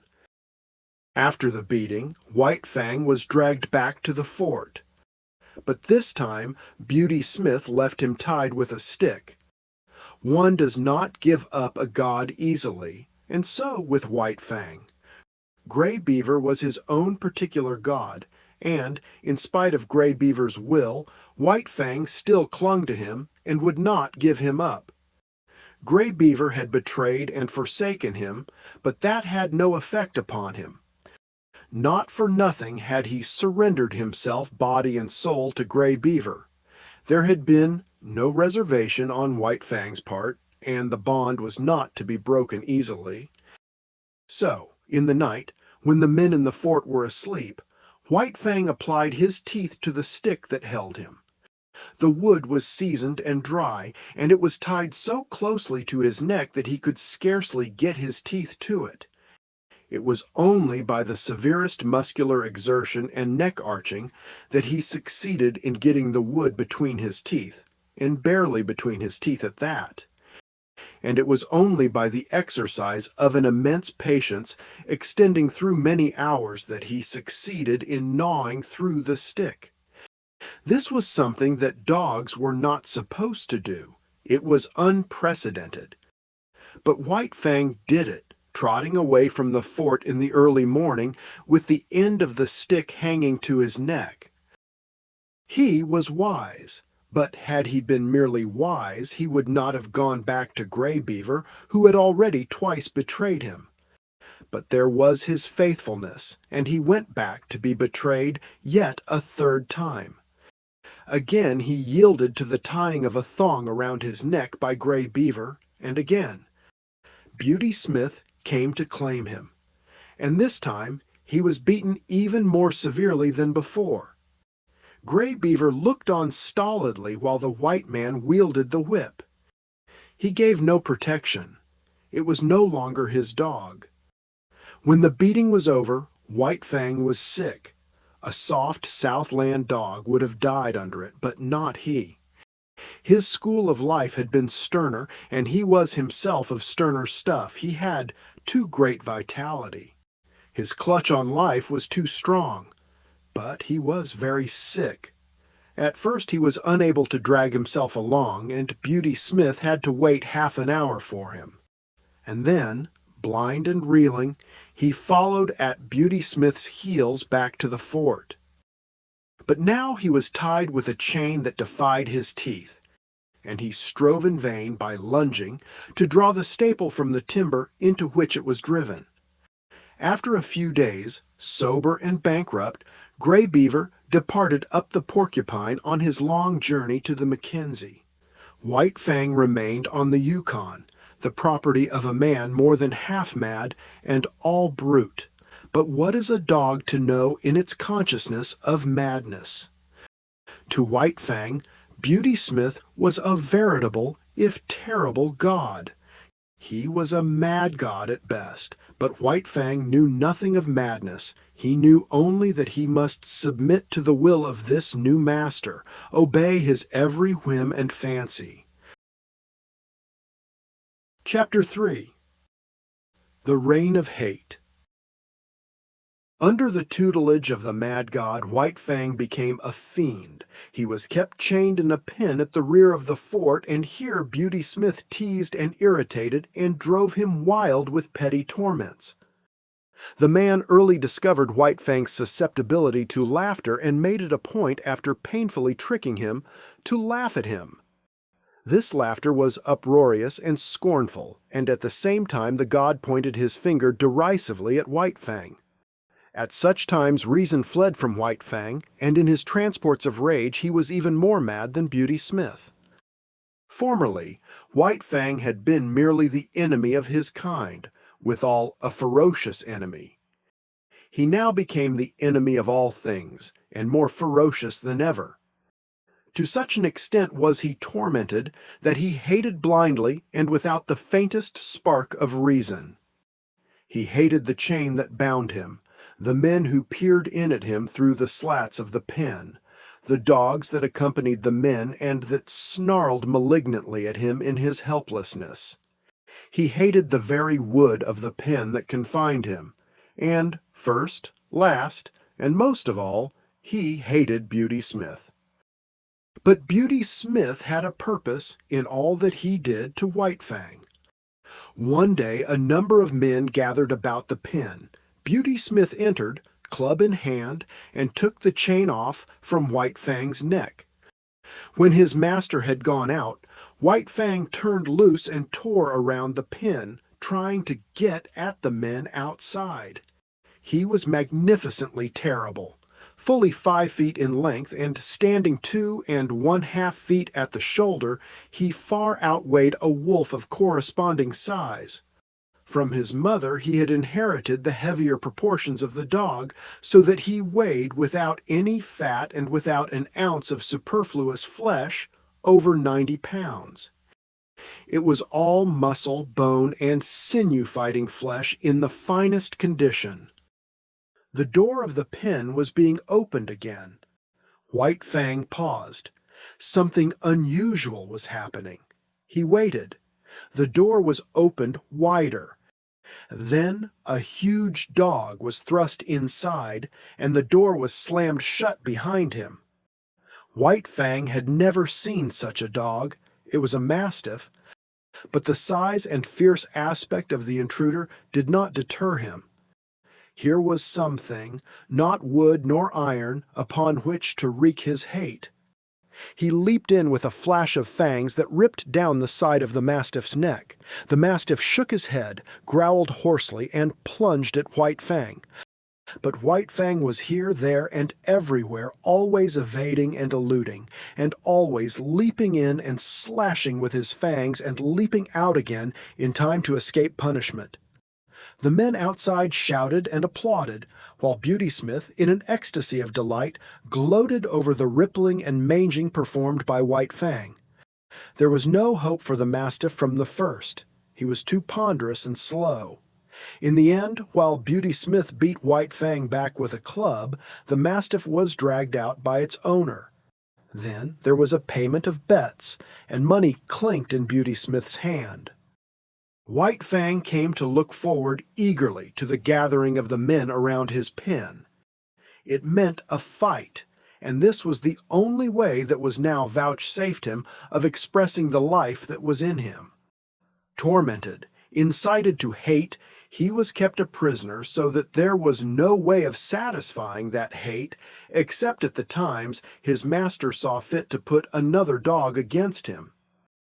Beauty Smith had estimated his powers well, for he was invariably the victor. One day, 3 dogs were turned in upon him in succession.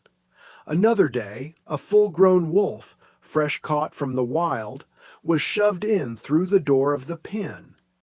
And on still another day, 2 dogs were set against him at the same time. This was his severest fight, and though in the end he killed them both, he was himself half killed in doing it. In the fall of the year, when the first snows were falling and mush ice was running in the river, Beauty Smith took passage for himself and White Fang on a steamboat bound up the Yukon to Dawson. White Fang had now achieved a reputation in the land. As the Fighting Wolf, he was known far and wide, and the cage in which he was kept on the steamboat's deck was usually surrounded by curious men. He raged and snarled at them, or lay quietly and studied them with cold hatred. Why should he not hate them? He never asked himself the question. He knew only hate and lost himself in the passion of it. Life had become a hell to him. He had not been made for the close confinement wild beasts endure at the hands of men. And yet it was in precisely this way that he was treated. Men stared at him, poked sticks between the bars to make him snarl, and then laughed at him. They were his environment, these men, and they were molding the clay of him into a more ferocious thing than had been intended by nature. Nevertheless, nature had given him plasticity. Where many another animal would have died or had its spirit broken, he adjusted himself and lived, and at no expense of the spirit. Possibly Beauty Smith, archfiend and tormentor, was capable of breaking White Fang's spirit, but as yet there were no signs of his succeeding. If Beauty Smith had in him a devil, White Fang had another, and the two of them raged against each other unceasingly. In the days before, White Fang had had the wisdom to cower down and submit to a man with a club in his hand, but this wisdom now left him. The mere sight of Beauty Smith was sufficient to send him into transports of fury. And when they came to close quarters, and he had been beaten back by the club, he went on growling and snarling and showing his fangs. The last growl could never be extracted from him. No matter how terribly he was beaten, he had always another growl, and when Beauty Smith gave up and withdrew, the defiant growl followed after him, or White Fang sprang at the bars of the cage bellowing his hatred. When the steamboat arrived at Dawson, White Fang went ashore. But he still lived a public life, in a cage, surrounded by curious men. He was exhibited as the Fighting Wolf, and men paid 50 cents in gold dust to see him. He was given no rest. Did he lie down to sleep, he was stirred up by a sharp stick so that the audience might get its money's worth. In order to make the exhibition interesting, he was kept in a rage most of the time. But worse than all this was the atmosphere in which he lived. He was regarded as the most fearful of wild beasts, and this was borne into him through the bars of the cage. Every word, every cautious action on the part of the men impressed upon him his own terrible ferocity. It was so much added fuel to the flame of his fierceness. There could be but one result, and that was that his ferocity fed upon itself and increased. It was another instance of the plasticity of his clay, of his capacity for being molded by the pressure of environment. In addition to being exhibited, he was a professional fighting animal. At irregular intervals, whenever a fight could be arranged, he was taken out of his cage and led off into the woods a few miles from town. Usually this occurred at night, so as to avoid interference from the mounted police of the territory. After a few hours of waiting, when daylight had come, the audience and the dog with which he was to fight arrived. In this manner it came about that he fought all sizes and breeds of dogs. It was a savage land. The men were savage, and the fights were usually to the death. Since White Fang continued to fight, it is obvious that it was the other dogs that died. He never knew defeat. His early training, when he fought with Lip Lip and the whole puppy pack, stood him in good stead.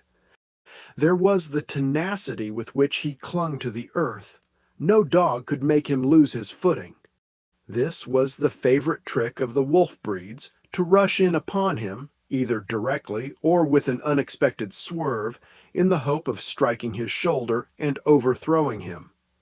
Mackenzie hounds, Eskimo and Labrador dogs, huskies and Malamutes all tried it on him, and all failed. He was never known to lose his footing. Men told this to one another and looked each time to see it happen, but White Fang always disappointed them. Then there was his lightning quickness. It gave him a tremendous advantage over his antagonists. No matter what their fighting experience, they had never encountered a dog that moved so swiftly as he. Also to be reckoned with was the immediateness of his attack. The average dog was accustomed to the preliminaries of snarling and bristling and growling, and the average dog was knocked off his feet and finished before he had begun to fight or recovered from his surprise.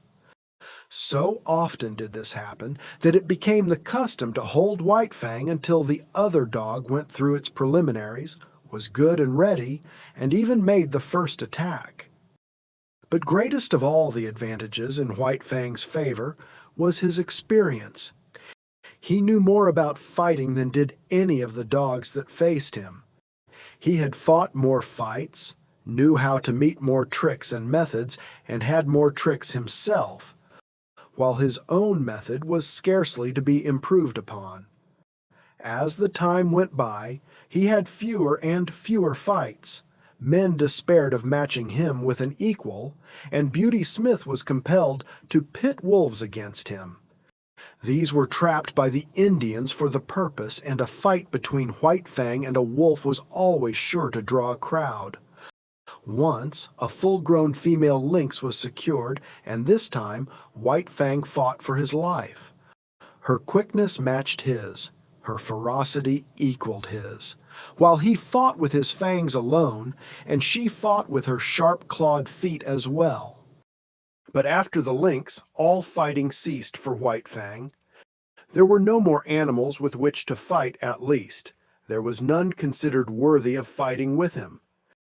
So he remained on exhibition until spring, when one Tim Keenan, a faro dealer, arrived in the land. With him came the first bulldog that had ever entered the Klondike.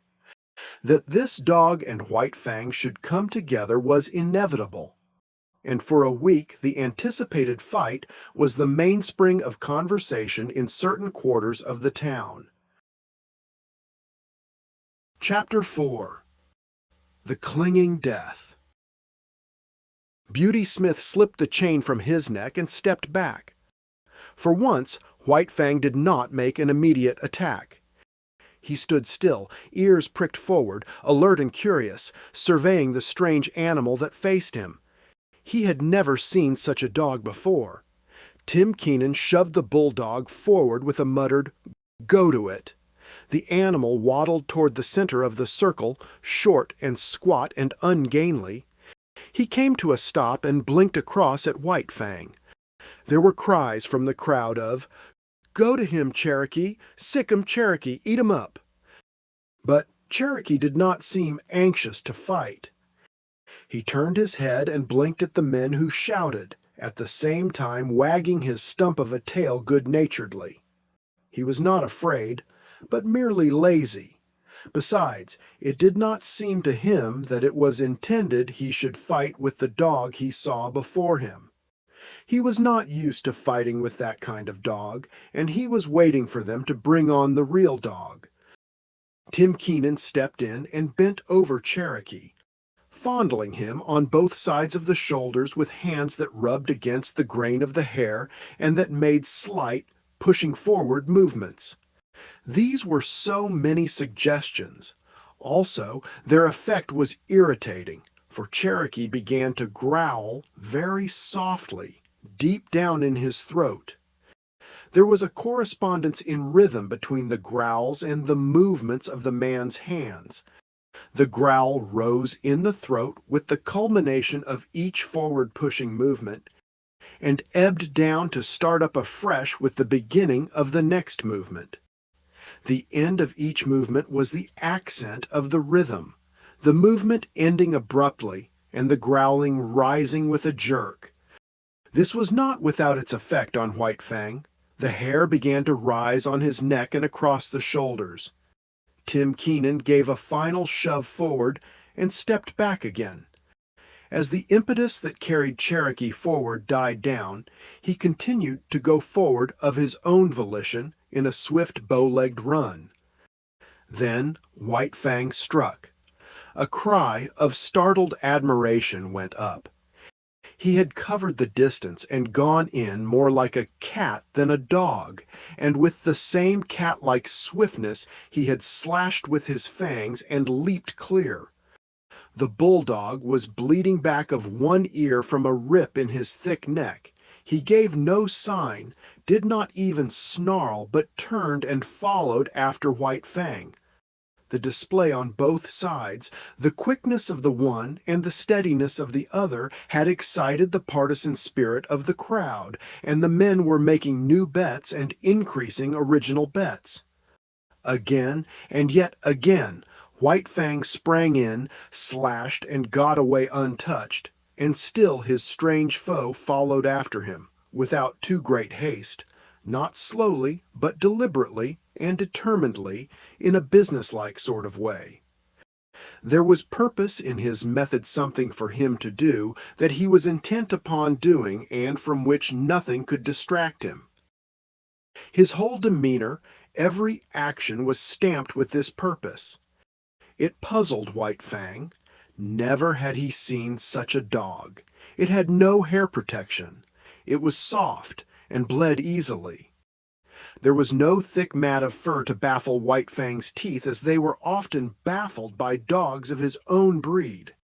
Each time that his teeth struck, they sank easily into the yielding flesh, while the animal did not seem able to defend itself. Another disconcerting thing was that it made no outcry, such as he had been accustomed to with the other dogs he had fought.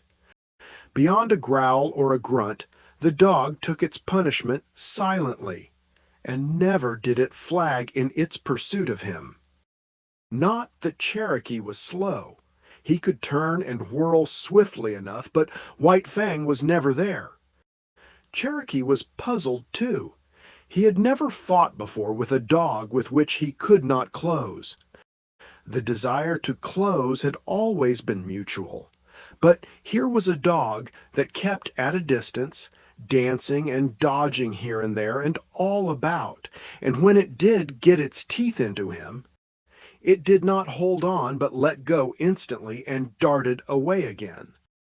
But White Fang could not get at the soft underside of the throat. The bulldog stood too short, while its massive jaws were an added protection. White Fang darted in and out unscathed, while Cherokee's wounds increased. Both sides of his neck and head were ripped and slashed. He bled freely, but showed no signs of being disconcerted.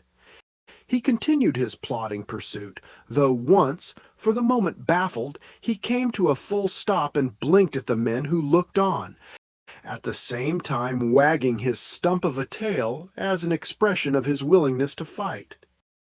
In that moment White Fang was in upon him and out, in passing ripping his trimmed remnant of an ear. With a slight manifestation of anger, Cherokee took up the pursuit again. Running on the inside of the circle White Fang was making, and striving to fasten his deadly grip on White Fang's throat. The bulldog missed by a hair's breadth, and cries of praise went up as White Fang doubled suddenly out of danger in the opposite direction. The time went by. White Fang still danced on, dodging and doubling, leaping in and out, and ever inflicting damage, and still the bulldog, with grim certitude, toiled after him. Sooner or later he would accomplish his purpose, get the grip that would win the battle. In the meantime, he accepted all the punishment the other could deal him. His tufts of ears had become tassels, his neck and shoulders were slashed in a score of places, and his very lips were cut and bleeding, all from these lightning snaps that were beyond his foreseeing and guarding. Time and again White Fang had attempted to knock Cherokee off his feet, but the difference in their height was too great. Cherokee was too squat, too close to the ground. White Fang tried the trick once too often. The chance came in one of his quick doublings and counter-circlings. He caught Cherokee with head turned away as he whirled more slowly. His shoulder was exposed. White Fang drove in upon it, but his own shoulder was high above, while he struck with such force that his momentum carried him on across over the other's body. For the first time in his fighting history, men saw White Fang lose his footing.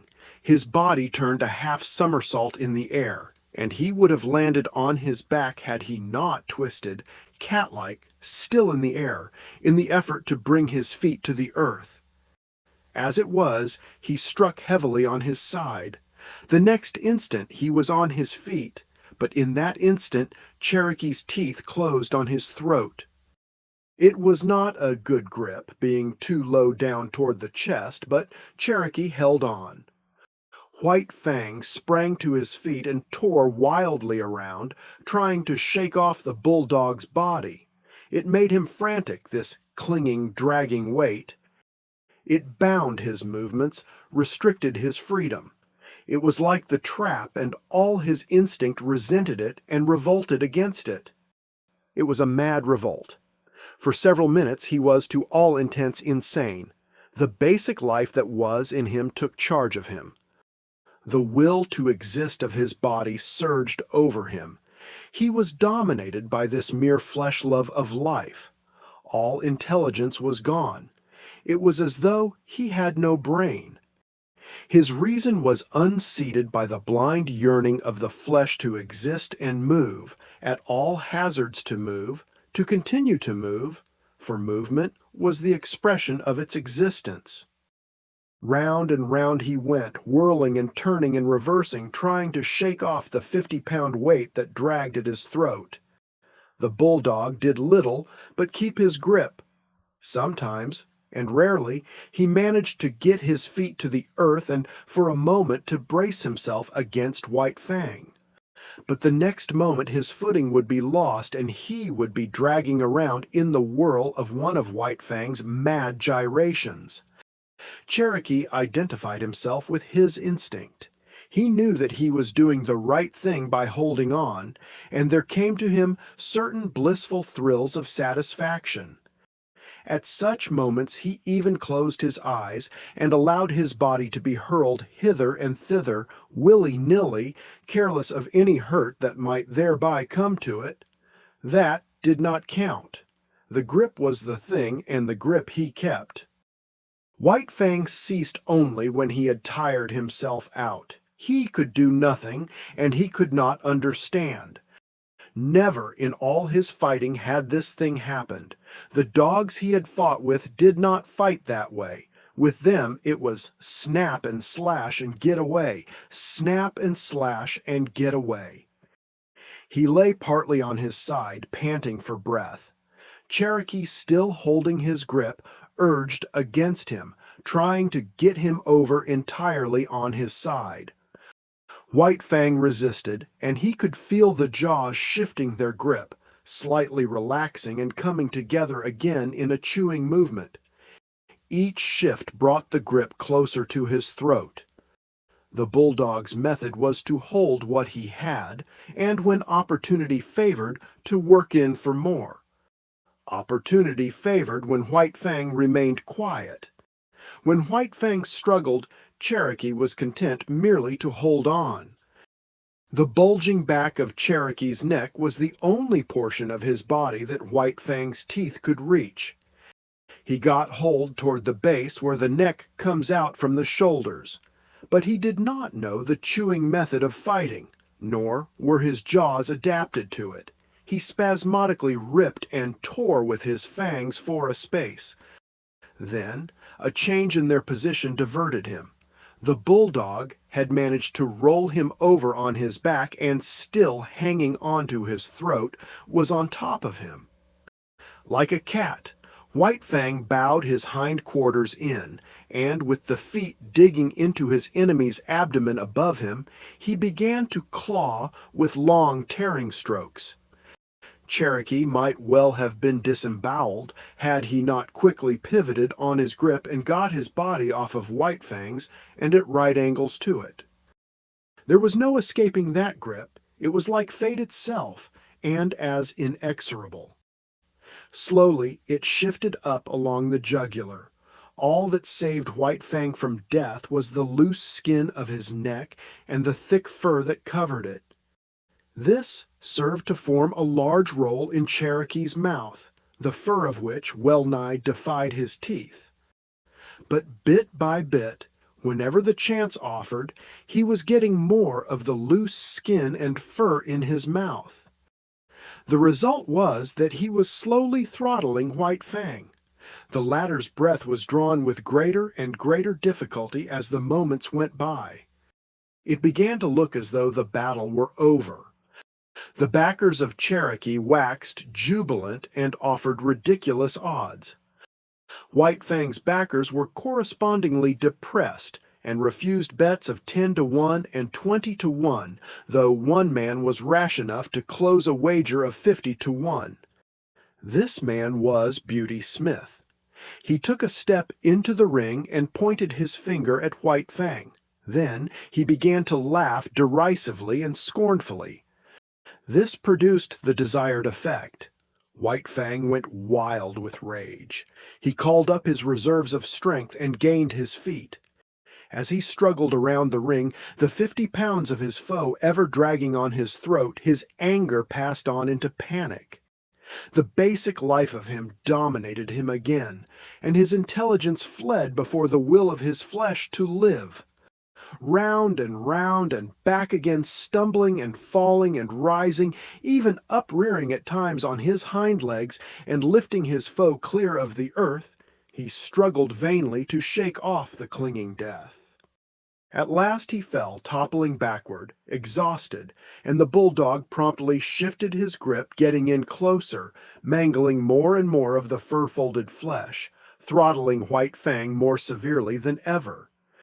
Shouts of applause went up for the victor, and there were many cries of "Cherokee! Cherokee!" To this Cherokee responded by vigorous wagging of the stump of his tail, but the clamor of approval did not distract him. There was no sympathetic relation between his tail and his massive jaws. The one might wag, but the others held their terrible grip on White Fang's throat. It was at this time that a diversion came to the spectators. There was a jingle of bells. Dog mushers' cries were heard. Everybody save Beauty Smith looked apprehensively, the fear of the police strong upon them. But they saw up the trail and not down 2 men running with sled and dogs. They were evidently coming down the creek from some prospecting trip.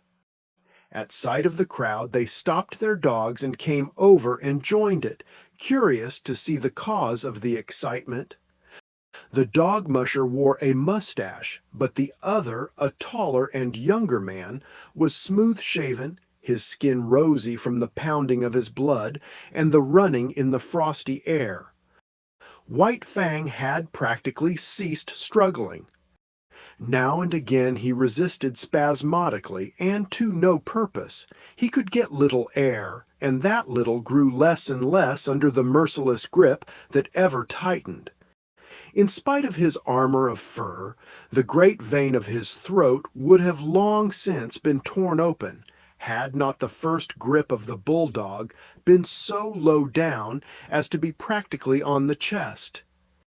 It had taken Cherokee a long time to shift that grip upward, and this had also tended further to clog his jaws with fur and skin fold. In the meantime, the abysmal brute in Beauty Smith had been rising into his brain and mastering the small bit of sanity that he possessed at best. When he saw White Fang's eyes beginning to glaze, he knew beyond doubt that the fight was lost. Then he broke loose. He sprang upon White Fang and began savagely to kick him. There were hisses from the crowd and cries of protest, but that was all. While this went on and Beauty Smith continued to kick White Fang, there was a commotion in the crowd. The tall young newcomer was forcing his way through, shouldering men right and left without ceremony or gentleness. When he broke through into the ring, Beauty Smith was just in the act of delivering another kick. All his weight was on one loot, and he was in a state of unstable equilibrium. At that moment, the newcomer's fist landed a smashing blow full in his face. Beauty Smith's remaining leg left the ground, and his whole body seemed to lift into the air as he turned over backward and struck the snow. The newcomer turned upon the crowd. "You cowards!" he cried. "You beasts!" He was in a rage himself, a sane rage. His gray eyes seemed metallic and steel-like as they flashed upon the crowd. Beauty Smith regained his feet and came toward him, sniffling and cowardly. The newcomer did not understand. He did not know how abject a coward the other was, and thought he was coming back intent on fighting. So, with a "You beast," he smashed Beauty Smith over backward with a second blow in the face. Beauty Smith decided that the snow was the safest place for him and lay where he had fallen, making no effort to get up. "Come on, Matt, lend a hand," the newcomer called the dog musher who had followed him into the ring. Both men bent over the dogs. Matt took hold of White Fang, ready to pull when Cherokee's jaws should be loosened. This the younger man endeavored to accomplish by clutching the bulldog's jaws in his hands and trying to spread them. It was a vain undertaking. As he pulled and tugged and wrenched, he kept exclaiming with every expulsion of breath, "Beasts!" The crowd began to grow unruly, and some of the men were protesting against the spoiling of the sport. But they were silenced when the newcomer lifted his head from his work for a moment and glared at them. "You damn beasts!" he finally exploded, and went back to his task. "It's no use, Mr. Scott. You can't break 'em apart that way," Matt said at last. The pair paused and surveyed the locked dogs. "Ain't bleedin' much," Matt announced. "Ain't got all the way in yet." "But he's liable to any moment," Scott answered. "There, did you see that?" He shifted his grip in a bit. The younger man's excitement and apprehension for White Fang was growing. He struck Cherokee about the head savagely again and again, but that did not loosen the jaws. Cherokee wagged the stump of his tail in advertisement that he understood the meaning of the blows, but that he knew he was himself in the right and only doing his duty by keeping his grip. "Won't some of you help?" Scott cried desperately at the crowd. But no help was offered. Instead, the crowd began sarcastically to cheer him on and showered him with facetious advice. "You'll have to get a pry," Matt counseled. The other reached into the holster at his hip, drew his revolver, and tried to thrust its muzzle between the bulldog's jaws. He shoved and shoved hard till the grating of the steel against the locked teeth could be distinctly heard. Both men were on their knees, bending over the dogs. Tim Keenan strode into the ring. He paused beside Scott and touched him on the shoulder, saying ominously, "Don't break them teeth, stranger." "Then I'll break his neck," Scott retorted, continuing his shoving and wedging with the revolver muzzle. "I said, don't break them teeth," the faro dealer repeated, more ominously than before. But if it was a bluff he intended, it did not work. Scott never desisted from his efforts, though he looked up coolly and asked, "Your dog?" The faro dealer grunted. "Then get in here and break this grip." "Well, stranger," the other drawled, irritatingly, "I don't mind telling you that's something I ain't worked out for myself. I don't know how to turn the trick." "Then get out of the way," was the reply, "and don't bother me. I'm busy." Tim Keenan continued standing over him, but Scott took no further notice of his presence. He had managed to get the muzzle in between the jaws on one side, and was trying to get it out between the jaws on the other side. This accomplished, he pried gently and carefully, loosening the jaws a bit at a time, while Matt, a bit at a time, extricated White Fang's mangled neck. "Stand by to receive your dog," was Scott's peremptory order to Cherokee's owner. The faro dealer stooped down, obediently, and got a firm hold on Cherokee.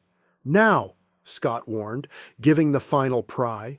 The dogs were drawn apart, the bulldog struggling vigorously. "Take him away," Scott commanded, and Tim Keenan dragged Cherokee back into the crowd. White Fang made several ineffectual efforts to get up. Once he gained his feet, but his legs were too weak to sustain him, and he slowly wilted and sank back into the snow. His eyes were half closed, and the surface of them was glassy. His jaws were apart, and through them the tongue protruded, draggled and limp. To all appearances he looked like a dog that had been strangled to death. Matt examined him. "Just about all in," he announced, "but he's breathing all right." Beauty Smith had regained his feet amos and come over to look at White Fang. "Matt, how much is a good sled dog worth?" Scott asked. The dog musher, still on his knees and stooped over White Fang, calculated for a moment.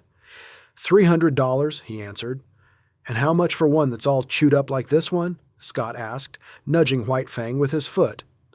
"Half of that," was the dog musher's judgment. Scott turned upon Beauty Smith. "Did you hear, Mr. Beast? I'm going to take your dog from you, and I'm going to give you $150 for him." He opened his pocketbook and counted out the bills. Beauty Smith put his hands behind his back, refusing to touch the proffered money. "I ain't a sellin'," he said. "Oh, yes, you are," the other assured him, "because I'm buying. Here's your money. The dog's mine." Beauty Smith, his hands still behind him, began to back away. Scott sprang toward him, drawing his fist back to strike. Beauty Smith cowered down, in anticipation of the blow. "I've got my rights," he whimpered. "You've forfeited your rights to own that dog," was the rejoinder. "Are you going to take the money, or do I have to hit you again?" "All right," Beauty Smith spoke up, with the alacrity of fear. "But I take the money under protest," he added. "The dog's a mint. I ain't a-going to be robbed. A man's got his rights." "Correct," Scott answered, passing the money over to him. "A man's got his rights, but you're not a man. You're a beast." "Wait till I get back to Dawson," Beauty Smith threatened. "I'll have the law on you." "If you open your mouth when you get back to Dawson, I'll have you run out of town.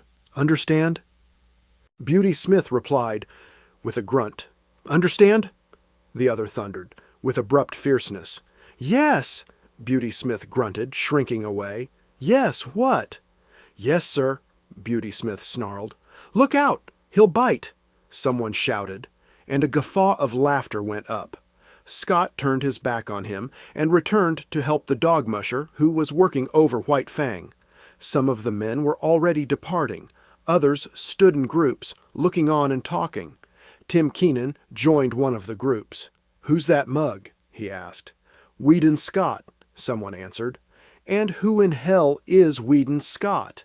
the faro dealer demanded. "Oh, one of them crackerjack mining experts. He's in with all the big bugs. If you want to keep out of trouble, you'll steer clear of him. That's my talk. He's all hunky with the officials. The gold commissioner's a special pal of his." "I thought he must be somebody," was the faro dealer's comment. "That's why I kept my hands off him at the start." Chapter 5. The Indomitable. "It's hopeless," Weedon Scott confessed. He sat on the step of his cabin and stared at the dog musher, who responded with a shrug that was equally hopeless.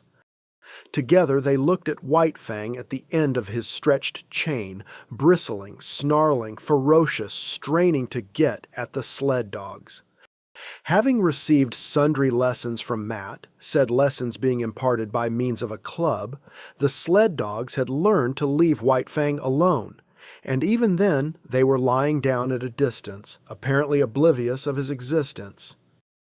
"It's a wolf, and there's no taming it," Weedon Scott announced. "Oh, I don't know about that," Matt objected. "Might be a lot of dog in 'em, for all you can tell, but there's one thing I know sure, and that there's no getting away from." The dog musher paused and nodded his head confidentially at Moosehide Mountain. "Well, don't be a miser with what you know," Scott said sharply, after waiting a suitable length of time. "Spit it out. What is it?" The dog musher indicated White Fang with a backward thrust of his thumb. "Wolf or dog, it's all the same. He's been tamed. Ready." "No. I tell you yes and broke to harness. Look close there. Do you see them marks across the chest?" "You're right, Matt. He was a sled dog before Beauty Smith got hold of him. And there's not much reason against his being a sled dog again." "What do you think?" Scott queried, eagerly. Then the hope died down. As he added, shaking his head, "We've had him 2 weeks now, and if anything, he's wilder than ever at the present moment. Give him a chance," Matt counseled. "Turn him loose. For a spell." The other looked at him, incredulously. "Yes," Matt went on. "I know you've tried to, but you didn't take a club." "You try it, then." The dog musher secured a club and went over to the chained animal. White Fang watched the club, after the manner of a caged lion watching the whip of its trainer. "See him keep his eye on that club," Matt said. "That's a good sign. He's no fool. Don't dast tackle me so long as I got that club handy. He's not clean crazy, sure." As the man's hand approached his neck, White Fang bristled and snarled and crouched down. But while he eyed the approaching hand, he at the same time contrived to keep track of the club in the other hand, suspended threateningly above him. Matt unsnapped the chain from the collar and stepped back. White Fang could scarcely realize that he was free.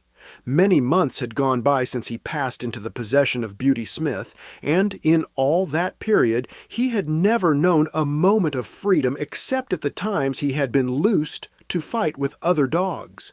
Immediately after such fights he had always been imprisoned again. He did not know what to make of it. Perhaps some new devilry of the gods was about to be perpetrated on him. He walked slowly and cautiously, prepared to be assailed at any moment. He did not know what to do. It was all so unprecedented. He took the precaution to sheer off from the two watching gods and walked carefully to the corner of the cabin. Nothing happened. He was plainly perplexed, and he came back again, pausing a dozen feet away and regarding the two men intently. "Won't he run away?" his new owner asked. Matt shrugged his shoulders. "Got to take a gamble. Only way to find out is to find out." "Poor devil," Scott murmured, pityingly. "What he needs is some show of human kindness," he added, turning and going into the cabin.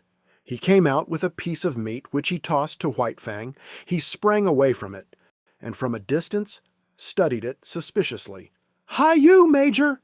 Matt shouted, warningly, but too late. Major had made a spring for the meat, At the instant his jaws closed on it, White Fang struck him. He was overthrown. Matt rushed in, but quicker than he was White Fang. Major staggered to his feet, but the blood spouting from his throat reddened the snow in a widening path. "It's too bad, but it served him right," Scott said hastily.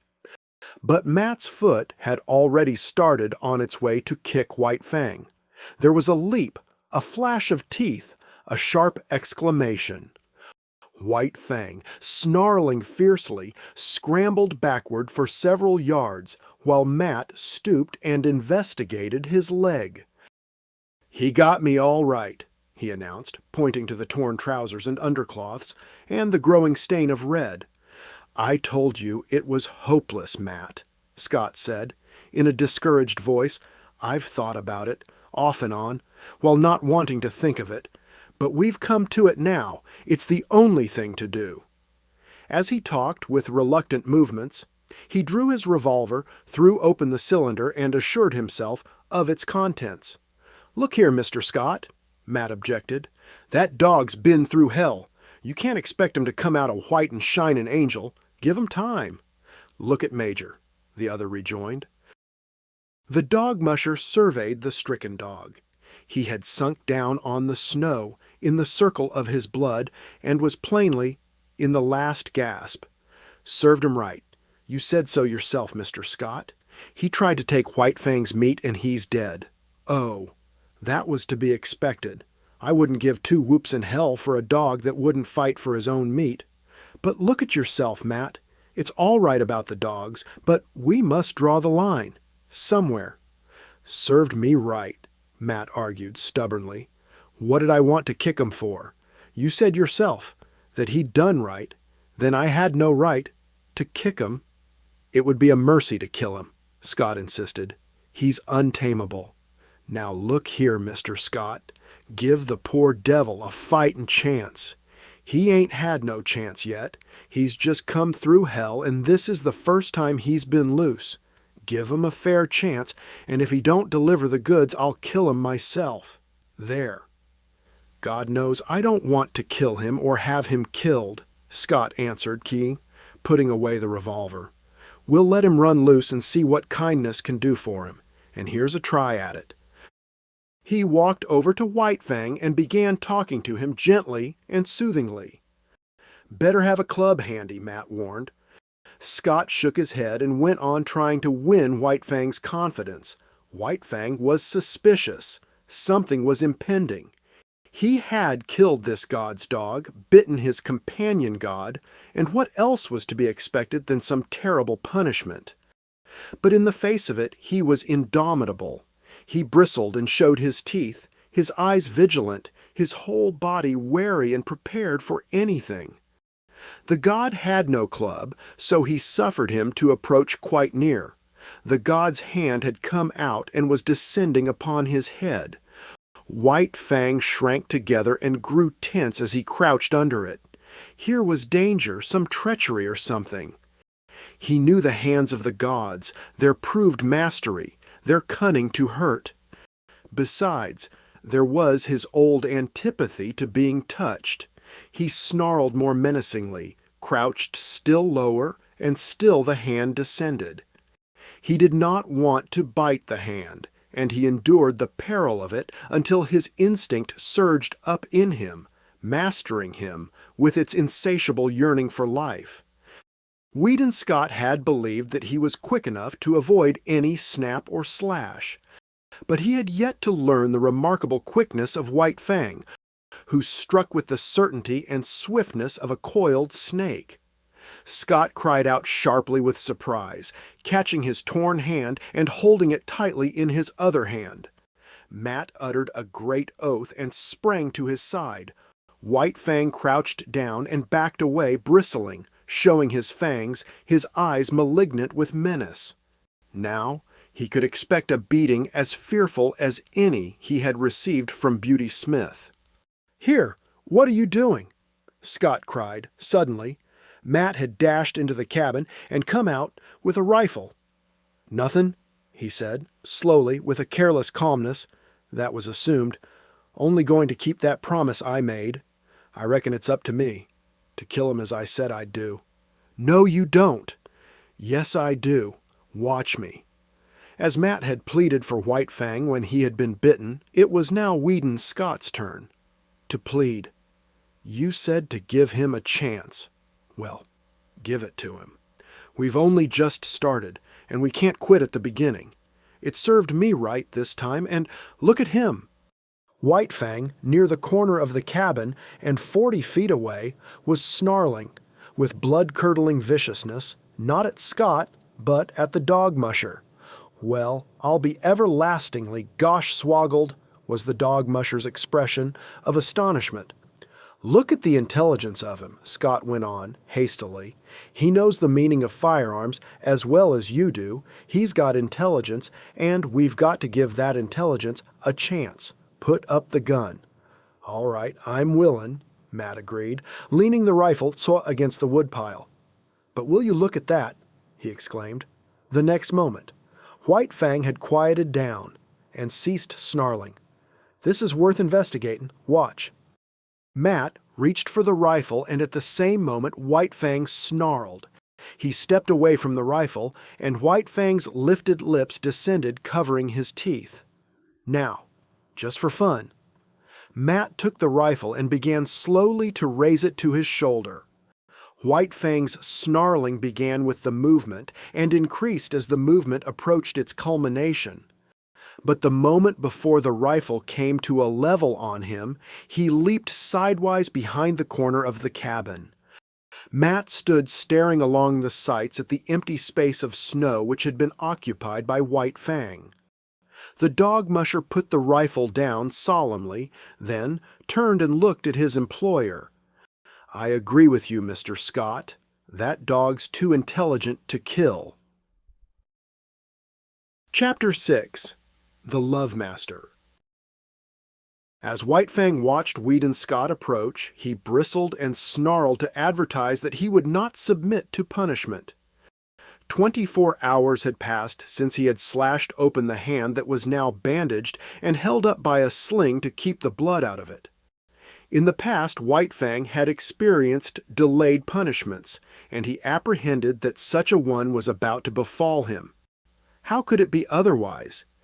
He had committed what was to him sacrilege, sunk his fangs into the holy flesh of a god, and of a white-skinned superior god at that. In the nature of things, and of intercourse with gods, something terrible awaited him. The god sat down several feet away.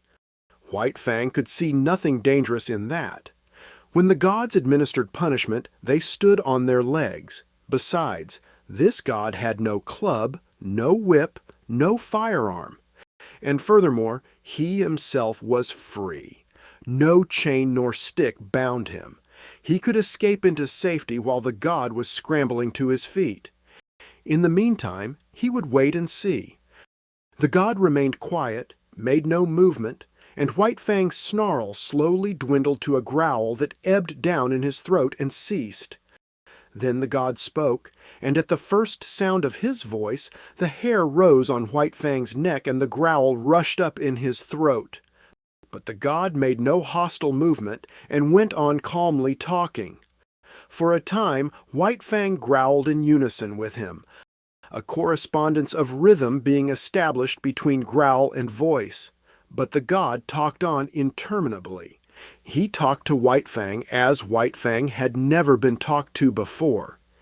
He talked softly and soothingly, with a gentleness that somehow, somewhere, touched White Fang. In spite of himself and all the pricking warnings of his instinct, White Fang began to have confidence in this god. He had a feeling of security that was belied by all his experience with men. After a long time, the god got up and went into the cabin. White Fang scanned him apprehensively when he came out. He had neither whip nor club nor weapon, nor was his uninjured hand behind his back hiding something. He sat down as before in the same spot several feet away. He held out a small piece of meat. White Fang pricked his ears and investigated it suspiciously.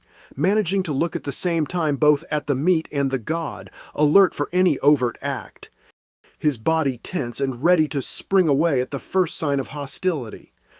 Still, the punishment delayed. The god merely held near to his nose a piece of meat. And about the meat there seemed nothing wrong. Still, White Fang suspected, and though the meat was proffered to him with short, inviting thrusts of the hand, he refused to touch it. The gods were all wise, and there was no telling what masterful treachery lurked behind that apparently harmless piece of meat. In past experience, especially in dealing with squaws, meat and punishment had often been disastrously related. In the end, the god tossed the meat on the snow at White Fang's feet. He smelled the meat carefully, but he did not look at it. While he smelled it, he kept his eyes on the god. Nothing happened. He took the meat into his mouth and swallowed it. Still, nothing happened. The god was actually offering him another piece of meat.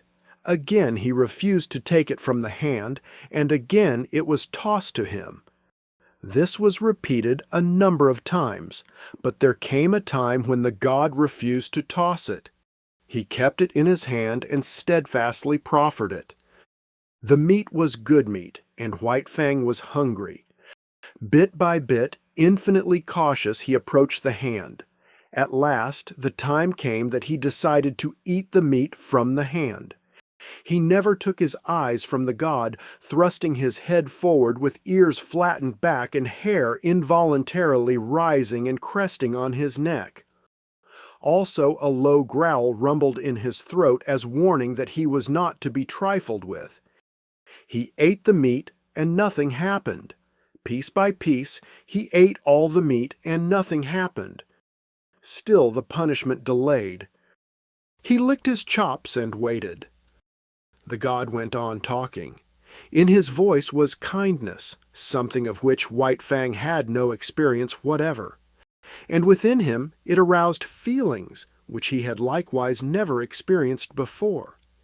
He was aware of a certain strange satisfaction, as though some need were being gratified, as though some void in his being were being filled. Then again came the prod of his instinct and the warning of past experience. The gods were ever crafty, and they had unguessed ways of attaining their ends. Ah, he had thought so. There it came now, the god's hand, cunning to hurt, thrusting out at him, descending upon his head. But the god went on talking. His voice was soft and soothing. In spite of the menacing hand, the voice inspired confidence, and in spite of the assuring voice, the hand inspired distrust. White Fang was torn by conflicting feelings, impulses. It seemed he would fly to pieces. So terrible was the control he was exerting, holding together by an unwanted indecision the counterforces that struggled within him for mastery. He compromised. He snarled and bristled and flattened his ears, but he neither snapped nor sprang away. The hand descended. Nearer and nearer it came. It touched the ends of his upstanding hair. He shrank down under it. It followed down after him, pressing more closely against him. Shrinking, almost shivering, he still managed to hold himself together. It was a torment, this hand that touched him and violated his instinct.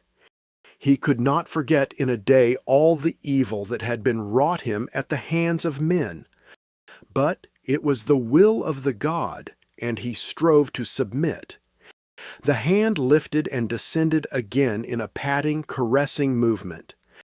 This continued, but every time the hand lifted, the hair lifted under it.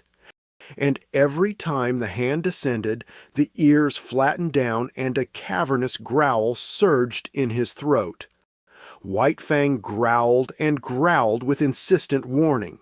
By this means he announced that he was prepared to retaliate for any hurt he might receive. There was no telling when the god's ulterior motive might be disclosed. At any moment, that soft, confidence-inspiring voice might break forth in a roar of wrath, that gentle and caressing hand transform itself into a vice-like grip to hold him helpless and administer punishment. But the god talked on softly, and ever, the hand rose and fell with non-hostile pats.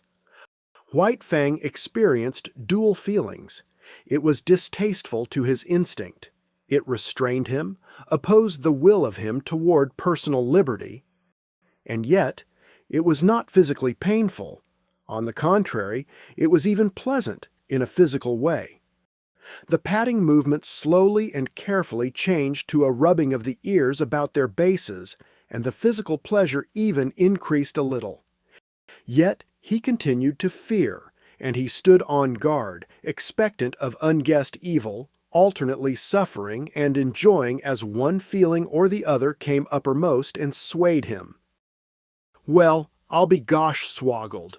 So spoke Matt, coming out of the cabin, his sleeves rolled up, a pan of dirty dishwater in his hands, arrested in the act of emptying the pan by the sight of Weedon Scott patting White Fang. At the instant his voice broke the silence, White Fang leaped back, snarling savagely at him. Matt regarded his employer with grieved disapproval. "If you don't mind my expressing my feelings, Mr. Scott, I'll make free to say you're 17 kinds of a damn fool and all of 'em different, and then some." Weedon Scott smiled with a superior air, gained his feet, and walked over to White Fang. He talked soothingly to him, but not for long, then slowly put out his hand, rested it on White Fang's head, and resumed the interrupted patting. White Fang endured it, keeping his eyes fixed suspiciously, not upon the man that patted him, but upon the man that stood in the doorway. "You may be a #1 tip-top minin' expert, all right, the dog musher delivered himself oracularly, but you missed the chance of your life when you was a boy and didn't run off and join a circus." White Fang snarled at the sound of his voice, but this time did not leap away from under the hand that was caressing his head and the back of his neck with long, soothing strokes. It was the beginning of the end for White Fang, the ending of the old life and the reign of hate. A new and incomprehensibly fairer life was dawning. It required much thinking and endless patience on the part of Weedon Scott to accomplish this, and on the part of White Fang it required nothing less than a revolution. He had to ignore the urges and promptings of instinct and reason, defy experience, give the lie to life itself. Life, as he had known it, not only had had no place in it for much that he now did, but all the currents had gone counter to those to which he now abandoned himself. In short, when all things were considered, he had to achieve an orientation far vaster than the one he had achieved at the time he came voluntarily in from the wild and accepted Grey Beaver as his lord. At that time he was a mere puppy, soft from the making, without form, ready for the thumb of circumstance to begin its work upon him. But now it was different. The thumb of circumstance had done its work only too well. By it he had been formed and hardened into the fighting wolf, fierce and implacable, unloving and unlovable. To accomplish the change was like a reflux of being, and this when the plasticity of youth was no longer his. When the fiber of him had become tough and knotty, when the warp and the woof of him had made of him an adamantine texture, harsh and unyielding, when the face of his spirit had become iron and all his instincts and axioms had crystallized into set rules, cautions, dislikes, and desires. Yet again, in this new orientation, it was the thumb of circumstance that pressed and prodded him, softening that which had become hard and remolding it into fairer form. Weedon Scott was, in truth, this thumb. He had gone to the roots of White Fang's nature, and with kindness touched to life potencies that had languished and well-nigh perished. One such potency was love. It took the place of like, which latter had been the highest feeling that thrilled him in his intercourse with the gods. But this love did not come in a day. It began with like, and out of it slowly developed. White Fang did not run away, though he was allowed to remain loose because he liked this new god. This was certainly better than the life he had lived in the cage of Beauty Smith, and it was necessary that he should have some god. The lordship of man was a need of his nature. The seal of his dependence on man had been set upon him in that early day when he turned his back on the wild and crawled to Gray Beaver's feet to receive the expected beating. This seal had been stamped upon him again and ineradicably on his second return from the wild, when the long famine was over and there was fish once more in the village of Gray Beaver. And so, because he needed a god and because he preferred Weedon Scott to Beauty Smith, White Fang remained. In acknowledgment of fealty, he proceeded to take upon himself the guardianship of his master's property. He prowled about the cabin while the sled dog slept, and the first night visitor to the cabin fought him off with a club until Weedon Scott came to the rescue. But White Fang soon learned to differentiate between thieves and honest men, to appraise the true value of step and carriage. The man who traveled, loud stepping, the direct line to the cabin door, he let alone, though he watched him vigilantly until the door opened and he received the endorsement of the master. But the man who went softly, by circuitous ways, peering with caution, seeking after secrecy, that was the man who received no suspension of judgment from White Fang, and who went away abruptly, hurriedly, and without dignity. Weedon Scott had set himself the task of redeeming White Fang, or rather, of redeeming mankind from the wrong it had done White Fang. It was a matter of principle and conscience. He felt that the ill-done White Fang was a debt incurred by man, and that it must be paid. So he went out of his way to be especially kind to the fighting wolf. Each day he made it a point to caress and pet White Fang, and to do it at length. At first suspicious and hostile, White Fang grew to like this petting. But there was one thing that he never outgrew: his growling. Growl he would from the moment the petting began till it ended. But it was a growl with a new note in it. A stranger could not hear this note, and to such a stranger the growling of White Fang was an exhibition of primordial savagery, nerve-wracking and blood-curdling. But White Fang's throat had become harsh, fibered from the making of ferocious sounds through the many years since his first little rasp of anger in the lair of his cubhood, and he could not soften the sounds of that throat now to express the gentleness he felt. Nevertheless, Weedon Scott's ear and sympathy were fine enough to catch the new note all but drowned in the fierceness, the note that was the faintest hint of a croon of content, and that none but he could hear. As the days went by, the evolution of like into love was accelerated. White Fang himself began to grow aware of it, though in his consciousness he knew not what love was. It manifested itself to him as a void in his being, a hungry, aching, yearning void that clamored to be filled.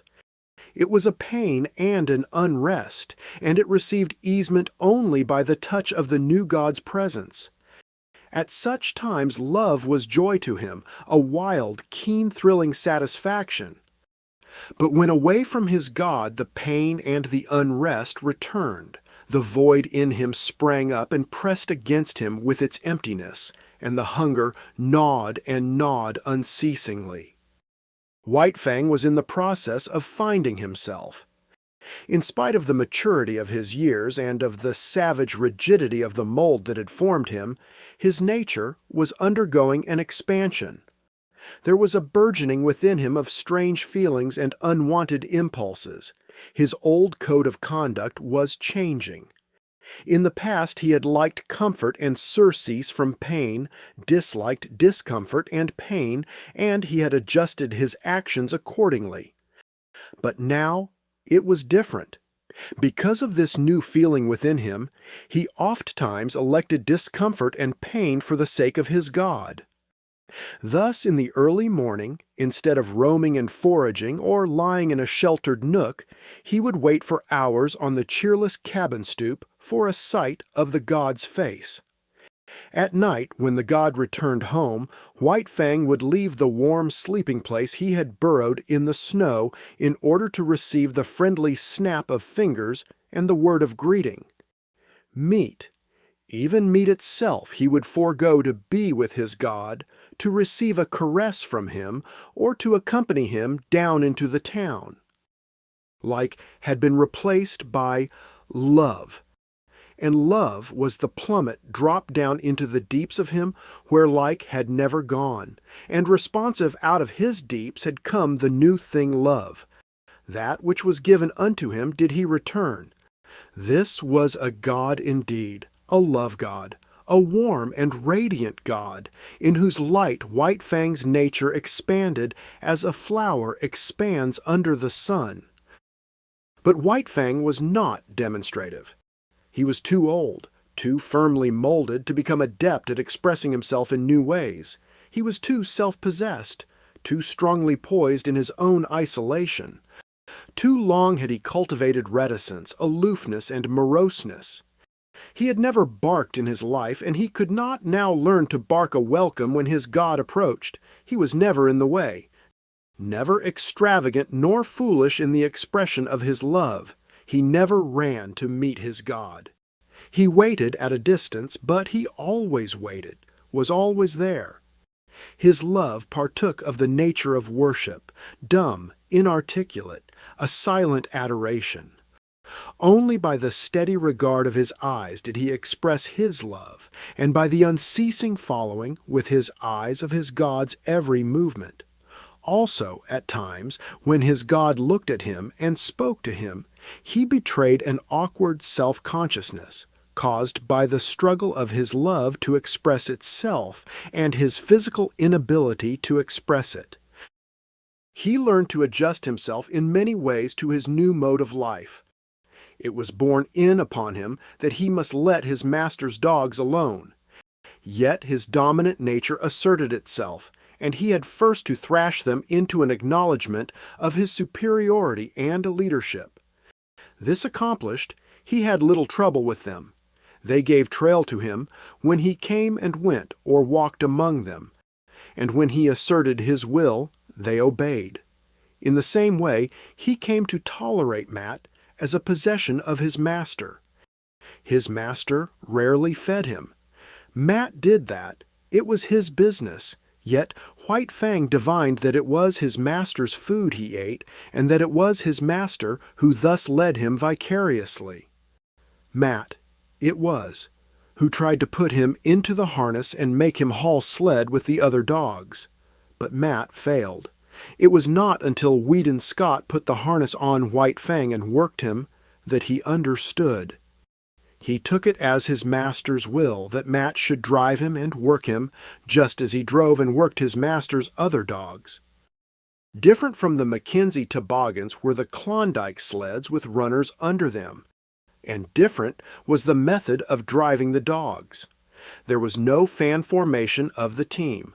The dogs worked in single file, one behind another, hauling on double traces. And here, in the Klondike, the leader was indeed the leader. The wisest as well as strongest dog was the leader, and the team obeyed him and feared him. That White Fang should quickly gain this post was inevitable.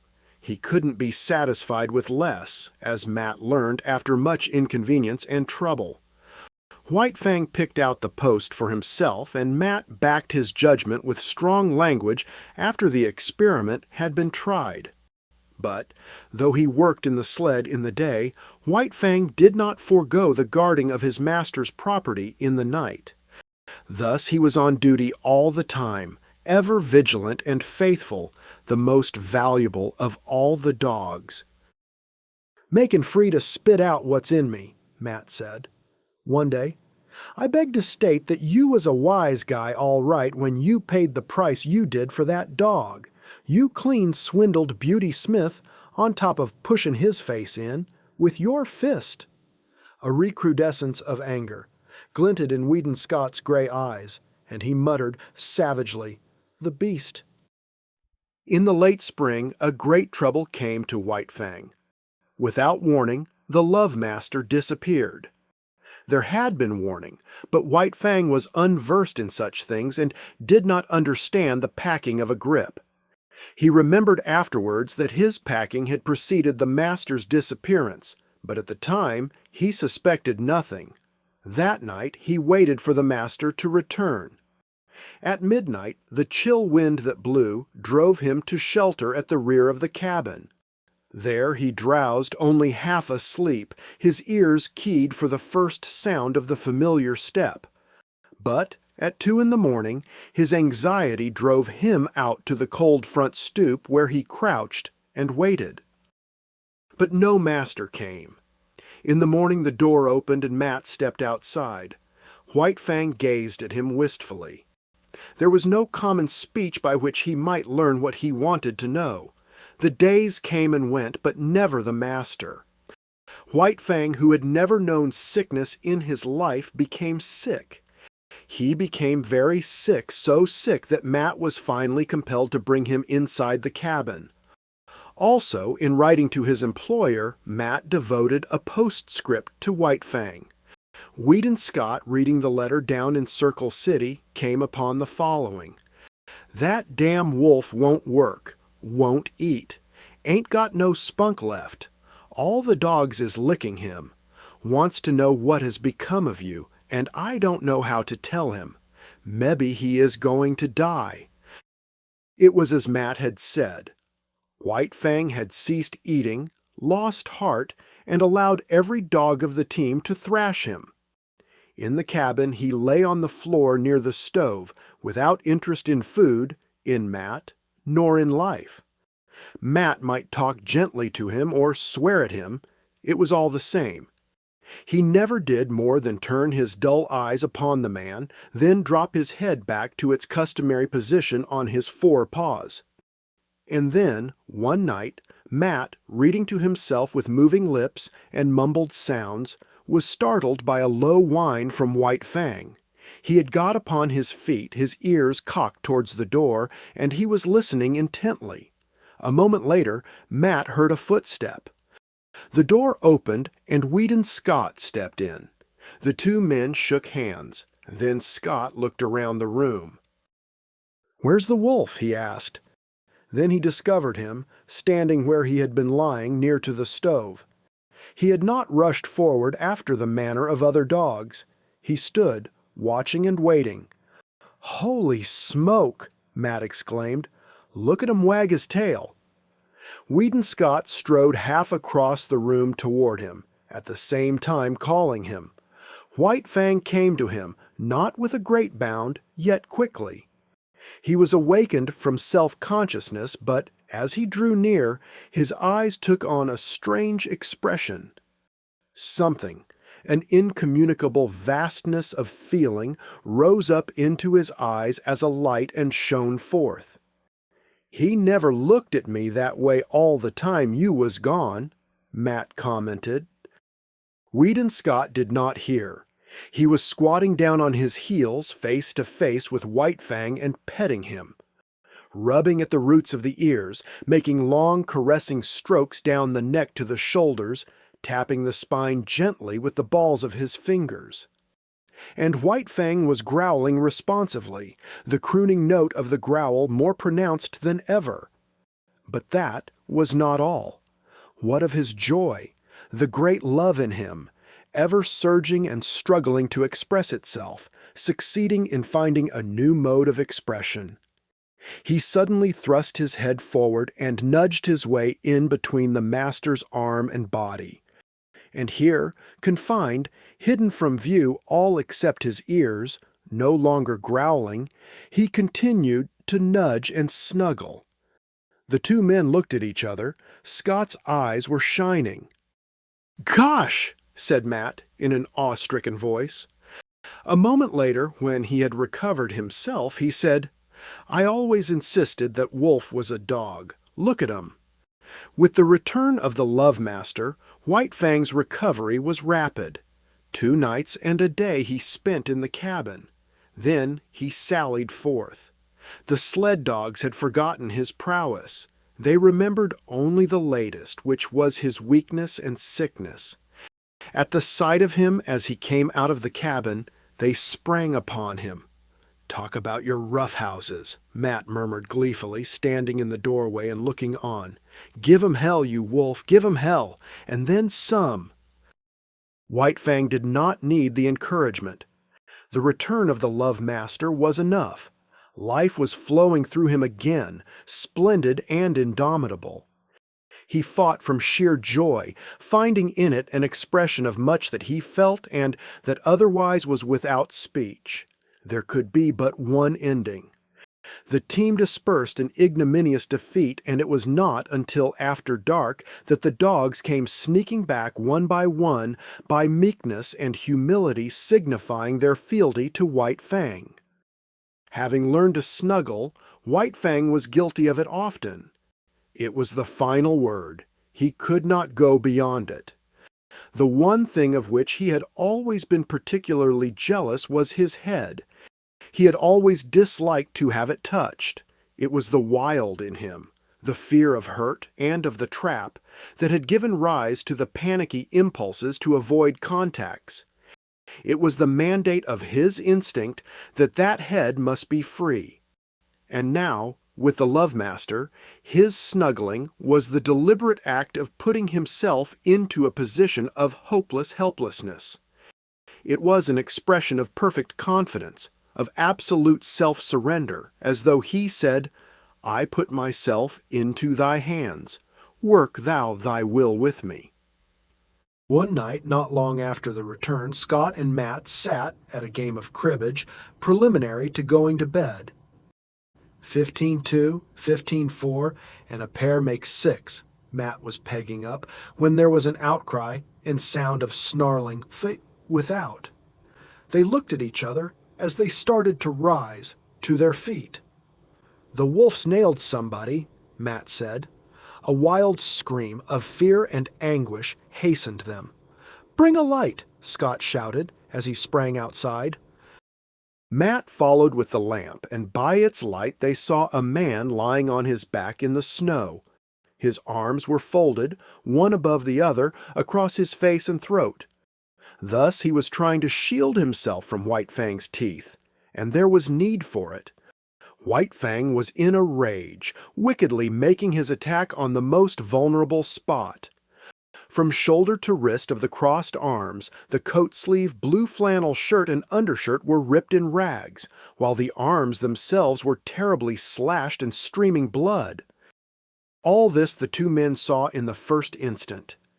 The next instant, Weedon Scott had White Fang by the throat and was dragging him clear. White Fang struggled and snarled but made no attempt to bite, while he quickly quieted down at a sharp word from the master. Matt helped the man to his feet. As he arose, he lowered his crossed arms, exposing the bestial face of Beauty Smith. The dog musher let go of him precipitately, with action similar to that of a man who has picked up live fire. Beauty Smith blinked in the lamplight and looked about him. He caught sight of White Fang, and terror rushed into his face. At the same moment, Matt noticed 2 objects lying in the snow. He held the lamp close to them, indicating them with his toe for his employer's benefit, a steel dog chain and a stout club. Weedon Scott saw and nodded. Not a word was spoken. The dog musher laid his hand on Beauty Smith's shoulder and faced him to the right about. No word needed to be spoken. Beauty Smith started. In the meantime, the Love Master was patting White Fang and talking to him. "Tried to steal you, eh? And you wouldn't have it. Well, well, he made a mistake, didn't he?" Must have thought he had hold of 17 devils, the dog musher sniggered. White Fang, still wrought up and bristling, growled and growled, the hair slowly lying down, the crooning note, remote and dim, but growing, in his throat. Part 5. Chapter 1. The Long Trail. It was in the air.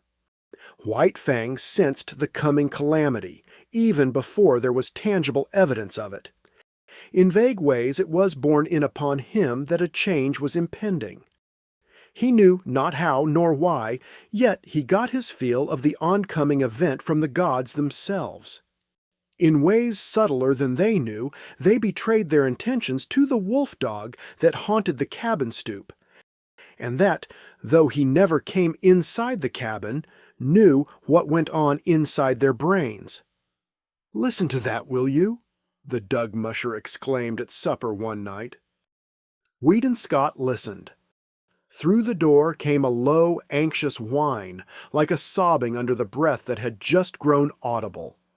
Then came the long sniff as White Fang reassured himself that his god was still inside and had not yet taken himself off in mysterious and solitary flight.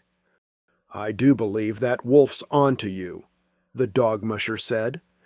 Weedon Scott looked across at his companion with eyes that almost pleaded, though this was given the lie by his words. "What the devil can I do with a wolf in California?" he demanded.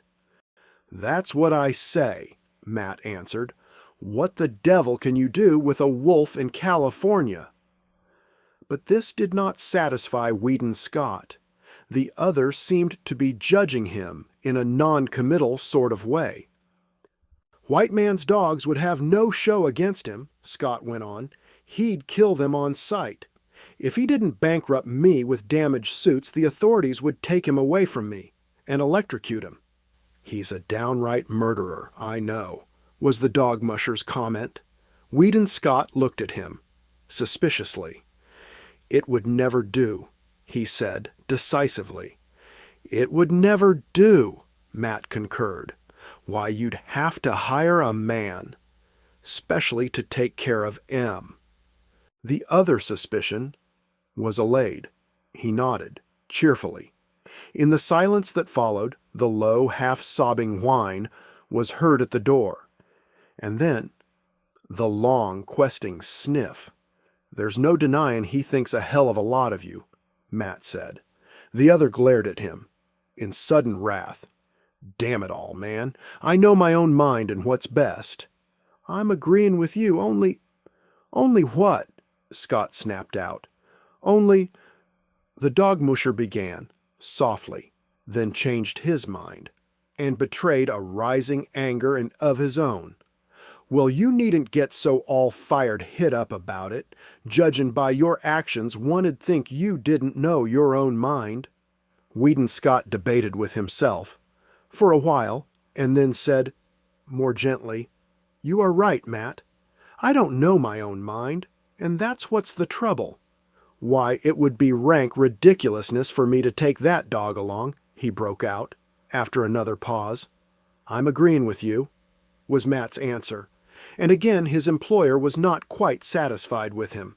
"But how in the name of the great Sardanapalus he knows you're going is what gets me," the dog musher continued innocently. "It's beyond me, Matt," Scott answered with a mournful shake of the head. Then came the day when, through the open cabin door, White Fang saw the fatal grip on the floor and the love master packing things into it. Also, there were comings and goings, and the erstwhile placid atmosphere of the cabin was vexed with strange perturbations and unrest. Here was indubitable evidence. White Fang had already scented it. He now reasoned it. His god was preparing for another flight, and since he had not taken him with him before, so, now, he could look to be left behind. That night he lifted the long wolf howl as he had howled in his puppy days, when he fled back from the wild to the village to find it vanished, and naught but a rubbish heap to mark the site of Gray Beaver's teepee. So now he pointed his muzzle to the cold stars and told to them his woe. Inside the cabin the two men had just gone to bed. "He's gone off his food again," Matt remarked from his bunk. There was a grunt from Weedon Scott's bunk and a stir of blankets. "From the way he cut up the other time you went away, I wouldn't wonder this time. But what he died." The blankets in the other bunk stirred irritably. "Oh, shut up," Scott cried out through the darkness. "You nag worse than a woman." "I'm agreeing with you," the dog musher answered, and Weedon Scott was not quite sure whether or not the other had snickered. The next day, White Fang's anxiety and restlessness were even more pronounced. He dogged his master's heels whenever he left the cabin and haunted the front stoop when he remained inside. Through the open door he could catch glimpses of the luggage on the floor. The grip had been joined by two large canvas bags and a box. Matt was rolling the master's blankets and fur robe inside a small tarpaulin. White Fang whined as he watched the operation. Later on, two Indians arrived. He watched them closely as they shouldered the luggage and were led off down the hill by Matt, who carried the bedding and the grip. But White Fang did not follow them. The master was still in the cabin. After a time, Matt returned. The master came to the door and called White Fang inside. "You poor devil," he said, gently, rubbing White Fang's ears and tapping his spine. "I'm hitting the long trail, old man, where you cannot follow. Now give me a growl, the last goodbye growl." But White Fang refused to growl. Instead, and after a wistful searching look, he snuggled in, burrowing his head, out of sight, between the master's arm and body. "There she blows!" Matt cried. From the Yukon arose the hoarse bellowing of a river steamboat. "You've got to cut it short. Be sure and lock the front door. I'll go out the back. Get a move on." The two doors slammed at the same moment, and Weedon Scott waited for Matt to come around to the front. From inside the door came a low whining and sobbing. Then there were long, deep-drawn sniffs. "You must take good care of him, Matt," Scott said as they started down the hill. "Write and let me know how he gets along." "Sure," the dog musher answered, "but listen to that, will you?" Both men stopped. White Fang was howling as dogs howl when their masters lie dead. He was voicing an utter woe, his cry bursting upward in great heartbreaking rushes, dying down into quavering misery, and bursting upward again with a rush upon rush of grief. The Aurora was the first steamboat of the year for the outside, and her decks were jammed with prosperous adventurers and broken gold seekers, all equally as mad to get to the outside as they had been originally to get to the inside. Near the gangplank, Scott was shaking hands with Matt, who was preparing to go ashore. But Matt's hand went limp in the other's grasp as his gaze shot past and remained fixed on something behind him. Scott turned to see. Sitting on the deck several feet away and watching wistfully was White Fang. The dog musher swore, softly, in awe-stricken accents. Scott could only look in wonder. "Did you lock the front door?" Matt demanded. The other nodded and asked, "How about the back?" "You just bet I did," was the fervent reply. White Fang flattened his ears, ingratiatingly, but remained where he was, making no attempt to approach. "I'll have to take him ashore with me." Matt made a couple of steps toward White Fang, but the latter slid away from him.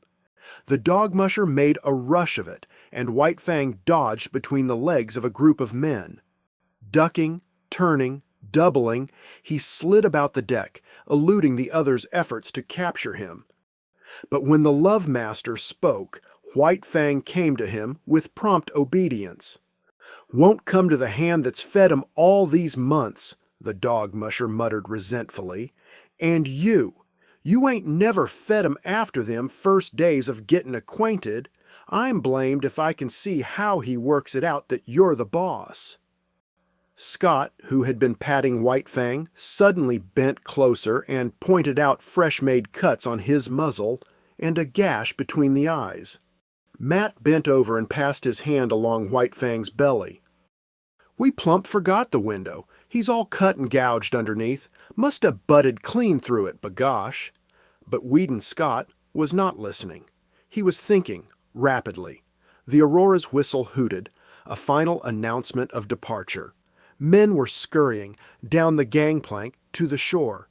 Matt loosened the bandana from his own neck and started to put it around White Fang's. Scott grasped the dog musher's hand. Goodbye, Matt, old man. About the wolf, you needn't write. You see, I've... What? The dog musher exploded. You don't mean to say... The very thing I mean. Here's your bandana. I'll write to you about him. Matt paused, halfway down the gangplank. He'll never stand the climate, he shouted back, unless you clip him in warm weather. The gangplank was hauled in, and the Aurora swang out from the bank. Weedon Scott waved a last goodbye. Then he turned and bent over White Fang, standing by his side. Now growl, damn you, growl, he said as he patted the responsive head and rubbed the flattening ears. Chapter 2. The Southland.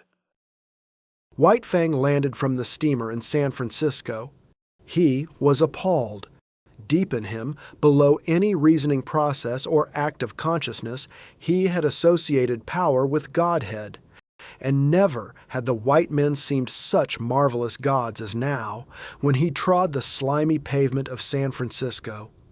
The log cabins he had known were replaced by towering buildings.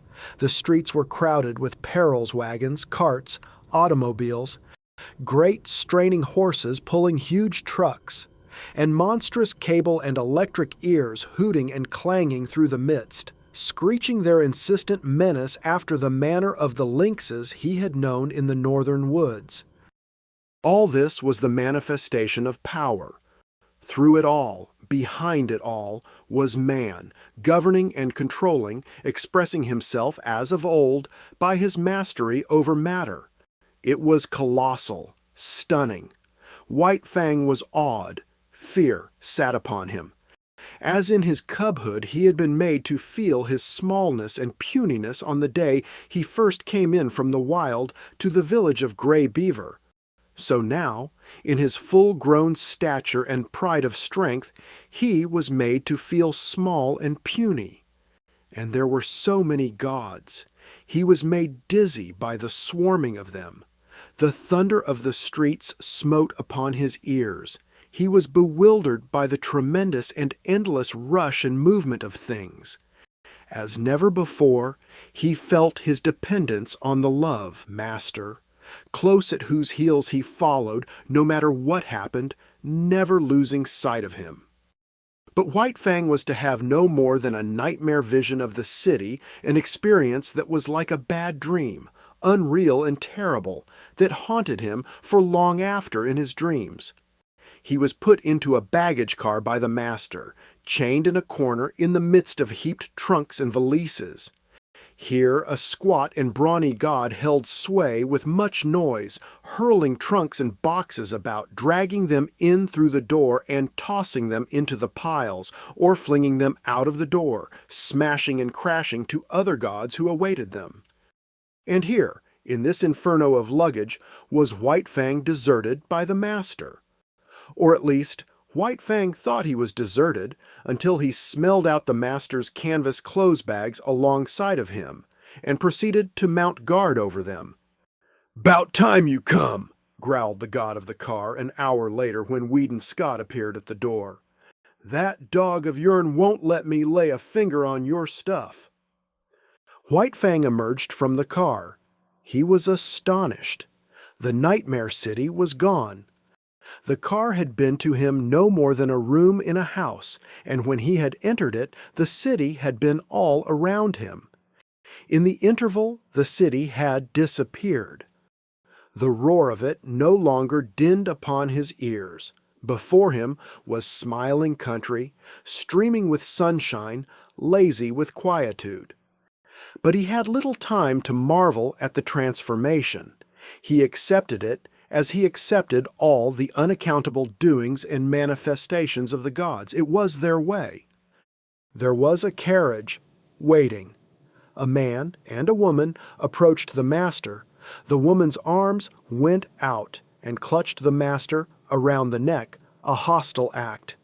The next moment, Weedon Scott had torn loose from the embrace and closed with White Fang, who had become a snarling, raging demon. "It's all right, Mother," Scott was saying, as he kept tight hold of White Fang and placated him.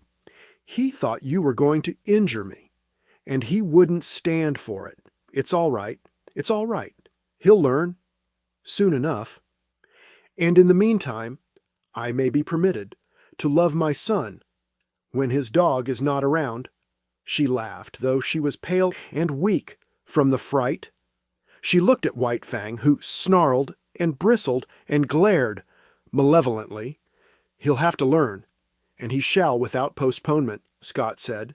He spoke softly to White Fang until he had quieted him. Then his voice became firm. "Down, sir! Down with you!" This had been one of the things taught him by the master, and White Fang obeyed, though he lay down reluctantly and sullenly. "Now, Mother." Scott opened his arms to her, but kept his eyes on White Fang. "Down," he warned. "Down." White Fang, bristling silently, half crouching as he rose, sank back and watched the hostile act repeated. But no harm came of it, nor of the embrace from the strange man-god that followed.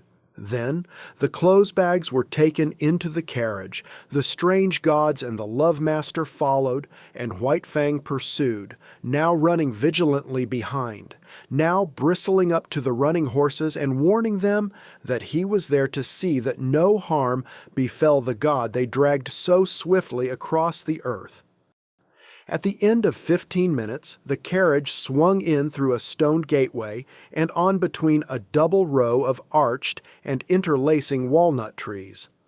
On either side stretched lawns, their broad sweep broken here and there by great sturdy-limbed oaks. In the near distance, in contrast with the young green of the tended grass, sunburnt hayfields showed tan and gold, while beyond were the tawny hills and upland pastures. From the head of the lawn, on the first soft swell from the valley level, looked down the deep-porched, many-windowed house. Little opportunity was given White Fang to see all this. Hardly had the carriage entered the grounds when he was set upon by a sheepdog, bright-eyed, sharp-muzzled, righteously indignant, and angry. It was between him and the master, cutting him off. White Fang snarled no warning, but his hair bristled as he made his silent and deadly rush. This rush was never completed. He halted with awkward abruptness, with stiff forelegs bracing himself against his momentum, almost sitting down on his haunches, so desirous was he of avoiding contact with the dog he was in the act of attacking. It was a female, and the law of his kind thrust a barrier between. For him to attack her would require nothing less than a violation of his instinct. But with the sheepdog, it was otherwise. Being a female, she possessed no such instinct. On the other hand, being a sheepdog, her instinctive fear of the wild, and especially of the wolf, was unusually keen. White Fang was to her a wolf, the hereditary marauder who had preyed upon her flocks from the time sheep were first herded and guarded by some dim ancestor of hers. And so, as he abandoned his rush at her and braced himself to avoid the contact, she sprang upon him. He snarled involuntarily as he felt her teeth in his shoulder, but beyond this made no offer to hurt her. He backed away, stiff-legged with self-consciousness, and tried to go around her. He dodged this way and that and curved and turned, but to no purpose. She remained always between him and the way he wanted to go. "Here, Collie," called the strange man in the carriage. Weedon Scott laughed. "Never mind, Father. It is good discipline. White Fang will have to learn many things, and it's just as well that he begins now. He'll adjust himself all right." The carriage drove on, and still Collie blocked White Fang's way. He tried to outrun her by leaving the drive and circling across the lawn, but she ran on the inner and smaller circle and was always there, facing him, with her 2 rows of gleaming teeth. Back he circled across the drive to the other lawn, and again she headed him off. The carriage was bearing the master away. White Fang caught glimpses of it disappearing amongst the trees. The situation was desperate. He essayed another circle. She followed, running swiftly. And then suddenly he turned upon her. It was his old fighting trick. Shoulder to shoulder he struck her squarely. Not only was she overthrown, so fast had she been running that she rolled along, now on her back, now on her side, as she struggled to stop, clawing gravel with her feet and crying shrilly her hurt pride and indignation. White Fang did not wait. The way was clear, and that was all he had wanted. She took after him, never ceasing her outcry. It was the straightaway now, and when it came to real running, White Fang could teach her things. She ran frantically, hysterically, straining to the utmost, advertising the effort she was making with every leap. And all the time White Fang slid smoothly away from her silently, without effort, gliding like a ghost over the ground. As he rounded the house to the porte cochere, he came upon the carriage. It had stopped, and the master was alighting. At this moment, still running at top speed, White Fang became suddenly aware of an attack from the side. It was a deerhound rushing upon him. White Fang tried to face it, but he was going too fast, and the hound was too close. It struck him on the side. And such was his forward momentum and the unexpectedness of it, White Fang was hurled to the ground and rolled clear over. He came out of the tangle a spectacle of malignancy, ears flattened back, lips writhing, nose wrinkling, his teeth clipping together as the fangs barely missed the hound's soft throat. The master was running up, but was too far away, and it was Collie that saved the hound's life. Before White Fang could spring in and deliver the fatal stroke, and just as he was in the act of springing in, Collie arrived. She had been outmaneuvered and outrun, to say nothing of her having been unceremoniously tumbled in the gravel, and her arrival was like that of a tornado, made up of offended dignity, justifiable wrath, and instinctive hatred for this marauder from the wild. She struck White Fang at right angles in the midst of his spring, and again he was knocked off his feet and rolled over. The next moment the master arrived and with one hand held White Fang, while the father called off the dogs. "I say, this is a pretty warm reception for a poor lone wolf from the Arctic," the master said, while White Fang calmed down under his caressing hand. "In all his life he's only been known once to go off his feet, and here he's been rolled twice in 30 seconds. The carriage had driven away, and other strange gods had appeared from out the house. Some of these stood respectfully at a distance, but 2 of them, women, perpetrated the hostile act of clutching the master around the neck. White Fang, however, was beginning to tolerate this act. No harm seemed to come of it, while the noises the gods made were certainly not threatening. These gods also made overtures to White Fang, but he warned them off with a snarl, and the master did likewise with word of mouth. At such times White Fang leaned in close against the master's legs and received reassuring pats on the head. The hound, under the command, "Dick, lie down, sir," had gone up the steps and lain down to one side of the porch, still growling and keeping a sullen watch on the intruder.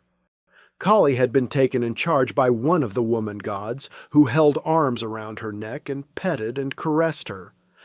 But Kali was very much perplexed and worried, whining and restless, outraged by the permitted presence of this wolf and confident that the gods were making a mistake.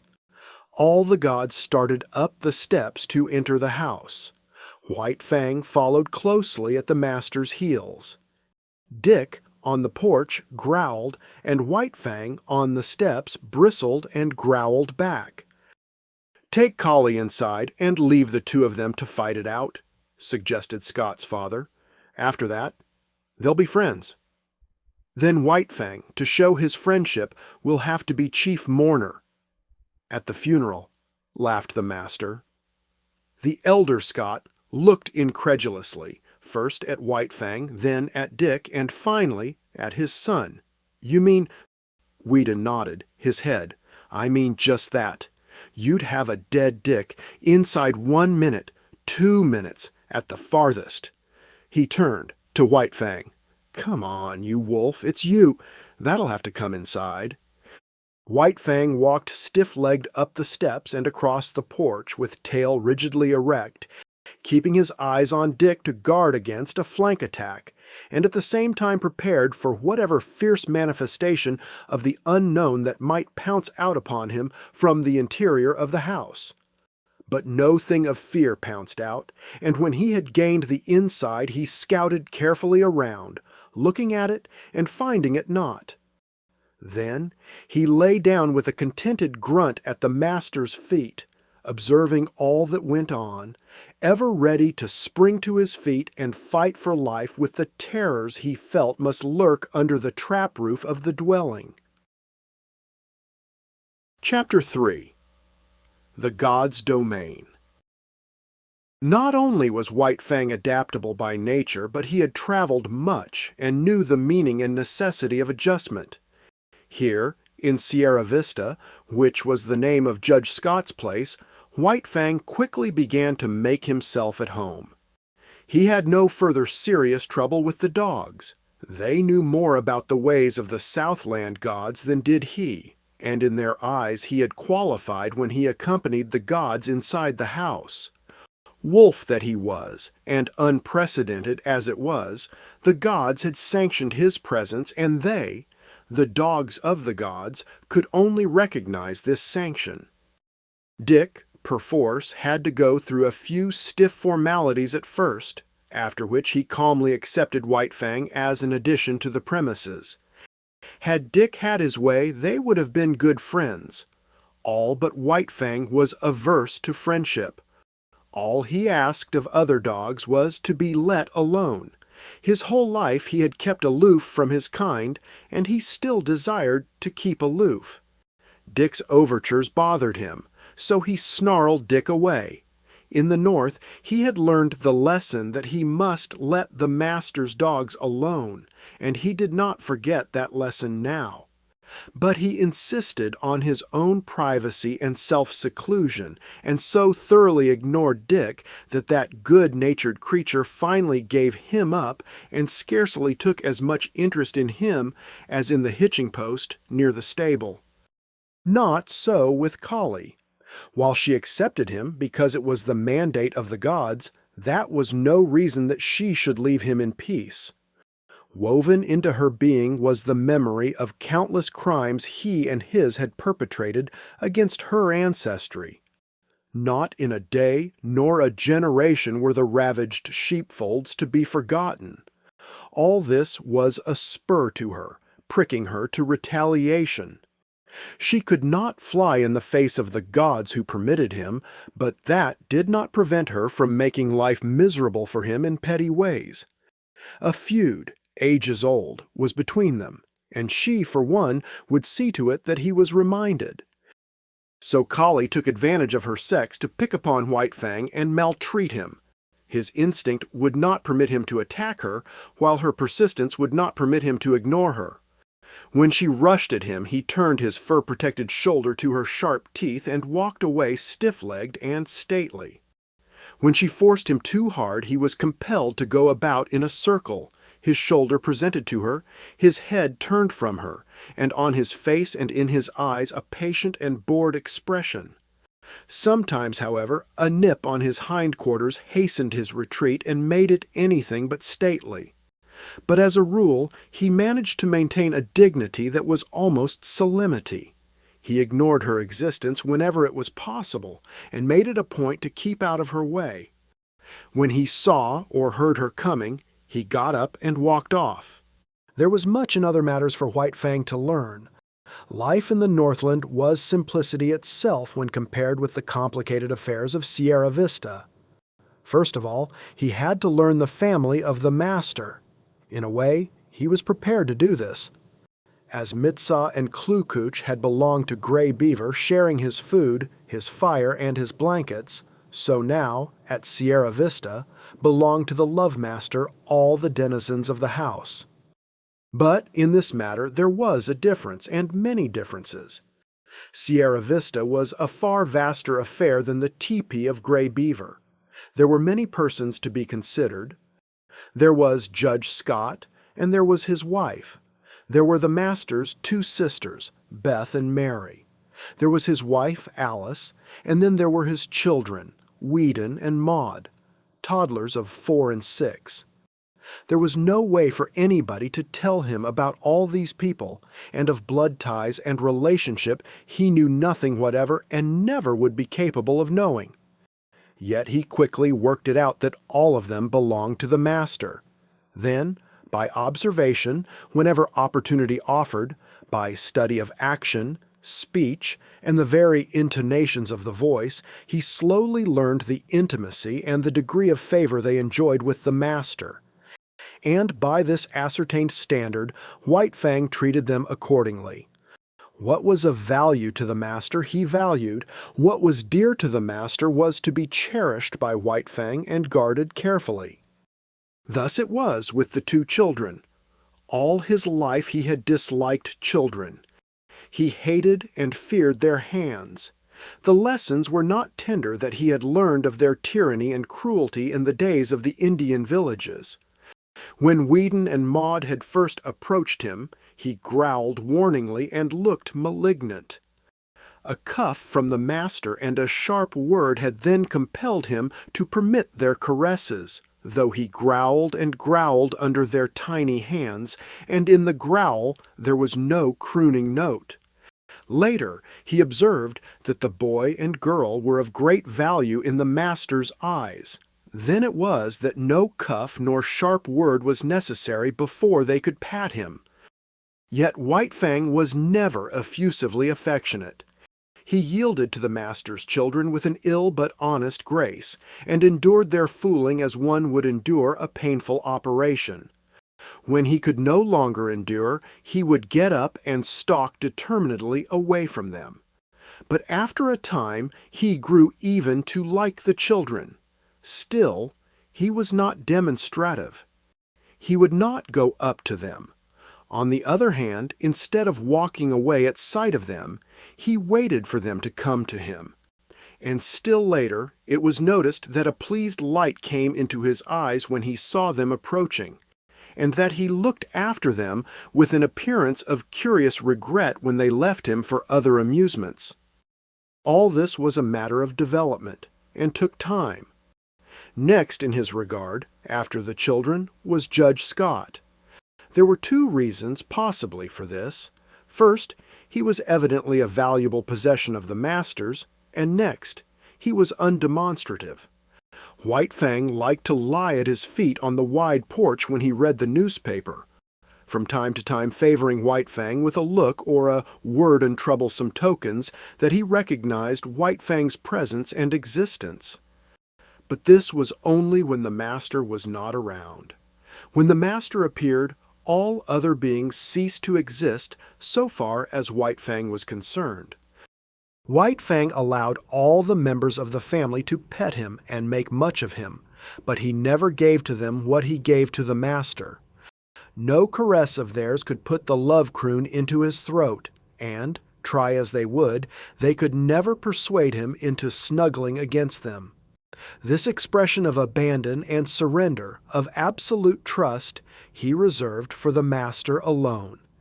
In fact, he never regarded the members of the family in any other light than possessions of the love master. Also, White Fang had early come to differentiate between the family and the servants of the household. The latter were afraid of him, while he merely refrained from attacking them.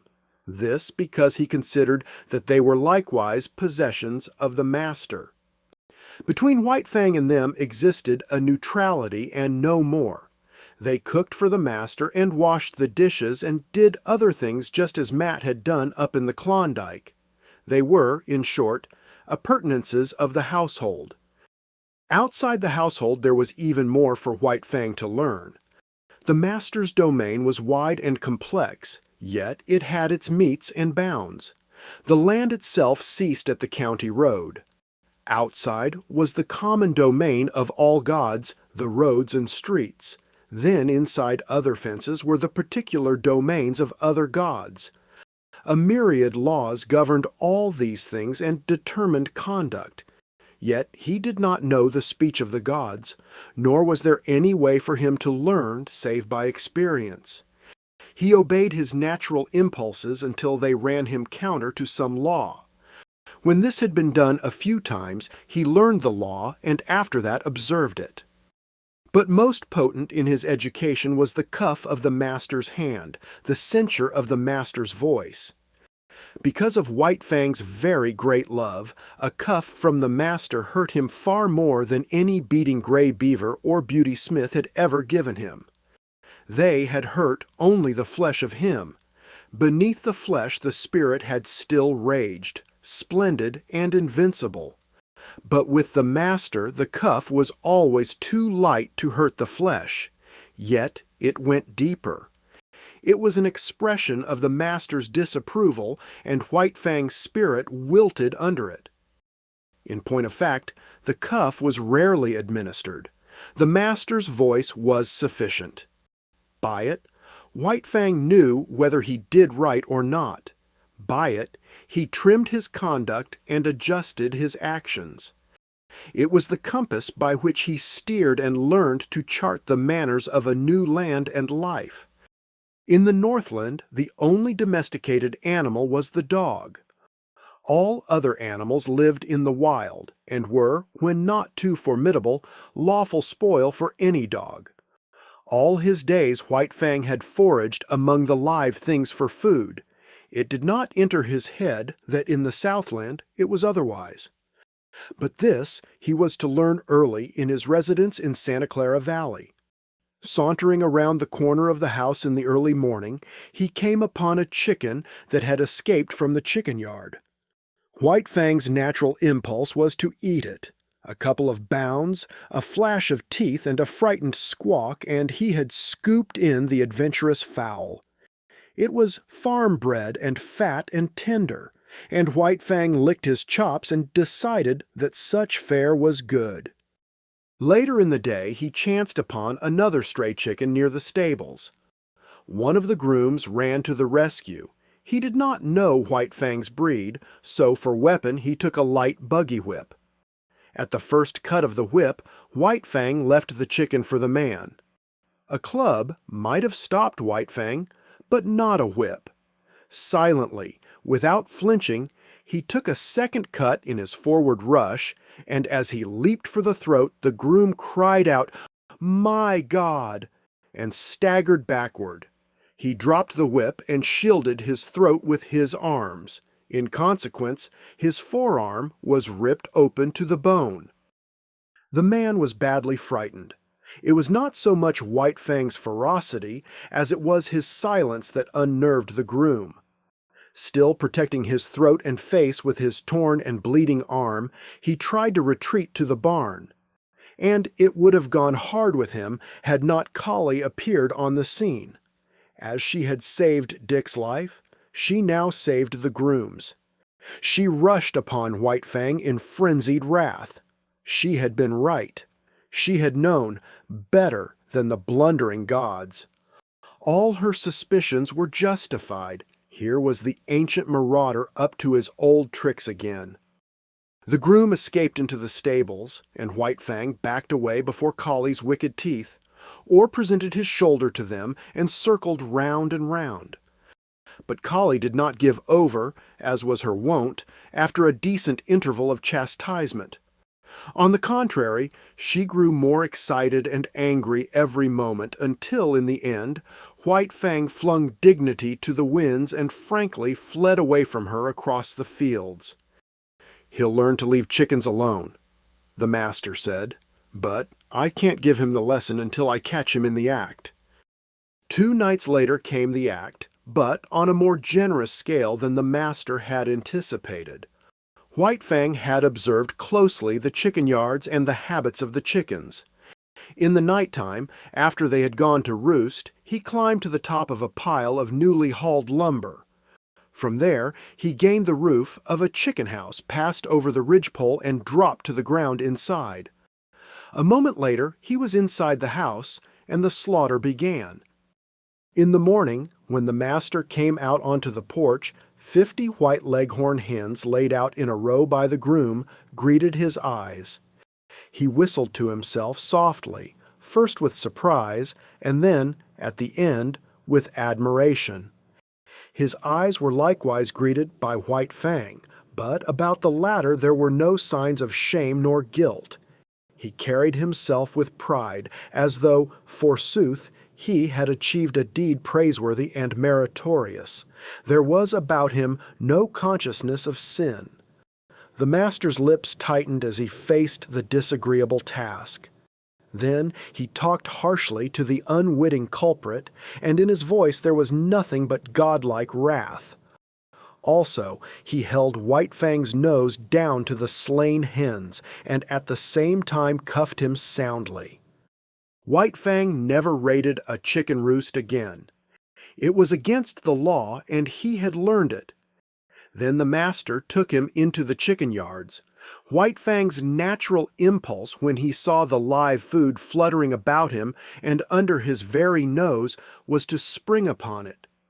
He obeyed the impulse, but was checked by the master's voice. They continued in the yards for half an hour. Time and again the impulse surged over White Fang, and each time, as he yielded to it, he was checked by the master's voice. Thus it was he learned the law, and ere he left the domain of the chickens, he had learned to ignore their existence. You can never cure a chicken killer. Judge Scott shook his head, sadly, at luncheon table when his son narrated the lesson he had given White Fang. Once they've got the habit and the taste of blood. Again he shook his head, sadly. But Weedon Scott did not agree with his father. "I'll tell you what I'll do," he challenged, finally. "I'll lock White Fang in with the chickens all afternoon." "But think of the chickens," objected the judge.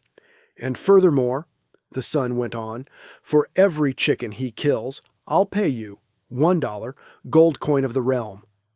"But you should penalize father too," interposed Beth. Her sister seconded her, and a chorus of approval arose from around the table.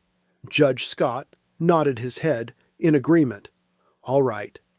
Weedon Scott pondered for a moment.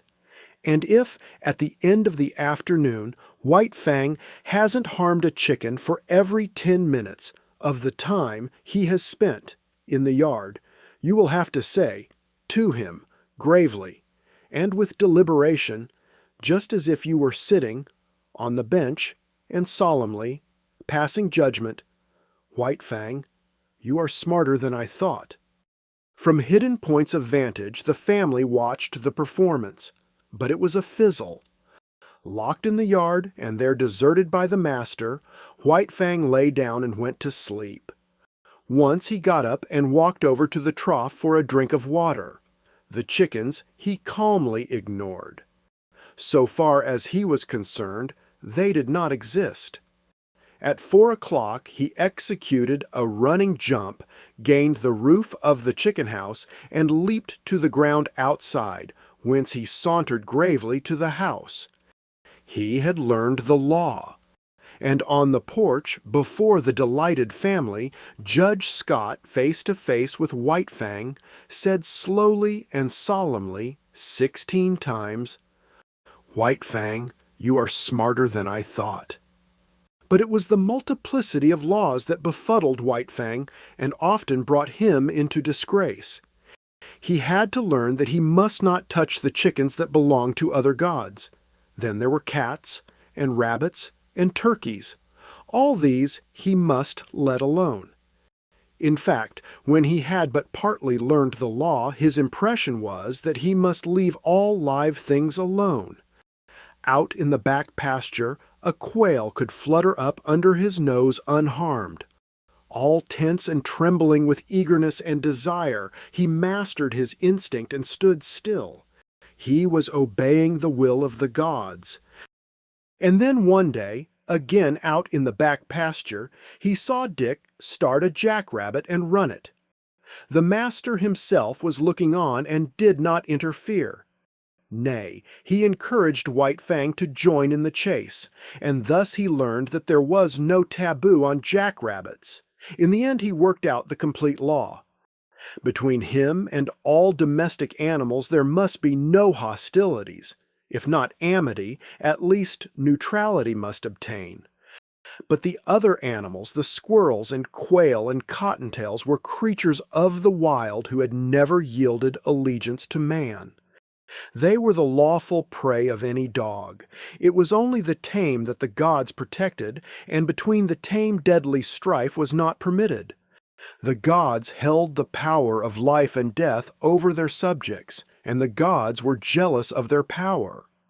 Life was complex in the Santa Clara Valley after the simplicities of the Northland, and the chief thing demanded by these intricacies of civilization was control, restraint, a poise of self that was as delicate as the fluttering of gossamer wings and, at the same time, as rigid as steel.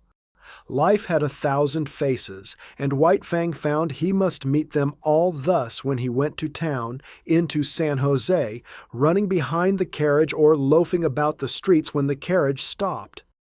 Life flowed past him, deep and wide and varied, continually impinging upon his senses, demanding of him instant and endless adjustments and correspondences, and compelling him, almost always, to suppress his natural impulses. There were butcher shops where meat hung within reach. This meat he must not touch. There were cats at the houses the master visited that must be let alone, and there were dogs everywhere that snarled at him and that he must not attack. And then, on the crowded sidewalks, there were persons innumerable whose attention he attracted. They would stop and look at him, point him out to one another, examine him, talk of him, and, worst of all, pat him. And these perilous contacts from all these strange hands he must endure. Yet this endurance he achieved. Furthermore, he got over being awkward and self-conscious. In a lofty way he received the attentions of the multitudes of strange gods. With condescension, he accepted their condescension. On the other hand, there was something about him that prevented great familiarity. They patted him on the head and passed on, contented and pleased with their own daring. But it was not all easy for White Fang. Running behind the carriage in the outskirts of San Jose, he encountered certain small boys who made a practice of flinging stones at him. Yet he knew that it was not permitted him to pursue and drag them down. Here he was compelled to violate his instinct of self-preservation, and violate it he did, for he was becoming tame and qualifying himself for civilization. Nevertheless, White Fang was not quite satisfied with the arrangement. He had no abstract ideas about justice and fair play. But there is a certain sense of equity that resides in life, and it was this sense in him that resented the unfairness of his being permitted no defense against the stone-throwers. He forgot that, in the covenant entered into between him and the gods, they were pledged to care for him and defend him. But one day the master sprang from the carriage, whip in hand, and gave the stone-throwers a thrashing. After that they threw stones no more, and White Fang understood and was satisfied. One other experience of similar nature was his. On the way to town, hanging around the saloon at the crossroads, were 3 dogs that made a practice of rushing out upon him when he went by. Knowing his deadly method of fighting, the master had never ceased impressing upon White Fang the law that he must not fight. As a result, having learned the lesson well, White Fang was hard put whenever he passed the crossroads saloon. After the first rush each time, his snarl kept the 3 dogs at a distance, but they trailed along behind, yelping and bickering and insulting him. This endured for some time. The men at the saloon even urged the dogs on to attack White Fang. One day, they openly sicked the dogs on him. The master stopped the carriage. "Go to it," he said to White Fang. But White Fang could not believe. He looked at the master, and he looked at the dogs. Then he looked back eagerly and questioningly at the master. The master nodded his head. "Go to them, old fellow. Eat them up." White Fang no longer hesitated. He turned and leaped silently among his enemies. All 3 faced him. There was a great snarling and growling, a clashing of teeth and a flurry of bodies. The dust of the road arose in a cloud and screened the battle. But at the end of several minutes, 2 dogs were struggling in the dirt, and the 3rd was in full flight. He leaped a ditch, went through a rail fence, and fled across a field. White Fang followed, sliding over the ground in wolf fashion and with wolf speed, swiftly and without noise, and in the center of the field he dragged down and slew the dog. With this triple killing, his main troubles with dogs ceased. The word went up and down the valley, and men saw to it that their dogs did not molest the fighting wolf. Chapter 4. The Call of Kind. The months came and went. There was plenty of food and no work in the Southland, and White Fang lived fat and prosperous and happy. Not alone was he in the geographical Southland, for he was in the Southland of life. Human kindness was like a sun shining upon him, and he flourished like a flower planted in good soil. And yet he remained somehow different from other dogs. He knew the law even better than did the dogs that had known no other life, and he observed the law more punctiliously. But still there was about him a suggestion of lurking ferocity, as though the wild still lingered in him, and the wolf in him merely slept. He never chummed with other dogs. Lonely he had lived, so far as his kind was concerned, and lonely he would continue to live. In his puppyhood, under the persecution of Lip Lip and the puppy pack, and in his fighting days with Beauty Smith, he had acquired a fixed aversion for dogs. The natural course of his life had been diverted, and, recoiling from his kind, he had clung to the human. Besides, all Southland dogs looked upon him with suspicion. He aroused in them their instinctive fear of the wild, and they greeted him always with snarl and growl and belligerent hatred. He, on the other hand, learned that it was not necessary to use his teeth upon them. His naked fangs and writhing lips were uniformly efficacious, rarely failing to send a bellowing, onrushing dog back on its haunches. But there was one trial in White Fang's life: Collie. She never gave him a moment's peace. She was not so amenable to the law as he. She defied all efforts of the master to make her become friends with White Fang. Ever in his ears was sounding her sharp and nervous snarl. She had never forgiven him the chicken-killing episode, and persistently held to the belief that his intentions were bad. She found him guilty before the act, and treated him accordingly. She became a pest to him, like a policeman following him around the stable and the hounds, and, if he even so much as glanced curiously at a pigeon or chicken, bursting into an outcry of indignation and wrath. His favorite way of ignoring her was to lie down, with his head on his forepaws, and pretend sleep. This always dumbfounded and silenced her. With the exception of Collie, all things went well with White Fang. He had learned control and poise, and he knew the law. He achieved a staidness and calmness and philosophic tolerance. He no longer lived in a hostile environment. Danger and hurt and death did not lurk everywhere about him. In time, the unknown, as a thing of terror and menace ever impending, faded away. Life was soft and easy. It flowed along smoothly, and neither fear nor foe lurked by the way. He missed the snow without being aware of it. An unduly long summer would have been his thought had he thought about it. As it was, he merely missed the snow in a vague, subconscious way. In the same fashion, especially in the heat of summer when he suffered from the sun, he experienced faint longings for the Northland. Their only effect upon him, however, was to make him uneasy and restless without his knowing what was the matter. White Fang had never been very demonstrative. Beyond his snuggling and the throwing of a crooning note into his love growl, he had no way of expressing his love. Yet it was given him to discover a third way. He had always been susceptible to the laughter of the gods.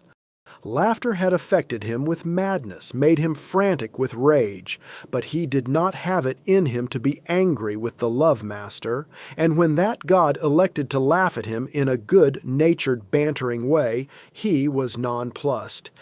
He could feel the pricking and stinging of the old anger as it strove to rise up in him. But it strove against love. He could not be angry, yet he had to do something. At first, he was dignified, and the master laughed the harder. Then he tried to be more dignified, and the master laughed harder than before. In the end, the master laughed him out of his dignity. His jaws slightly parted, his lips lifted a little, and a quizzical expression that was more love than humor came into his eyes. He had learned to laugh. Likewise, he learned to romp with the master, to be tumbled down and rolled over, and be the victim of innumerable rough tricks. In return, he feigned anger, bristling and growling ferociously and clipping his teeth together in snaps that had all the seeming of deadly intention. But he never forgot himself. Those snaps were always delivered on the empty air. At the end of such a romp, when blow and cuff and snap and snarl were last and furious, they would break off suddenly and stand several feet apart, glaring at each other. And then, just as suddenly, like the sun rising on a stormy sea, they would begin to laugh. This would always culminate with the master's arms going around White Fang's neck and shoulders while the latter crooned and growled his love song. But nobody else ever romped with White Fang. He did not permit it. He stood on his dignity, and when they attempted it, his warning snarl and bristling mane were anything but playful.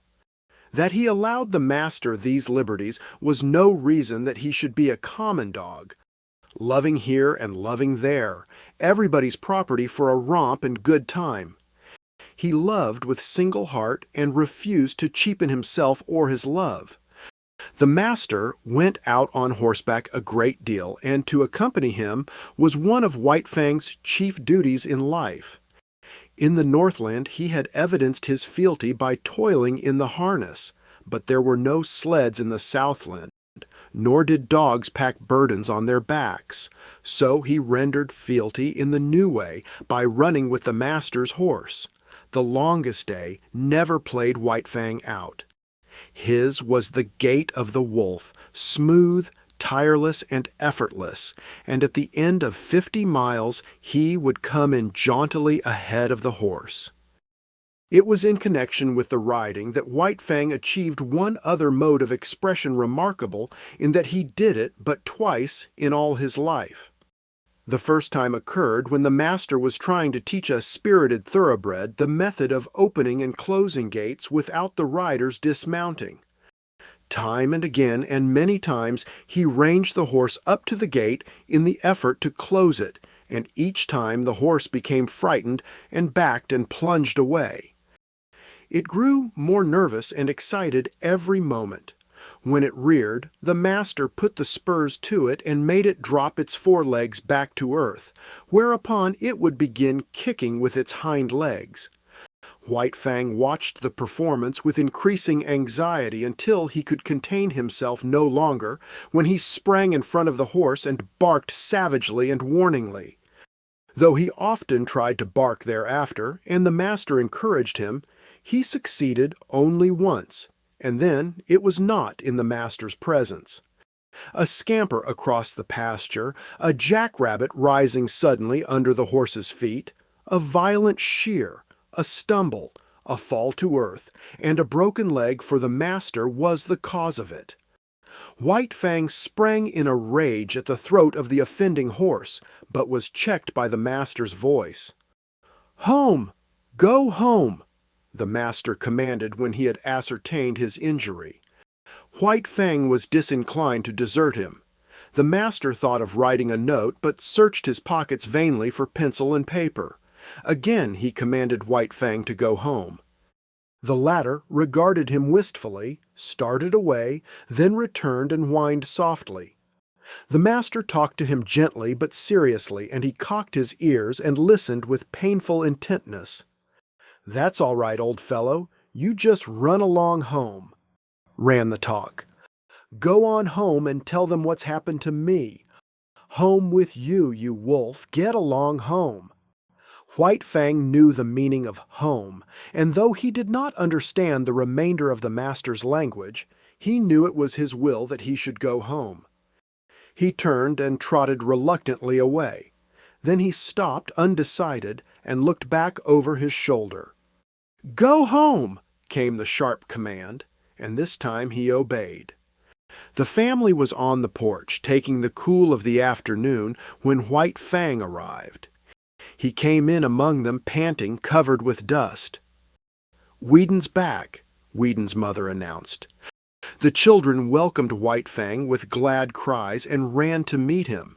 He avoided them and passed down the porch, but they cornered him against a rocking chair and the railing. He growled and tried to push by them. Their mother looked apprehensively in their direction. "I confess, he makes me nervous around the children," she said. "I have a dread that he will turn upon them unexpectedly some day." Growling savagely, White Fang sprang out of the corner, overturning the boy and the girl. The mother called them to her and comforted them, telling them not to bother White Fang. "A wolf is a wolf," commented Judge Scott. "There is no trusting one." "But he is not all wolf," interposed Beth, standing for her brother, in his absence. "You have only Whedon's opinion for that," rejoined the judge.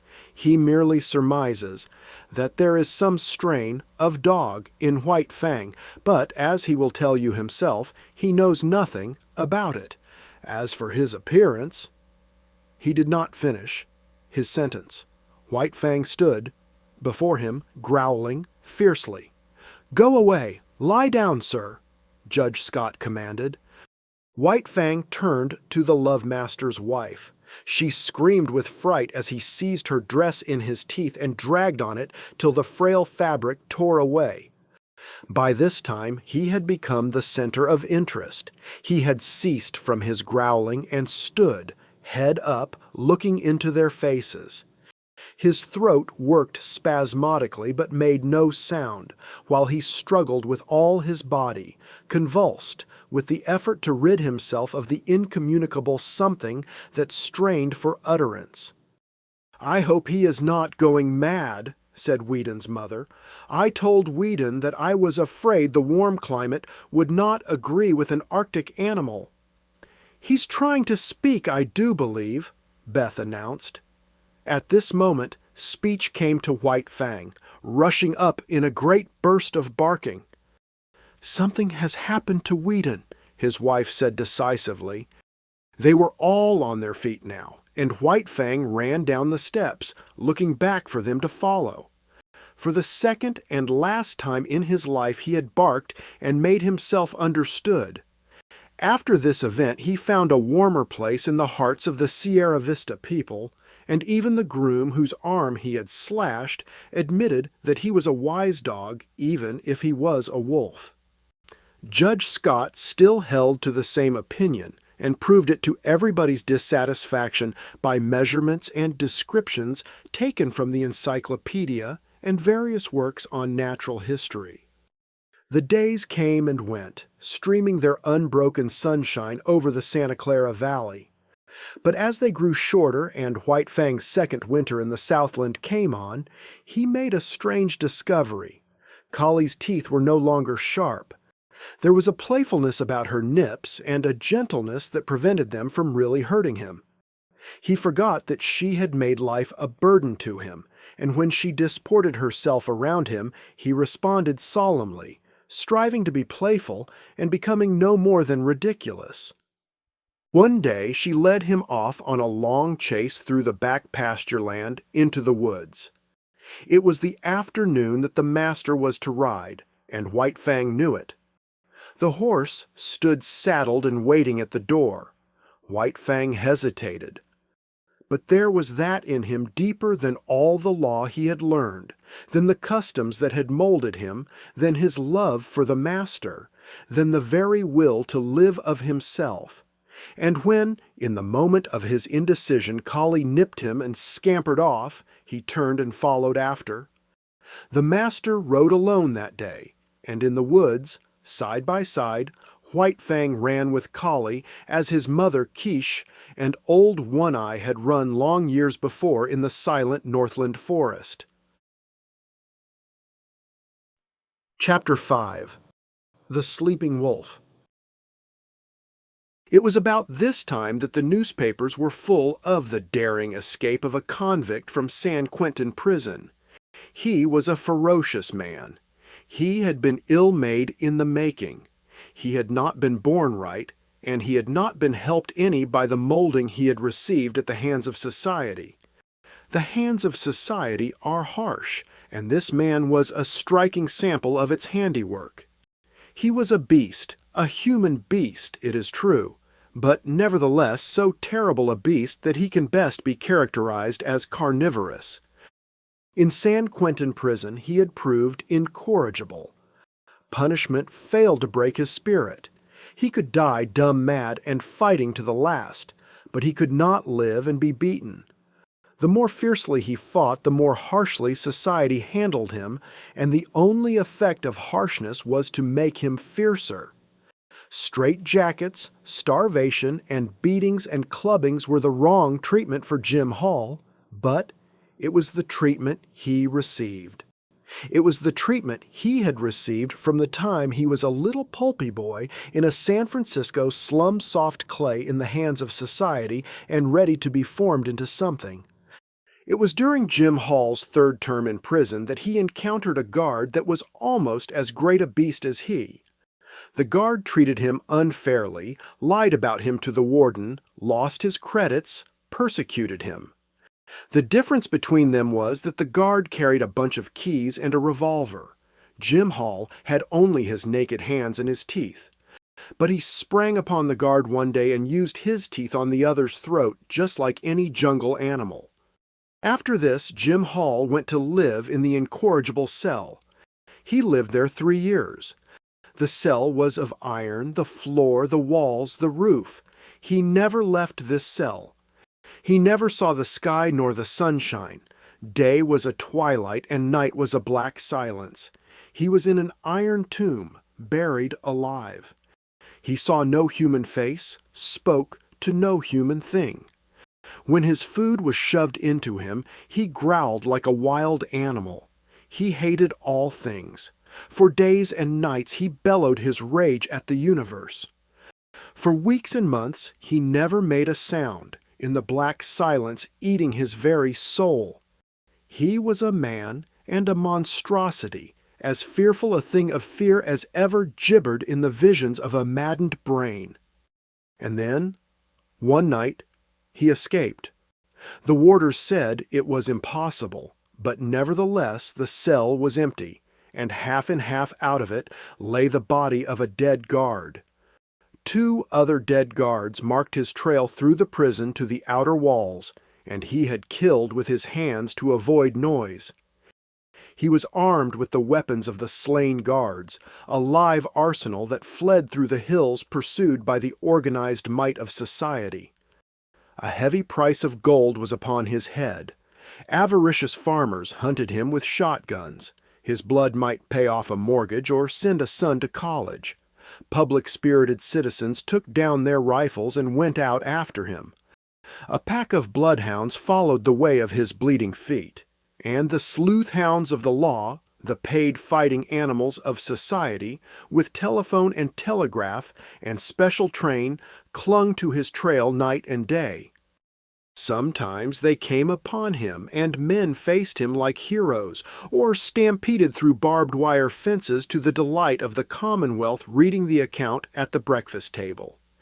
It was after such encounters that the dead and wounded were carted back to the towns, and their places filled by men eager for the manhunt. And then Jim Hall disappeared. The bloodhounds vainly quested on the lost trail.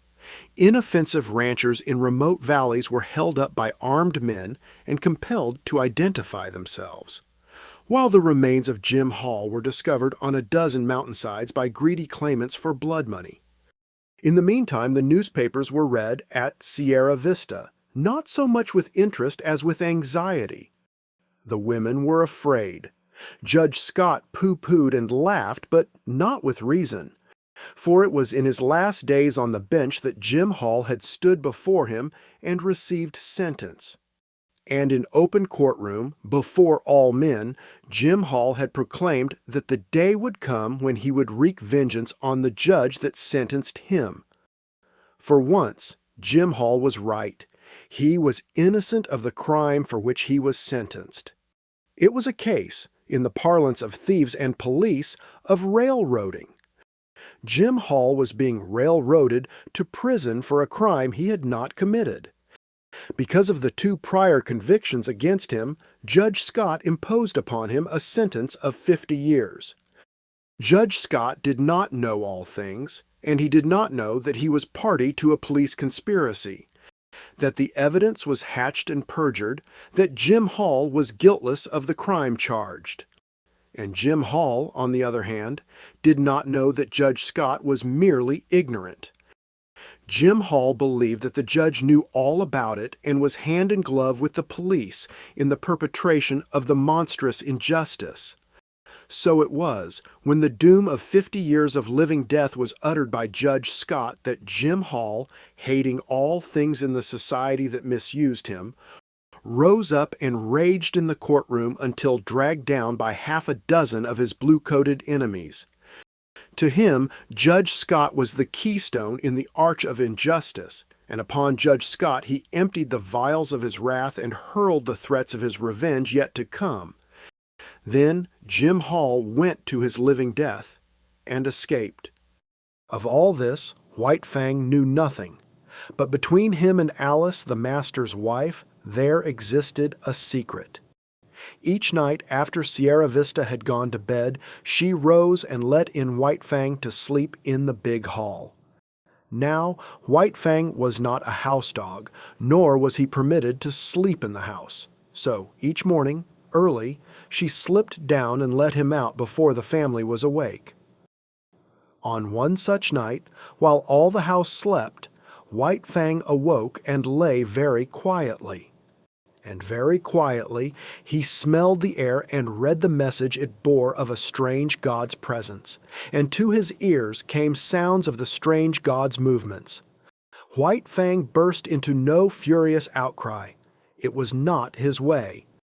The strange god walked softly, but more softly walked White Fang, for he had no clothes to rub against the flesh of his body. He followed silently. In the wild, he had hunted live meat that was infinitely timid, and he knew the advantage of surprise. The strange god paused at the foot of the great staircase and listened, and White Fang was as dead, so without movement was he as he watched and waited. Up that staircase the way led to the Love Master and to the Love Master's dearest possessions. White Fang bristled but waited. The strange god's foot lifted.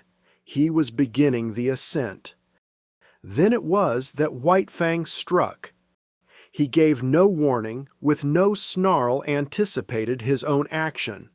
Into the air he lifted his body in the spring that landed him on the strange god's back.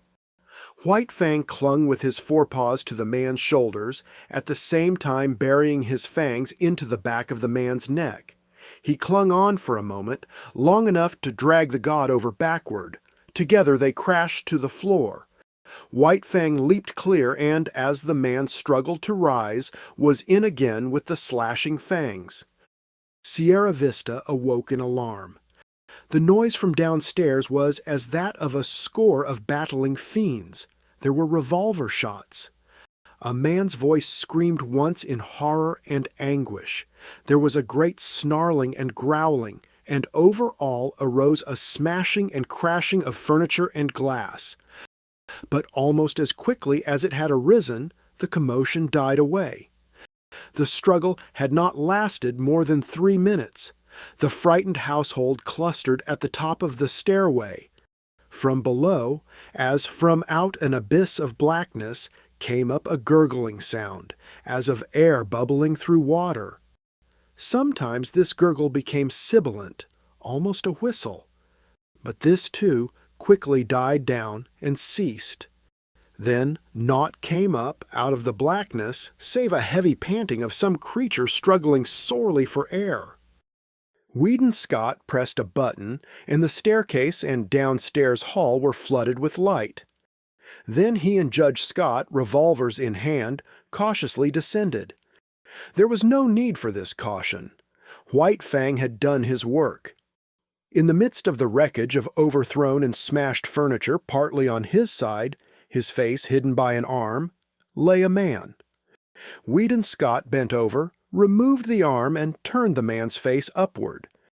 A gaping throat explained the manner of his death. "Jim Hall," said Judge Scott, and father and son looked significantly at each other. Then they turned to White Fang. He, too, was lying on his side. His eyes were closed, but the lids slightly lifted in an effort to look at them as they bent over him, and the tail was perceptibly agitated in a vain effort to wag. Weedon Scott patted him, and his throat rumbled an acknowledging growl. But it was a weak growl at best, and it quickly ceased. His eyelids drooped and went shut, and his whole body seemed to relax and flatten out upon the floor. "He's all in, poor devil," muttered the master. "We'll see about that," asserted the judge as he started for the telephone. "Frankly, he has one chance, in 1,000, announced the surgeon after he had worked, an hour and a half, on White Fang. Dawn was breaking through the windows and dimming the electric lights. With the exception of the children, the whole family was gathered about the surgeon to hear his verdict. "1 broken hind leg," he went on, 3 broken ribs, one at least of which has pierced the lungs. He has lost nearly all the blood in his body. There is a large likelihood of internal injuries. He must have been jumped upon. To say nothing of 3 bullet holes clear through him. 1 chance in 1,000 is really optimistic. He hasn't a chance in 10,000. "But he mustn't lose any chance that might be of help to him," Judge Scott exclaimed. "Never mind expense. Put him under the X-ray anything. Weedon, telegraph at once to San Francisco for Dr. Nichols. No reflection on you, doctor, you understand. But he must have the advantage of every chance." The surgeon smiled indulgently. "Of course I understand. He deserves all that can be done for him. He must be nursed as you would nurse a human being, a sick child. And don't forget what I told you about temperature. I'll be back at 10 o'clock again." White Fang received the nursing. Judge Scott's suggestion of a trained nurse was indignantly clamored down by the girls, who themselves undertook the task, and White Fang won out on the one chance in 10,000 denied him by the surgeon. The latter was not to be censured for his misjudgment.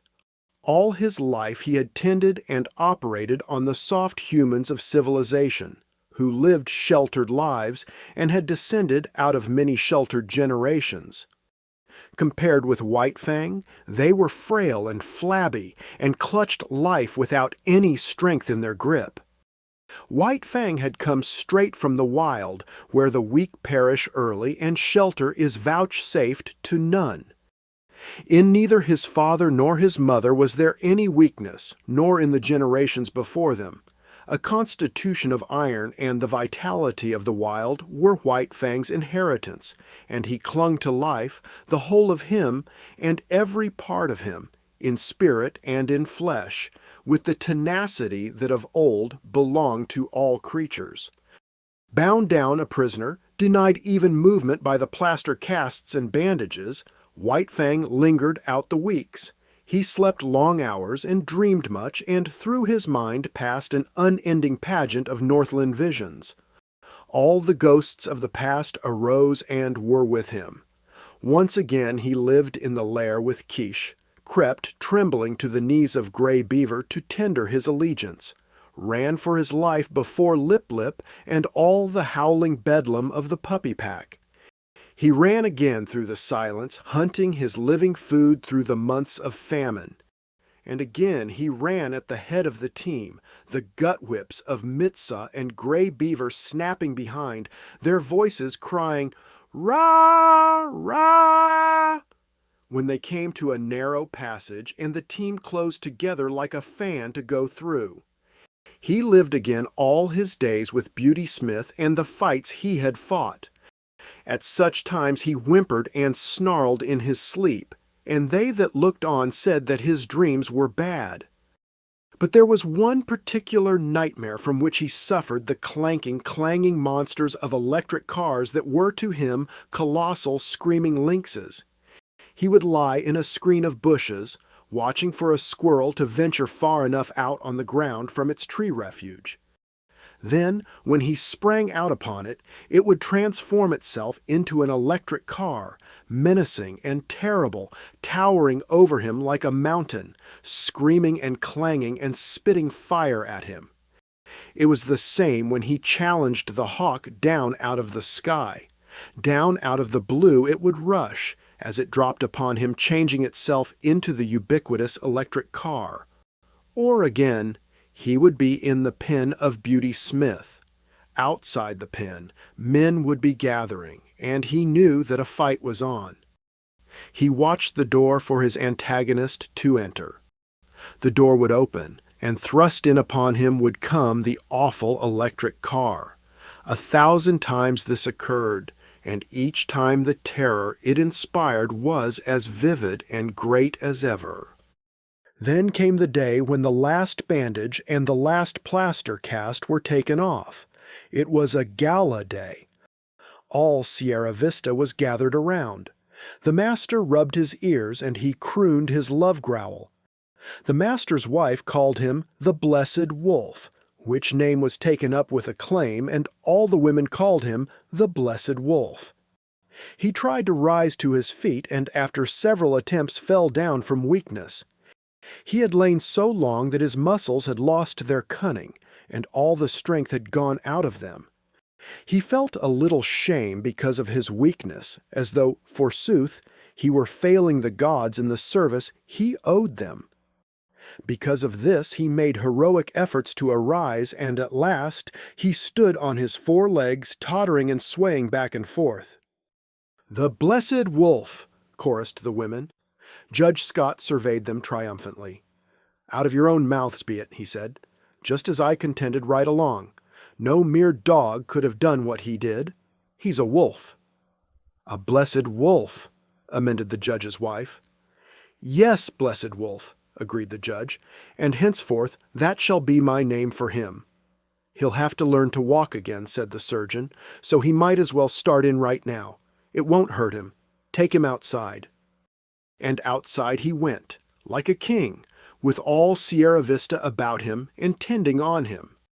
He was very weak, and when he reached the lawn he lay down and rested for a while.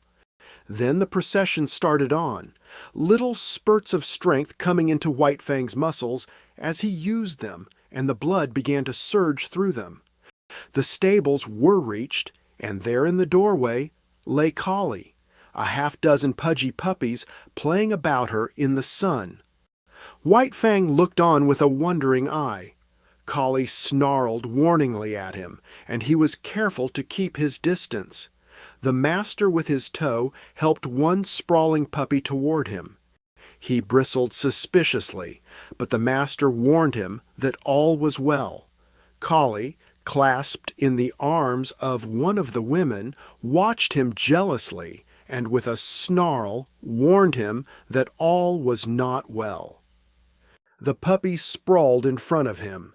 He cocked his ears and watched it curiously. Then their noses touched, and he felt the warm little tongue of the puppy on his jowl. White Fang's tongue went out, he knew not why, and he licked the puppy's face. Hand-clapping and pleased cries from the gods greeted the performance. He was surprised, and looked at them in a puzzled way. Then his weakness asserted itself, and he lay down, his ears cocked, his head on one side as he watched the puppy. The other puppies came sprawling toward him, to Collie's great disgust, and he gravely permitted them to clamber and tumble over him. At first, amid the applause of the gods, he betrayed a trifle of his old self-consciousness and awkwardness. This passed away as the puppy's antics and mauling continued, and he lay with half-shut patient eyes drowsing in the sun. You've reached the end of White Fang by Jack London. From the frozen wilderness of the North to the warmth of trust, companionship, and peace, White Fang's journey has become one of the most enduring stories in classic literature. Thank you for listening with Classic Tales Library. If you enjoyed this audiobook, don't forget to like, subscribe, and continue exploring the world's greatest stories with us. Until the next tale.